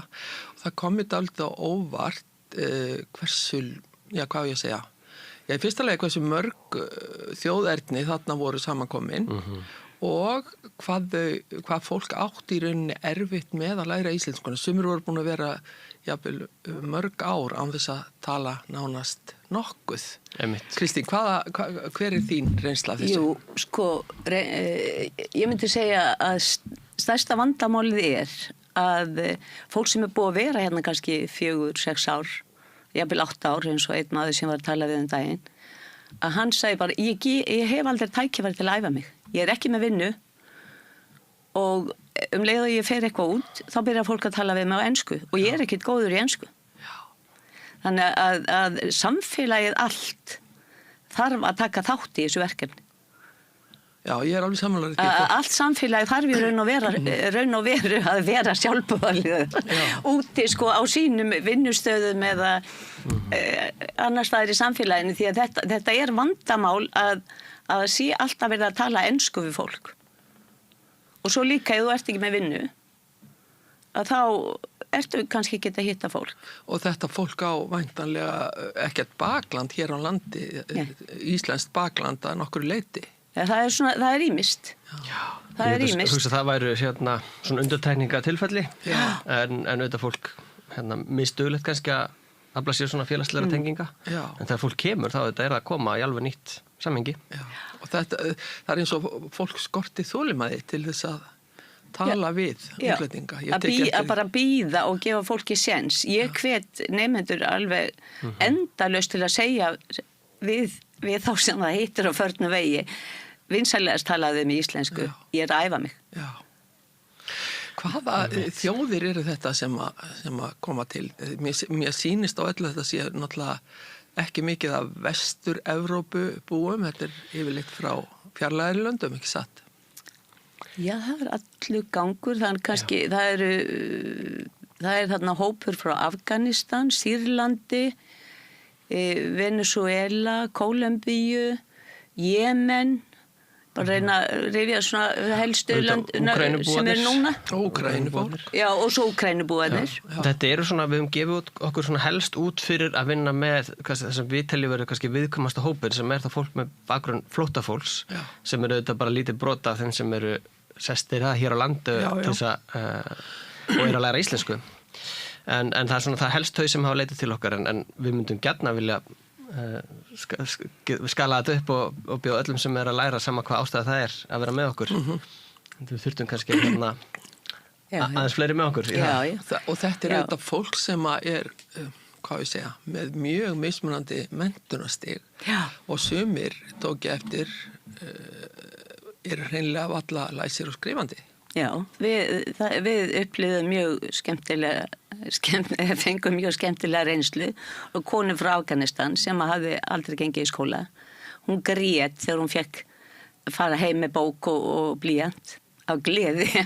Við vorum fyrst alveg bara, gerðum við eitthvað af okkur núna, hún fór bara að gráta. Hún búin að læra að lesa á íslensku eftir 2,5 ár. Frábært. Já, þannig að áhugin mikill hjá þeim sem að leita til Rauða krossins í kennslu. Þau vilja læra íslensku. Og fólk heldur áfram að koma, við erum með svona góðan kjarna og svo bætist reglulega í. Já, ég alveg... Þetta greinlega skiptir fólk miklu máli. Já, og fólk duglegt að mæta tekið eftir. Þetta líka félagslegt, sérstaklega spjallhóparnir. Já.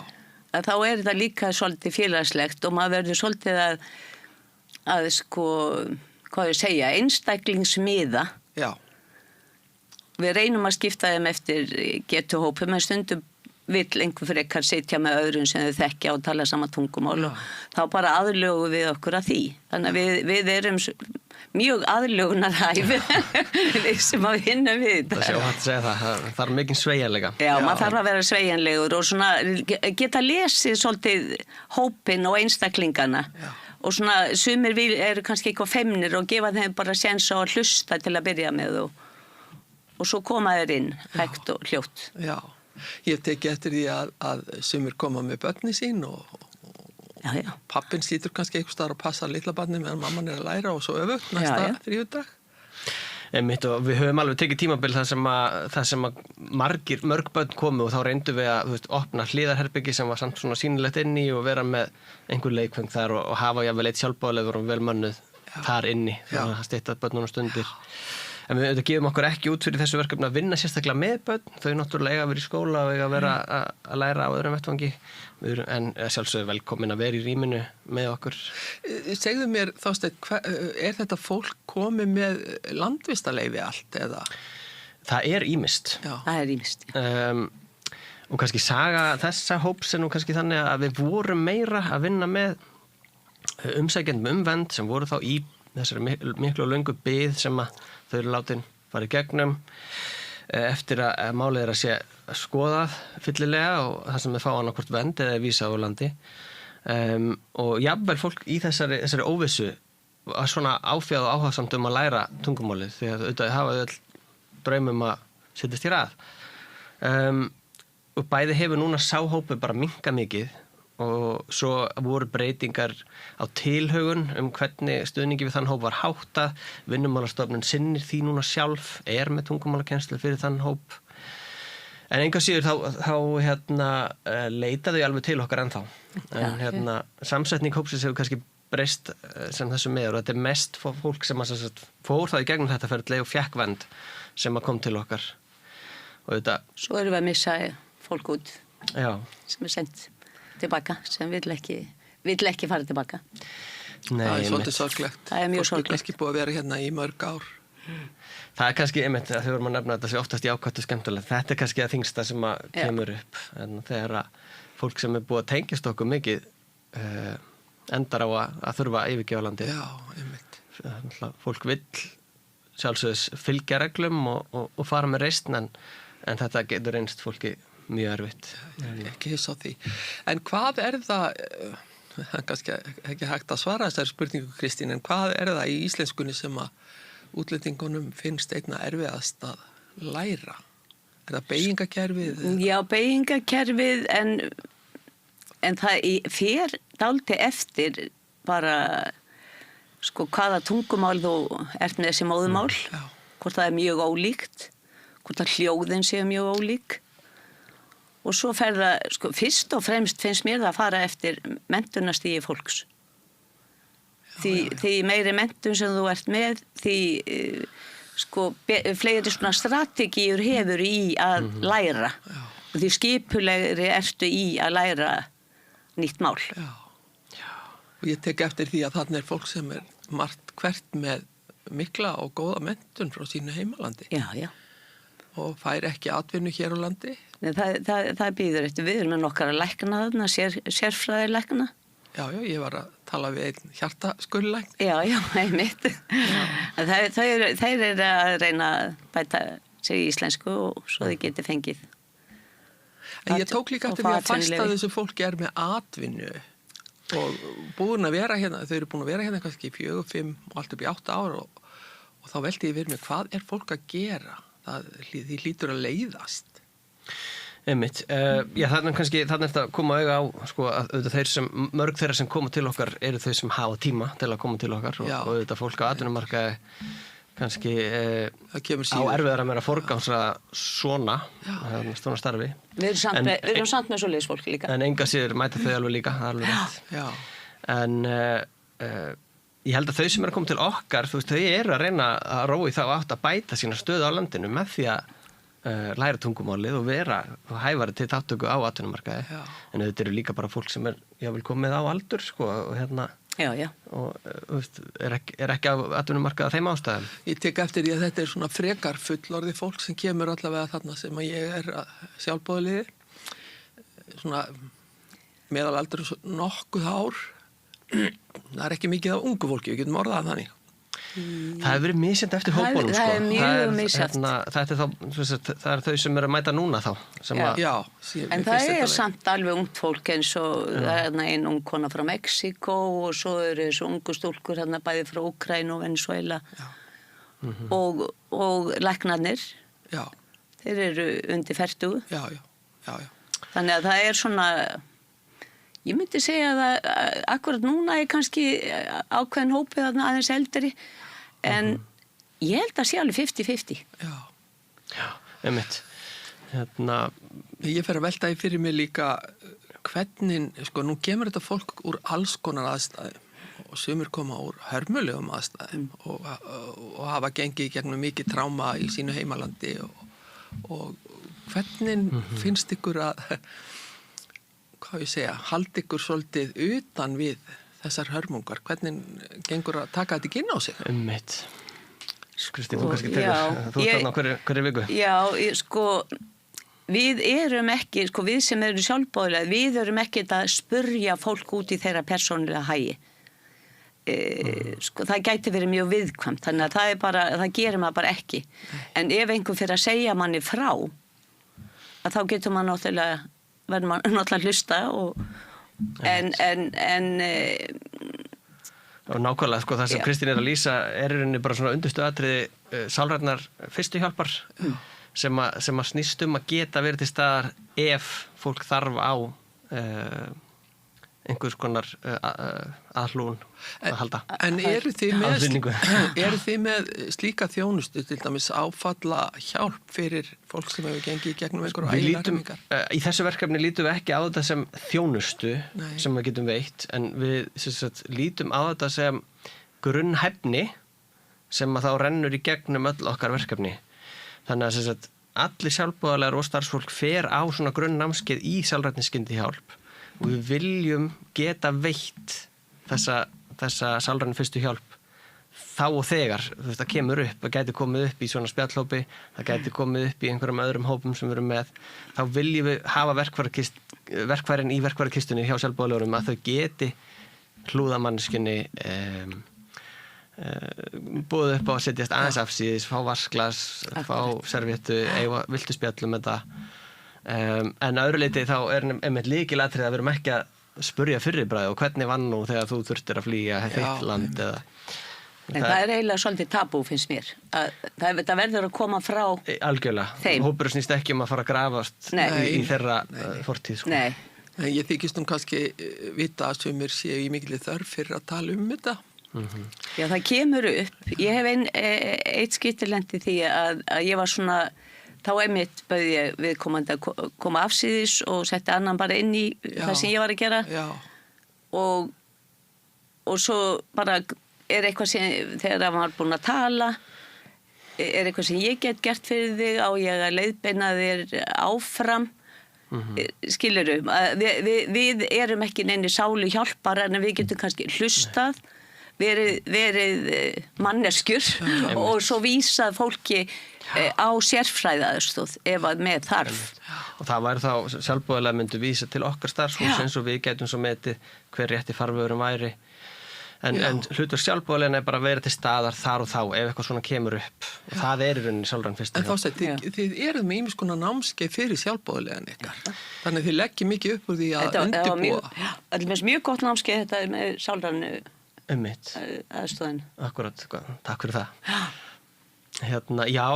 Það er svona oft erum við eitthvað eiga við og breyta nákvæmlega hvaða námskeið við byggjum með fólk að taka. Það er alltaf að fyrsta lagi bara lesa verkefni. Við erum með svona verkefnislýsingar og við setjum fólki svona ákveðin viðmið mörk til að setja í verkefninu.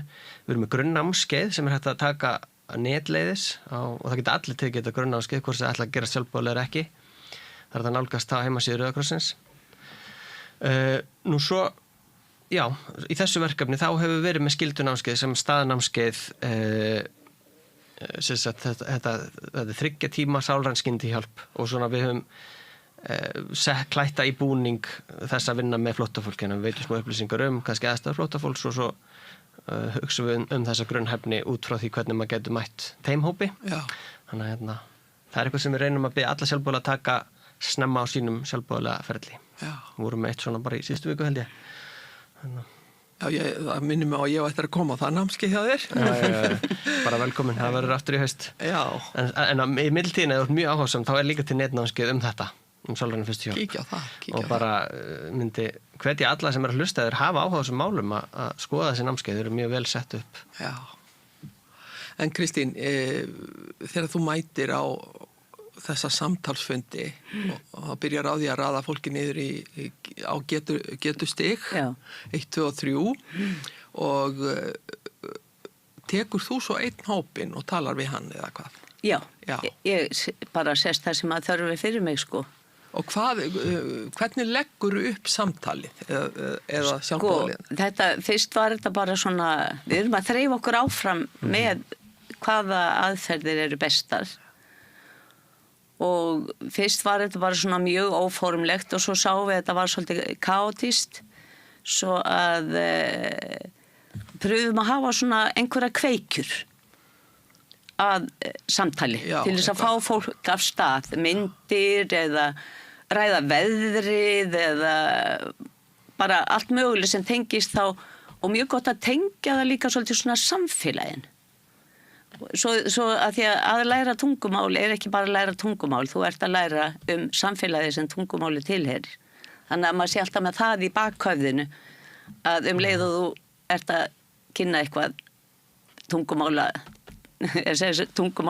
umræðu að þá verður að hugsa byttu hvað gagnlegt fyrir fólk að kynnast samfélagið. Ég tók eftir því í síðasta tíma sem ég var að þá tókum við fyrir einmitt svona daglega hluti í heimilishaldi. Bara ílátin sem við notum, herbyggin, svefnherbyggi, rúm, matur og þetta virtist fólk þekkja einna best. Kannski að því það er í þessu umhverfi. Það kunni orðin yfir ýmis konar mat og ýmis konar ílát sem notið eru og svo framvegis. En ef við fórum út í eitthvað þyngra eins og til dæmis náttúruna eða eitthvað slíkt að þá svona aðeins hyggstuðu þau. Einmitt. Já. Þetta náttúrulega bara, þetta mikið verkefni að læra nýtt tungumál á sérstaklega á fullorðinsárum. Þannig að auðvitað bara og mér skilst að íslenskan sé nú ekki auðvildasta máli til að læra. Kannski ekki og það mikið talað það. Ég vil meina að það erfiðasta við að læra íslensku sé félagslega samhengið. Það er einfaldlega að þú lærir tungumál með því að sökkva þér ofan í málheiminn. Til þess að geta gert það þarfst að vera innan fólk sem tala málið. Þetta er númer 1 það sem vantar til þess að læra íslensku. Það er ekki út af því að fallbeyging er svo flókin. Nei. Og við erum ekki að gera kröfu á fólk fallbeygir. Við segjum við fólk að það skiljaði allir þó þú beygir vitlaust. Verð ekki að hafa áhyggjur af því. Og maður sér það að fólk með meiri menntun, það er stressaðara yfir svona málfræðatriðum. Þeir sem eru með minni menntun, þeir eru bara að hugsa að gera sér skiljanlega og það er stundum jafnvel bara jákvæðara. Það er mjög áhugavert. Það er líka svolítið gaman að kenna fólki að bera fram orðin því að í sumum tungumálum eða í þeirra heimalöndum er til dæmis ekki einhver ákveðin bókstaf sem við notum eins og erfitt með R-ið og þá förum við stundum yfir það að segja aftur og aftur eitthvað. En það er einmitt, þetta er góður punktur því að það er einmitt, ég er að reyna að hvetja hérna sjálfboðaliðina ekki gleyma því að kenna fólki að bera fram orðin. Og sumir eiga mjög erfitt með framburðin. Mjög svo. Svo eru aðrir eins og þeir voru að segja mér þarna, þeir eru nokkið með okkur núna, nokkur arabísku mælandi ungi menn. Þeir segja þetta er svo létt því að við erum með öll þessi hljóð hjá okkur. Þeim var þetta ekkert mjög flókið. Það var eða þótt kannski, en þeim var þetta ekkert mjög flókið. Já, þóttnið, þeir var erfitt með þóttnið, það var maður í mínum hóp sem að talaði heilmikið í íslensku en ég átti erfitt með að skilja hann út af þessu einmitt að hann bar ekki rétt fram. Akkurat. En þetta er svona vand með fari myndi ég segja að við leiðrétningar eru gagnlegar þegar fólk kannski er að óska eftir var þetta rétt, þarf ég að bæta en oftast eru við að reyna bara að efla sjálfstraustið og fá fólk til að halda áfram að tala og einmitt að benda því á hvað þetta var vel borið fram hjá þér hvetja hvetja frekarna gagnrýna. Það er mikilvægt að hrósa fólki þegar það er gífurlega mikilvægt og þó þetta sé fullorðið fólk það virkar nákvæmlega sömu lögmáli eins og börn. Því meiri hvatning og hrós því meira lærur. Já, akkurat. Það er bara svo leys. Og kannski varandi framburð, þú veist, þá það kannski einfaldasta sem maður getur gert bara að vanda sin eigin framburð. Einmitt, að segja bara hægt og já, tala hægt. Já. Og svona sína þeim kannski ef að þau að spá hvernig, þú veist, bara hvar þú ert með tungun í munninu. Já, einmitt nákvæmlega, og þannig leikilatrið þegar þau að spá, sko, það, þú veist, mætum en það sem þau eru og þeim stað sem þau eru komin. En ekki að messa yfir fólki, það ekki, þú veist, það gefur ekki góða raun. Þetta þarf að vera svolítið afslappað og eins og þegar við erum að spila, sko, við erum búið svona minnispil til þess að hafa endurtekninguna. Það svo mikilvægt þegar þú ert að læra tungumál að endurtaka og það mikil sko gleði og hlátur og vá, hann vann núna og það klappað og það fjör sko. Já. Þannig að það þarf að gera þetta svolítið skemmtilegt, þannig að þú hafi gaman að því að koma að hitta fólk og hafa gaman saman leið og þú ert að læra málið. Já, ég veit að nú aðeins farið að draga úr, að því það farið að voru á svona, aðeins farið að draga úr aðsókninni. Hvað hafa verið margir í hvert sinn? Svona þeirra flestir. Þetta aðeins misjafnt og svo kannski nefni ég líka, það eru hópar annar staðar landið og já, ég ætlaði að spyrja það, þetta á fleiri stöðum. En Kristín, ef þú talar þína reynslu að mætingunni núna? Sko, ég taldi í gær voru minnst kosti 18, það voru einhver sem fóru fyrr kannski. Sko, þáttakendur. Og það hafa verið svona, ég veit ekki alveg í þessari lotu, en það hafa verið alveg upp í 25 í fyrra. Og þetta víða land, Þorsteinn? Rauði krossin hefur sinnt hvers konar svona íslensku þjálfun og stuðningi bara í dágóðan tíma, áratugi, og með ýmsu sniði og á ýmsum stöðum landið. Þannig að núna eru starfandi einhvers konar svona samtalshópar eða kennsluhópar allavega á Selfoss og Akranesi, Reykjanesbæ, Akureyri. Ég veit að hefur verið á Ísafirði og hefur verið á Austurlandi. Þannig að þarna þú veist, þetta allt svona eldhugar og flottir sjálfboðaliðar sem að leggja mikið á sig, og þetta reyndar eins og þú nefnir að fyrir kannski aðeins núna í dvala yfir hásumarið. Þannig að það svona margt sem kannski að minnka framboðið af starfi, en ég reikna með þetta fyrir allt í gang aftur í ágúst. Og svo höfum við verið með svona verkefni þar sem að einn og einn hittust og töluðu saman, við erum ekki að leggja áherslu á þetta núna á höfuðborgarsvæðinu, en ég veit að það eitthvað það til dæmis á Norðurlandi, þau séu ennþá að gera þetta. Já, hittast þá bara á kaffihúsum eða eitthvað svona. Já, og bókasöfnum eða hvernig sem það og það allt ræðið sem átt að hjálpa fólkina á færðina í tungumálinu, sko. En við höfum kannski í Árskógum aðalega verið með þessa samtalshópa og svo þessa kennsluhópa sem að Kristín hefur líka tekið þátt í að leiða. En það hefur minnkað mikið þeim. Þegar við fyrir 2,5 ári, þegar ég byrjaði, þá vorum við með upp undir 60 nemendur í hverjum tíma. En það segir fólki, það miklu meira gaman að koma í spjallhópana heldur en að læra af bókinni. Og það sé þetta nauðsynlegt líka. Þetta bæði vinsælt og mætingin oft rosalega góð í þessa kennsluhópa og ég held að kennararnir gera þetta mjög svona alúðlega og gera þetta svona mannlegt og skemmtilegt. En það þetta í spjallhópunum, ef þú hefur góða mætingu af sjálfboðaliðum þar að segja, þú veist, þá getur einmitt þess að við vorum að tala áðan, þú situr kannski með einhvern þrem og þá svigrúm til þess að koma með spurningar framburð eða málfræði. Þú getur mætt fólkinu þar sem það munar mjög miklu að vera ekki með 6-7 mann, sko, eins og við vorum með á tímabili þegar við vorum færir sjálfboðaliðar. Þá satt einn með 6-7 á mjög mismunandi stigi. Já. Og þá spurning hvað þau fá mikið út úr því. Já, einmitt. En ég tók líka eftir því að fleiri en eitt skipti hefur fólk tekið upp farsímann og pikkað eitthvað inn á sínu, láti Google Translate þýða fyrir sig eða gervigreindin eða eitthvað, og þá kannski ein manneski í hópnum eða einn aðili sem voðalega mikið að spyrja allt mögulegt og þá einangrast það svolítið frá hinum í hópnum. Til dæmis eitt skipti var stúlka sem að spurði endalaust atvinnumöguleika. Einmitt. Hann langaði að læra, að vinna við tiltekið starf og hún var alveg endalaust í símanum og sýndi mér og ég var að reyna að svara henni.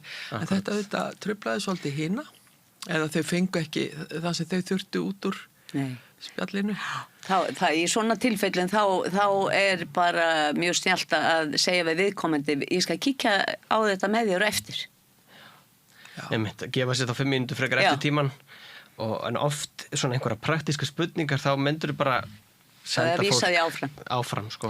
Ykkar hlutverk þessi tungumálaþjálfun og senda það áfram, getum við senda það vísa til mín og ég get bent henni á að koma í þessi, við erum með svona stuðningsviðburði svo kalla sem að fólk getur komið með svona praktíska spurningar og það eru sjálfboðaliðar sem hafa fengið þjálfun í að reyna að leysa úr þeim. Það er náttúrulega gott að vita það.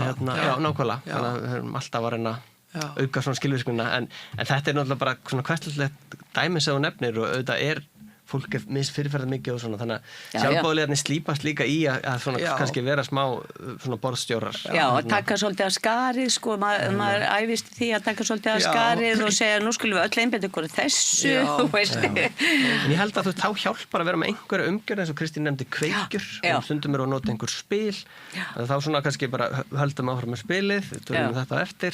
Ég tók eftir í þegar ég var síðast í hóp, þá tók ég fram bók sem að heita 100 fyrstu orðin sem að litlu barnabörnin mín notuðu til að læra fyrstu orðin og þetta hafði gríðarlega góð áhrif. Já, þetta mjög sniðugt. Sko, maður er með fólk sem er á stigi 1 og þá er þetta mjög sniðugt. Ekkert að ég að skoða þetta sko. En þá voru þau stundum, sko, svo ég segi nú frá því, það var svolítið broslegt, sko, þá stóð alltaf nafnið á hlutnum undir og þau lásu það bara upp. Já, en það festist. Já, en svo tók ég upp á því að setja puttan alltaf fyrir bókstafina. Já. Og þá voru þau ekki alveg eins góð, en alveg furðulegt hvað þau voru samt segja að bera fram og lesa. Þannig að þetta var... En svo þau líka stundum dálítið, svo við komum aftur að því, upptekinn að segja manni frá sínum högum og það er kannski það sem mér hefur fundist erfiðast að stoppa eða að því það án þess að móðga fólk sko. Þetta er vissulega alveg vandmeðfarið. Þetta er vandmeðfarið en maður slípast svolítið í þessu að svona beina umræðinu svona pent inn á annað ef manni finnst þetta er eitthvað sem að hinnir virðast ekki hafa áhuga á.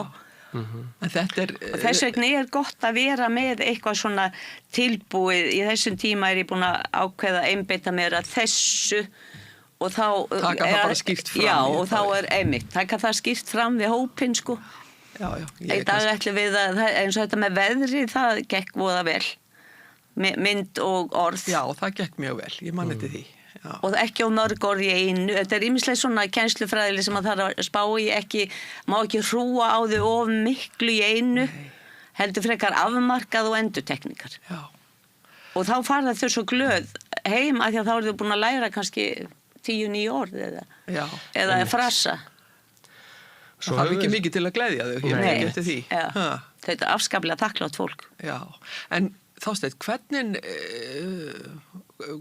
hvar nálgist þið þetta fólk eða nálgast það ykkur? Það er í rauninni meira þannig orðið. Það kemur til ykkar? Að fólk kemur til okkar. Við reynum að auglýsa. Hvað fær það þær upplýsingar? Einmitt, við mættum, það má alltaf bæta hvernig þetta er kynnt og hvernig öll svona starf sem er kynnt. Við erum með stóran hóp á Facebook, þar sem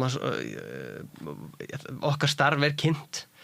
Og ef þú fer henni heima síður Rauðakrossins þá er þér beint þangað þannig að þú getur séð hvað er í hópnum á þess að ég vil lansa skráði inn þannig að það er svona auðveld leið svo veit ég alveg að okkar sjálfboðalegar sem að við erum með sjálfboðali í eins og verkefnum sem hafa kannski sjálfbakgrunn flóttafólks og sem starfsfólk mitt er tengt inn í þessi samfélag samstarfsfólk og þessi óformlegu tengslanett eru virkjuð til þess að fá fólk inn í starfið kannski bara ekki dósup eins og Kristín var að lýsa hvernig hún komst að því að þetta sjálfboðastarf tækifæri væri í boði. Ég las þetta bara á Facebook, auðlýsingu frá ykkur.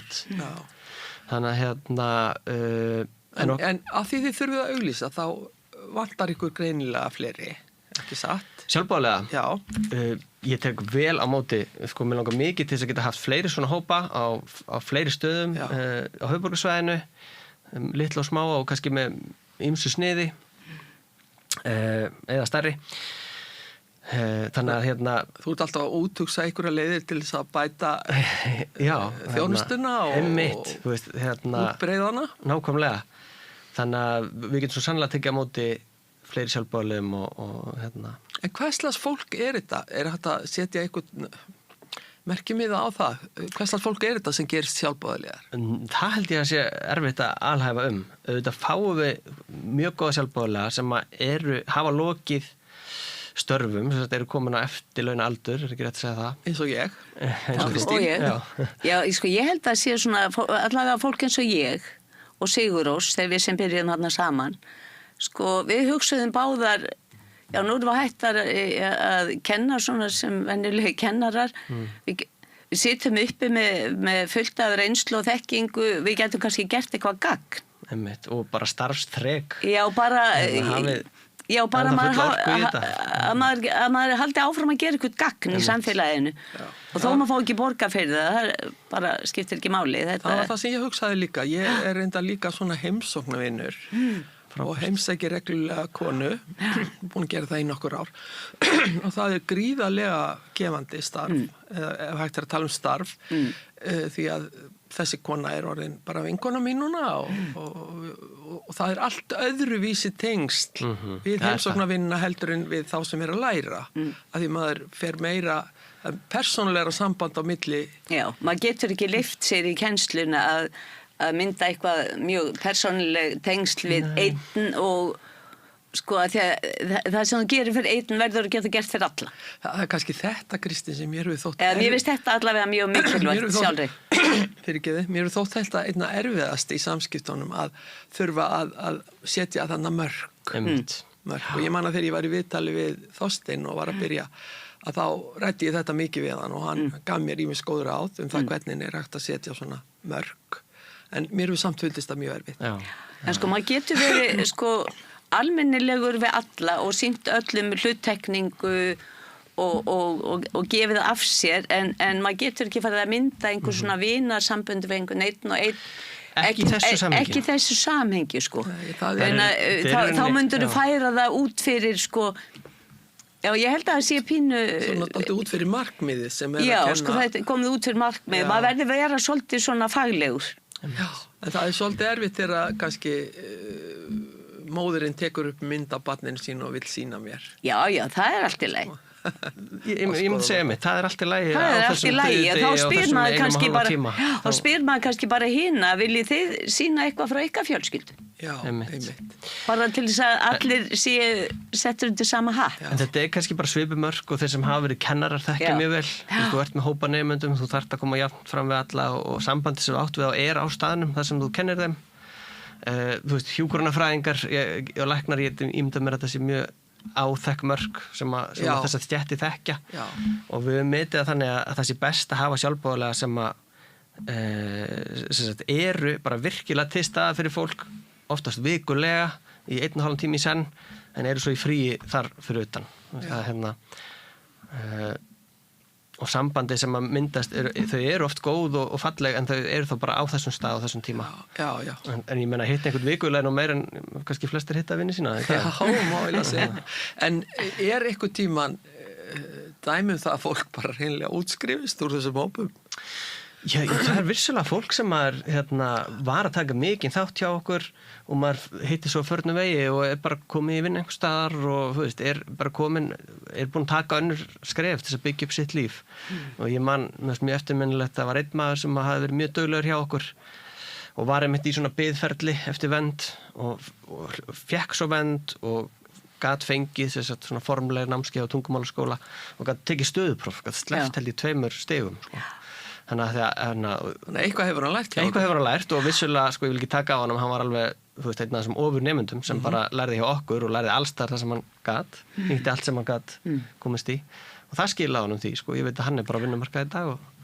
En það er, vandamáli er oft fyrir fólk, að það var einn ungur maður frá Rússlandi sem að, þurfti greinilega að komast á eitthvað skipulegra nám og hann hafði bara ekki efni á því. Já. Það kostar að fara í mými til dæmis. Já. En það bjargaðist hjá honum svo. Kannski erum við að tala sama mann. Ég held ekki, en já, það náttúrulega svo mörg dæmi. Já, en hann var svona alveg afburðaduglegur eftir stuttan tíma.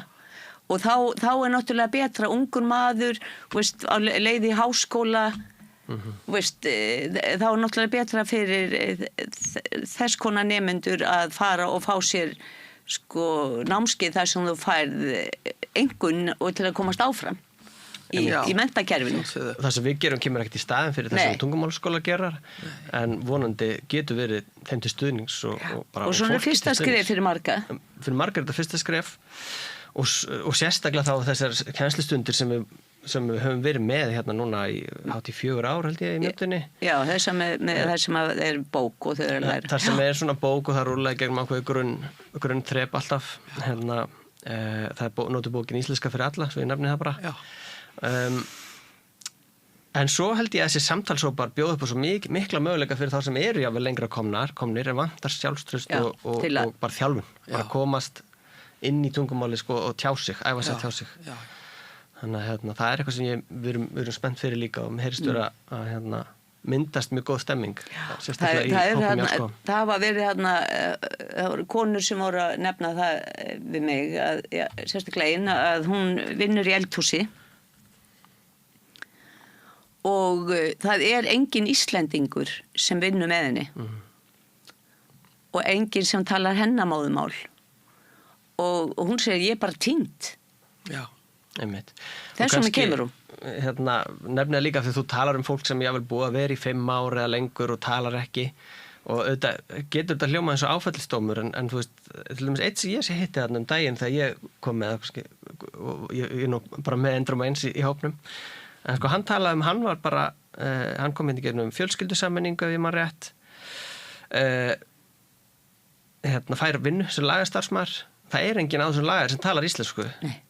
Þannig að svo er hann búin að vinna þar held ég, hvort það var 6 ár auðvitað ef hann er þar hérna, fulla vinnuviku og svo bara þreyttur og sinna fjölskyldu og öðru þetta er hlutur sem kannski hann lærir ekkert íslensku á þessum árum sem vinnur þarna. Þetta er kannski eitthvað sem að fólk hugsa ekki út í. Svo hann lokið störfum, þá er hann komið til okkar góða komist inn á vinnumarkað, þá getur það jafnvel bara lent með Já, það er til með þú vinnur í fiski það eru bara allir pólskumælandi eiginlega, meira eða minna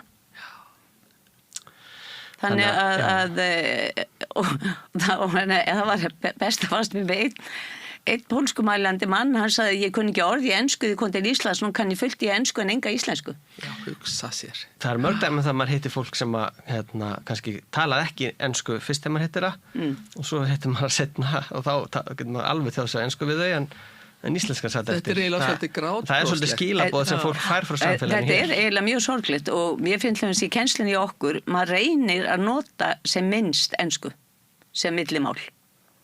Sumir kunni ekki ensku og þeir sem kunna ensku, þeir bara græða ekkert á því að við séum að nota ensku sem millimál. Nei. Það er betra þá að vera með látbragð og hoppa upp á borðið eða eitthvað bara vera með látbragðs sem er svo vélþýðingum bara beint á þeirra mál en þá verð ég nú líka að segja að þegar maður lendir í svoleiðis hóp þar sem að fólk talar ekki ensku ekki íslensku, heldur bara sitt móðumál og maður reynir sitt besta ég teki eftir því þegar tíminn er búinn þessi 1,5 tíma, ég er alveg uppgefin ég er alveg af manni gengin þetta er svo vera með þessa einbeitingu og þetta reynir svo á það reynir á og maður þarf að vera svolítið svona úrræðagóður ok, hvernig útskýri ég þetta ég hef notað voða mikið teikningar já, það er algjör snild og svo getur maður líka bara talað inn á og Úkraínumenninni gera það mikið að þeir sko bara tala inn á úkraínsku og sína manni hvað þeir meina á íslensku. Og koma með síman upp andlitir á mér og biðja mig að segja orðið. Einmitt. Og þetta er svona, þú veist, allt er gott í hófi.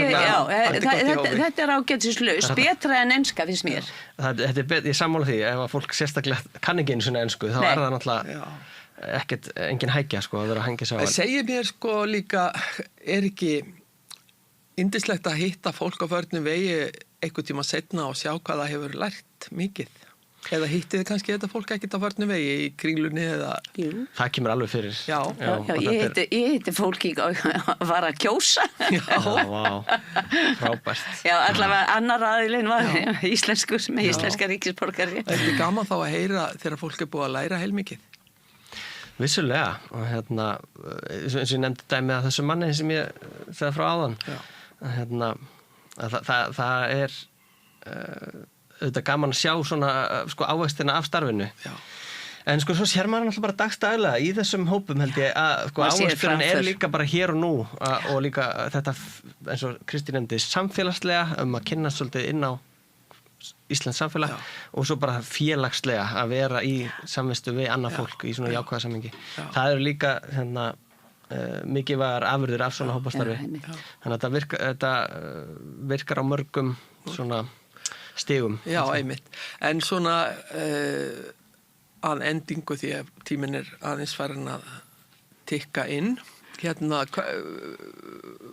Hvað viljið þið segja að lokum? Eru þið ennþá að leita sjálfboðaliðum? Bara klálega, bara sækja að gera sjálfboðaliðar. Já, það er hægt að gera það hvar?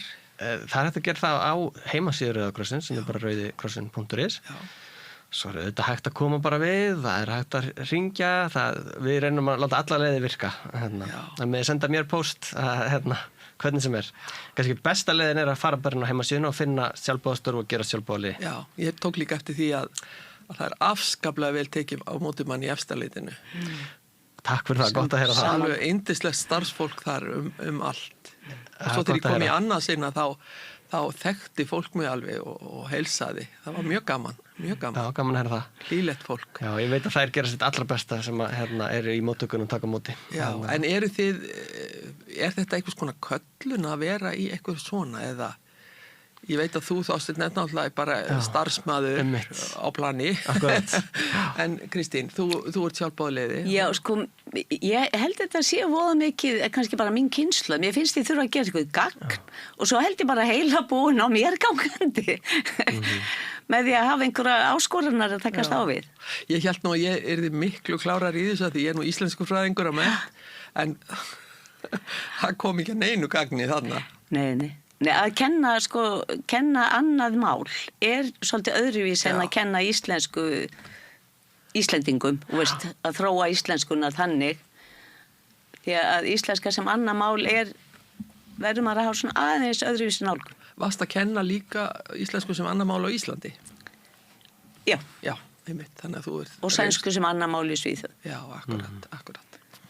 Jæja, gott fólk, það er búið að vera dásanlegt að fá eitthvað að lokum. Já, bara því þú spurðir þetta væri köllun og ég er auðvitað eins og segir, ég er starfsmaður en ég reyna að vera þakkláttur á hverjum degi fyrir þetta og sérstaklega að fá að vinna með drífandi sjálfboðaliðum. Það er það besta við mitt starf að sjá hversu góður hluti geta gerst það fólk er tilbúið að gefa af tíma sínum og þekkingu.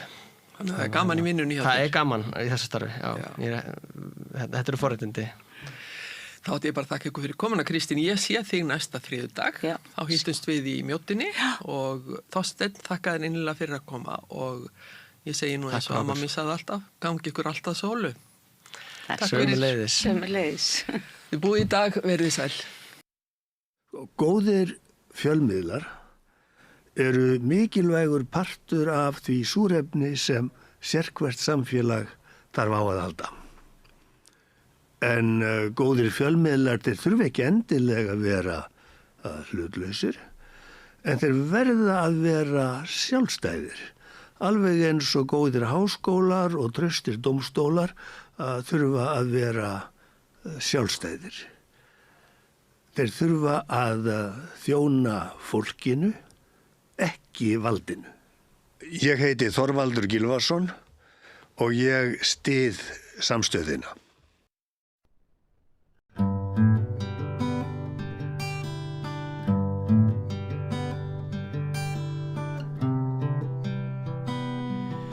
Dáið er allt án drauma, sagði skáldið. Og næsti viðmælandi minn lætur draum rætast í kvöld, draum sem mér skilst að hafi tekið 20 ár að fullnusta. Draum að verða söngvari.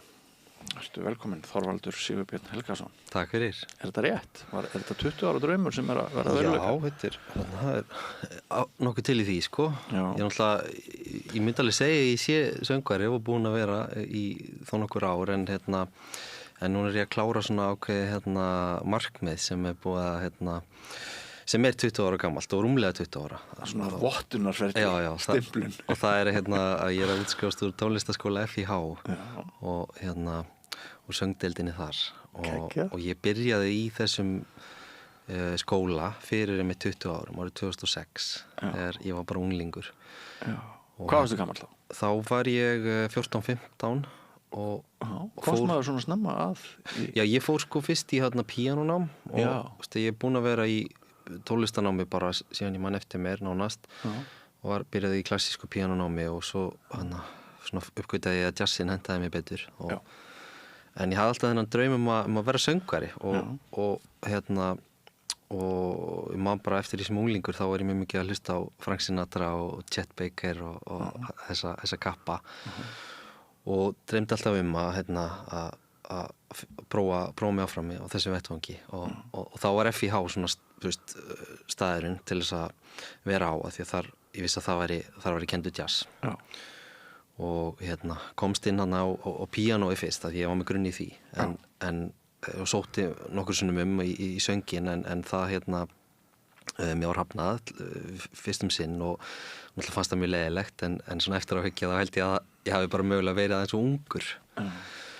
og svo hætti ég í píanónáminu og fer í söngnám í söngskólanum í Reykjavík og svo svona er þar svona 18 til kringum 18 ára aldur en svo tek ég mér bara langa pásu í tónlistinni og er bara í háskólanámi og að vinna og er rauninni ekkert í tónlist í svona tæp 10 ár þar til að ég byrja aftur núna 2021, árið sem ég var 30 og þá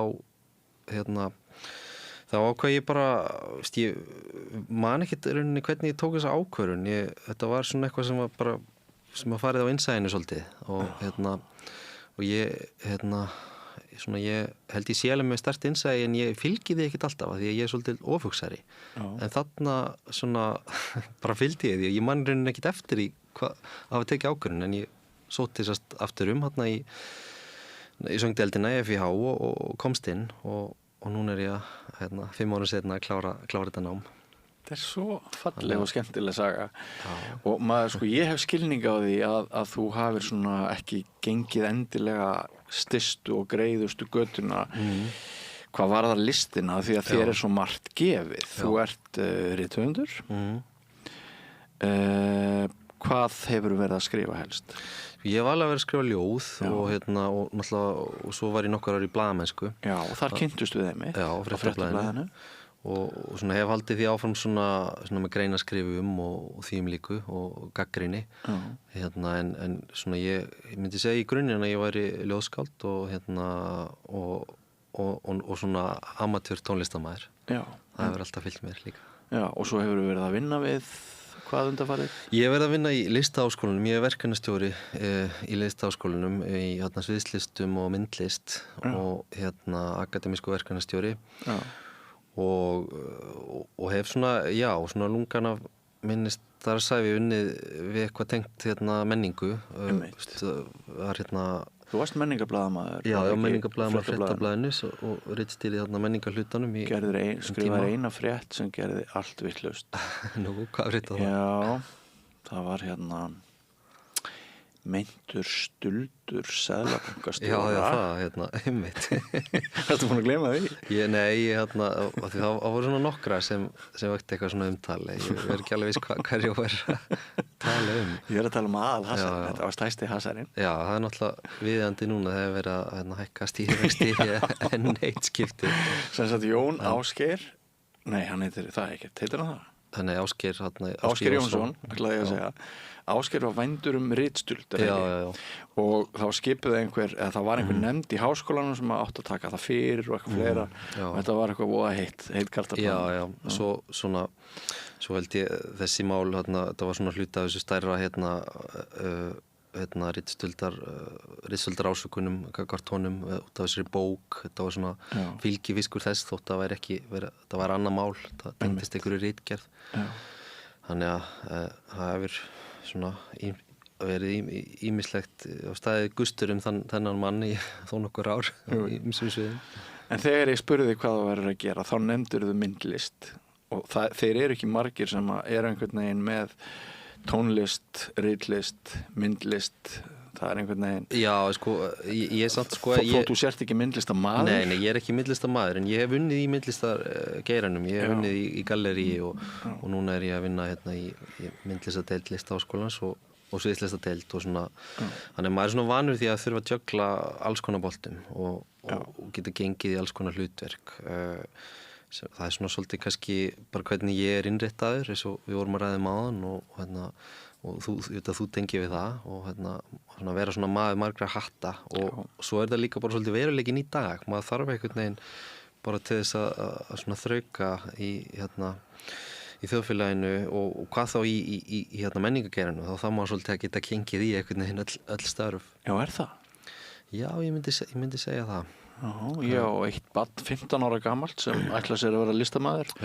Ætti ég að fóstra þetta viðhorf hjá viðkomandi? Ég myndi segja nei, af því að þetta, ef hún er bara sátt bara með passjónu fyrir tónlist og það er bara hennar og ký, þá hún þetta bara leggja áherslu á það. En þetta hitt er svona hjá mér er það meira bara svona Kunstin að komast af? Já, það er það, en líka bara því ég hef alltaf haft áhuga á svo mörgu. Ég hef aldrei bara haft áhuga á tónlist eða bara haft áhuga á bókmenntum. Það hefur alltaf verið svona sitt á hvað og með ýmislegt blandað sama við. Já.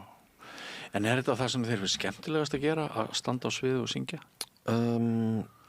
Ég myndi segja að eitt af því sem ég finnst mest gefandi í lífinu er að syngja og sérstaklega að syngja með öðrum. Ég syngi kór líka, ég er í kór sem heitir Kliður og við syngjum bara frumsami efni eftir meðlimi og ég myndi segja að þetta, fyrir mér er þetta bara nánast trúarlegt svona bara mjög andlegt að vera í hópi af fólki og syngja saman og finna samhljóminn. Það er alveg eitthvað ótrúlegt sem gerist og myndi mæla með því við alla, bara sama hvort sem þeir eru tónlistamenn eða ekki, bara ef fólk hefur áhuga á tónlist þá minnst að allir sem hafa áhuga á tónlist ætti að prófa að syngja í kór. Það er eitthvað ótrúlegt sem gerist þar. Lýsir þessu mjög fallega og ef þú berða saman við píanóleikinn, er það svona einmannalegra? Það er einmannalegra, það er meira svona sem maður er svolítið svona einn við píanó eða svona hjakkast svolítið en það náttúrulega getur líka verið alveg magíst að spila með öðrum í hljómsveit og Þú ert svona félagsvera í listinni?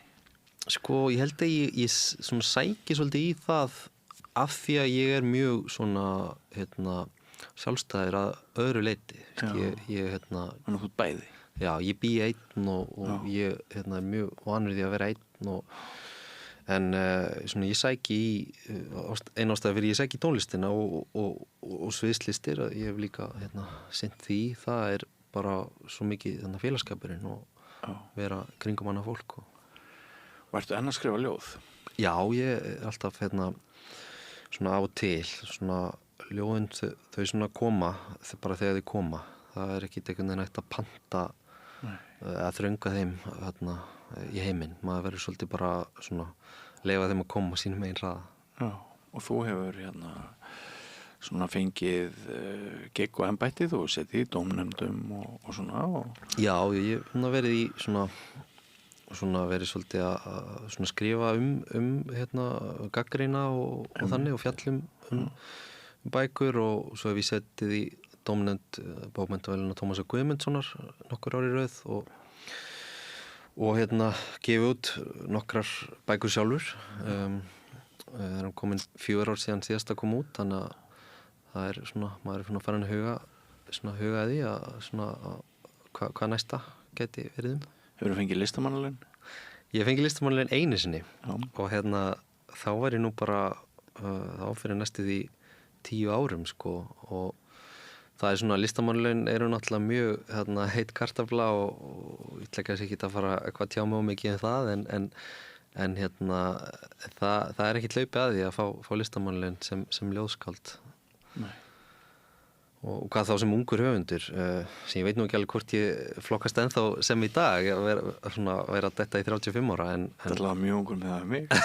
Já en menn það verið kallað ungskáld alveg til fertu sko þannig að ég ætla ennþá að halda í þann titil ennþá 5 góð ár eftir. En sko ein af ástæðum þess að ég hafði samband við þig í gær þegar ég rak augun í þennan viðburð og mér finnst þetta svo fallegt. Þetta ferðalag þitt hafi tekið 20 ár. Ferðalag sem er hápunkt í kvöld. Við erum að spjalla saman á 50 en fyrir hádegi. Þannig að núna eru einhverjir 8 klukkutímar þangað til þú stígur á svið. Og ég nefnilega ég ætla að deila því með þér að ég fór í háskóla strax eða skömm eftir að ég útskrifaði sem stúdent árið 1985. En ég fann mig ekki neinu og ég prófaði óbúslega margt og það gengur allstaðar yfir mig einhvers konar brot sjóir sko að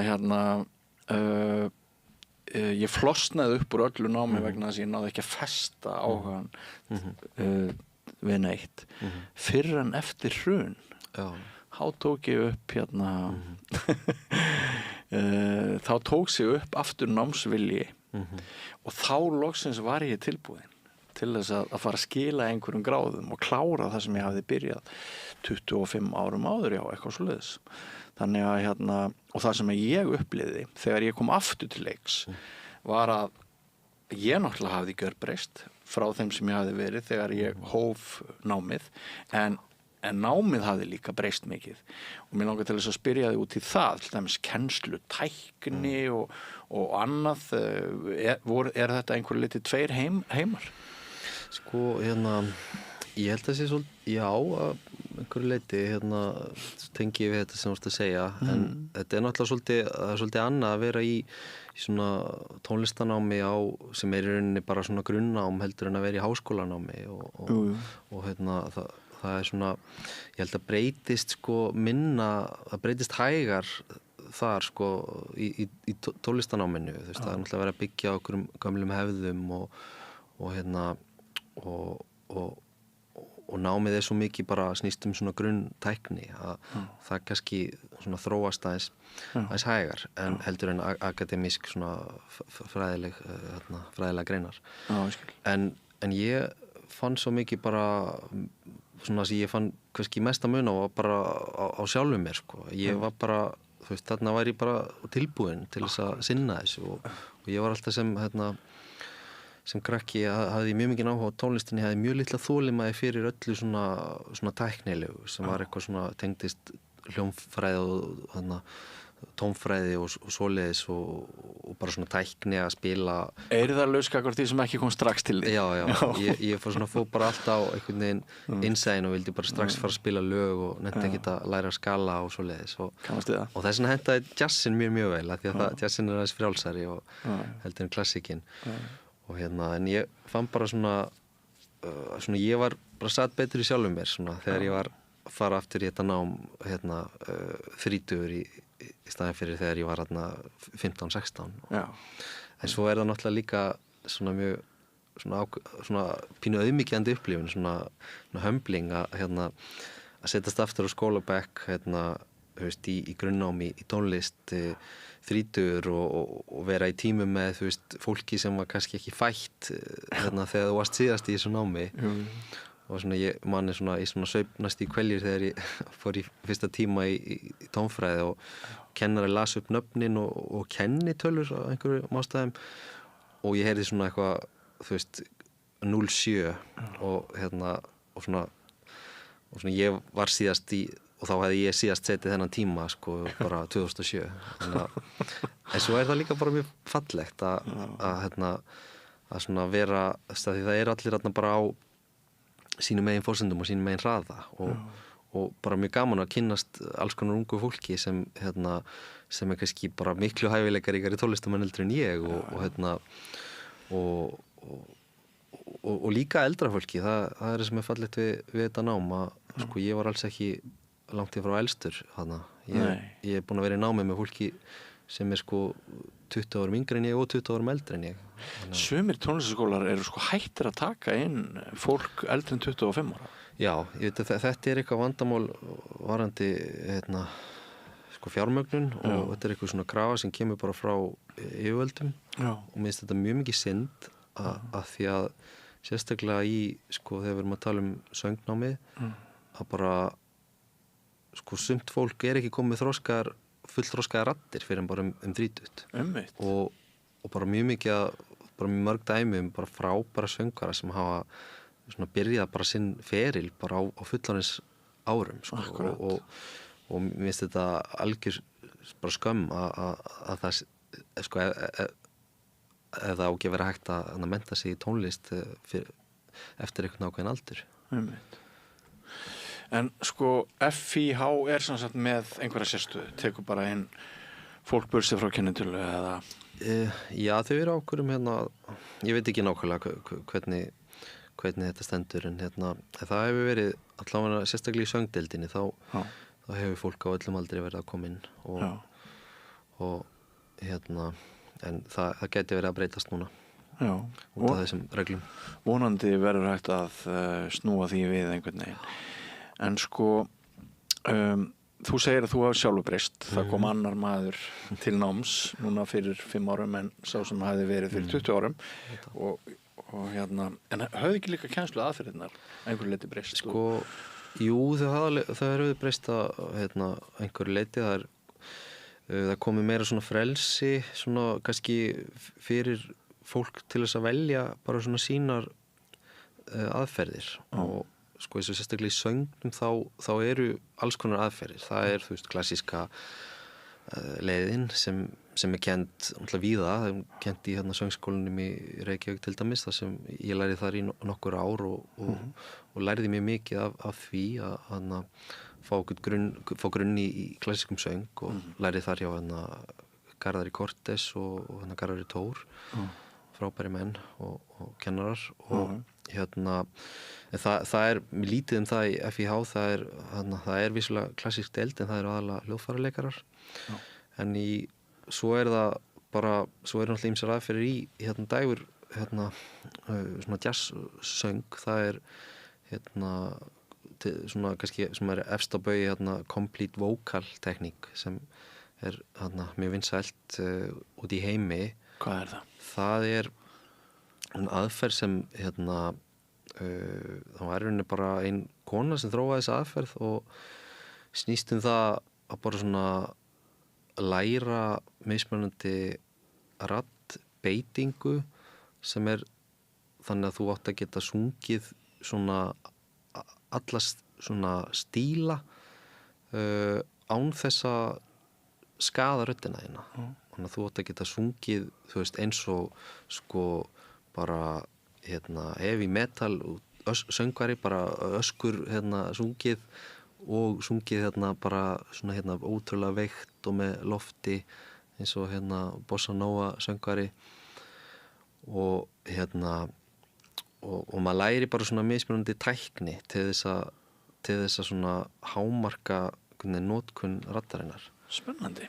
Og þetta mikið tekið sko út í heimi, þetta hefur ekki svona náð kannski einhverju svaka fótfestu á Íslandi, en það eru svona nokkrir söngkennarar sem hafa sérhæft sig í þessu og það eru söngkennarar í FIH til dæmis sem eru sérhæfðir í þessu og þá getur maður, ef maður vill læra þetta, þá getur maður farið til þeirra og svo eru aðrir sem eru bara svona með svona hefbundnari tækni sem þannig að maður getur svolítið bara, það er svona kannski það sem ég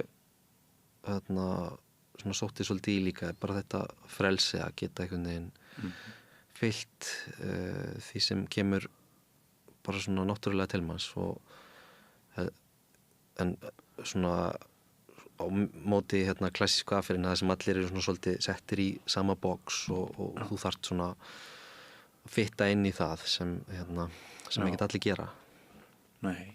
Nú í klassíska söngnáminu þá líka þessi skipting, bassi, baríton, tenor. Þú í rytmískri deild sem jazzsöngvari,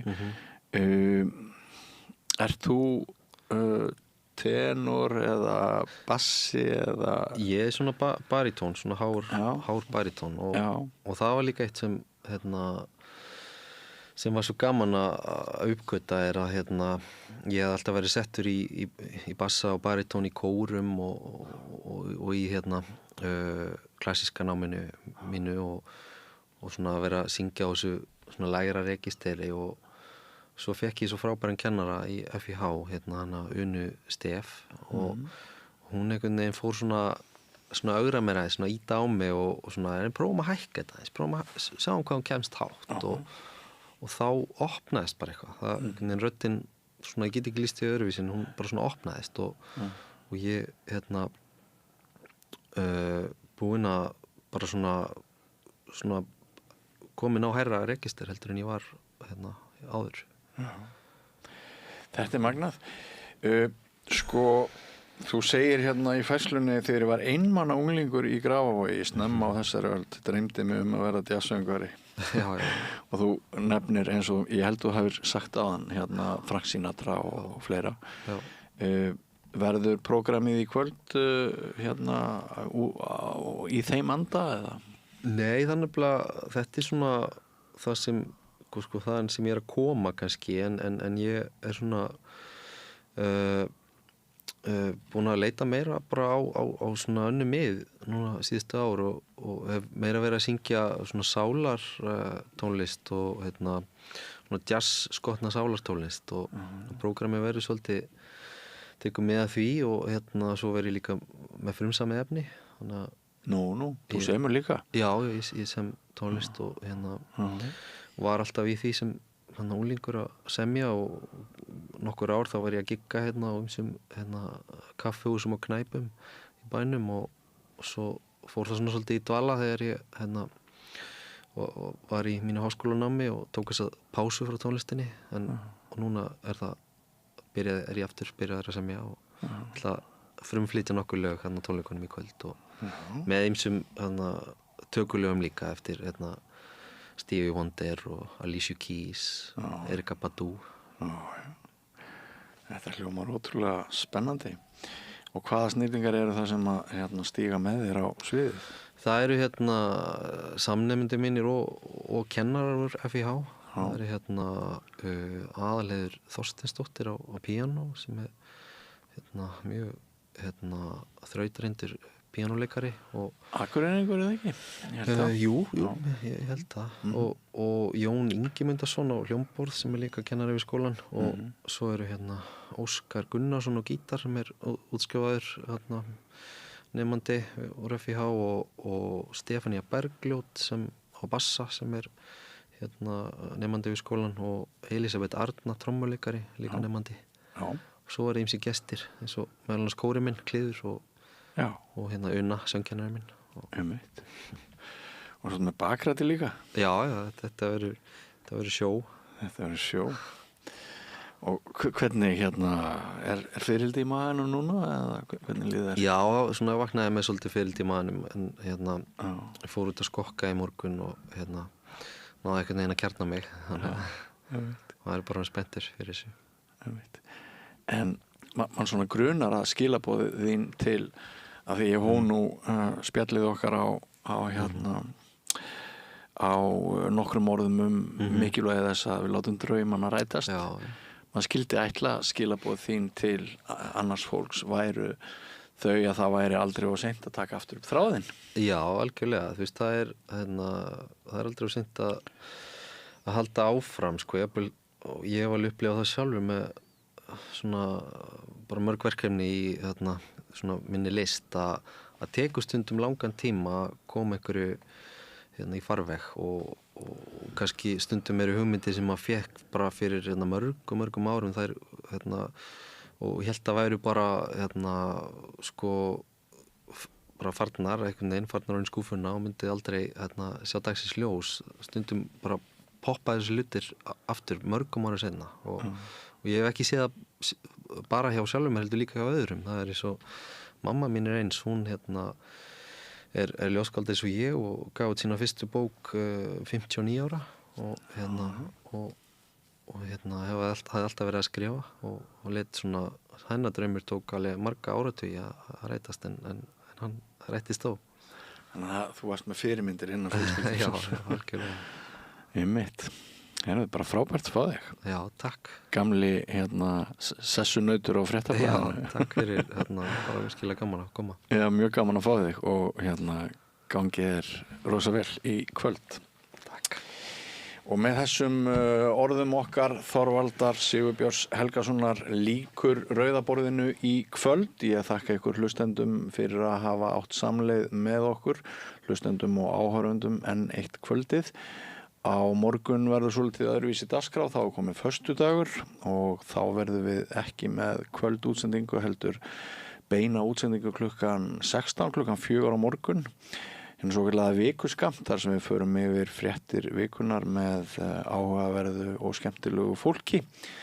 Og svo er helgispjall, lengsta viðtalssamstöðarnar í hverju viku. Það verður á laugardagsmorgni og svo úrval af efni vikunar og svo koma þeir væntanlega þeir bræður Gunnar Smári og Sigurjón Magnús með að sumir segja besta þjóðmála þátt hverjar viku, Sýni Egils á sunnudaginn klukkan 12:40. En þetta er orðið gott í kvöld, verið sæl.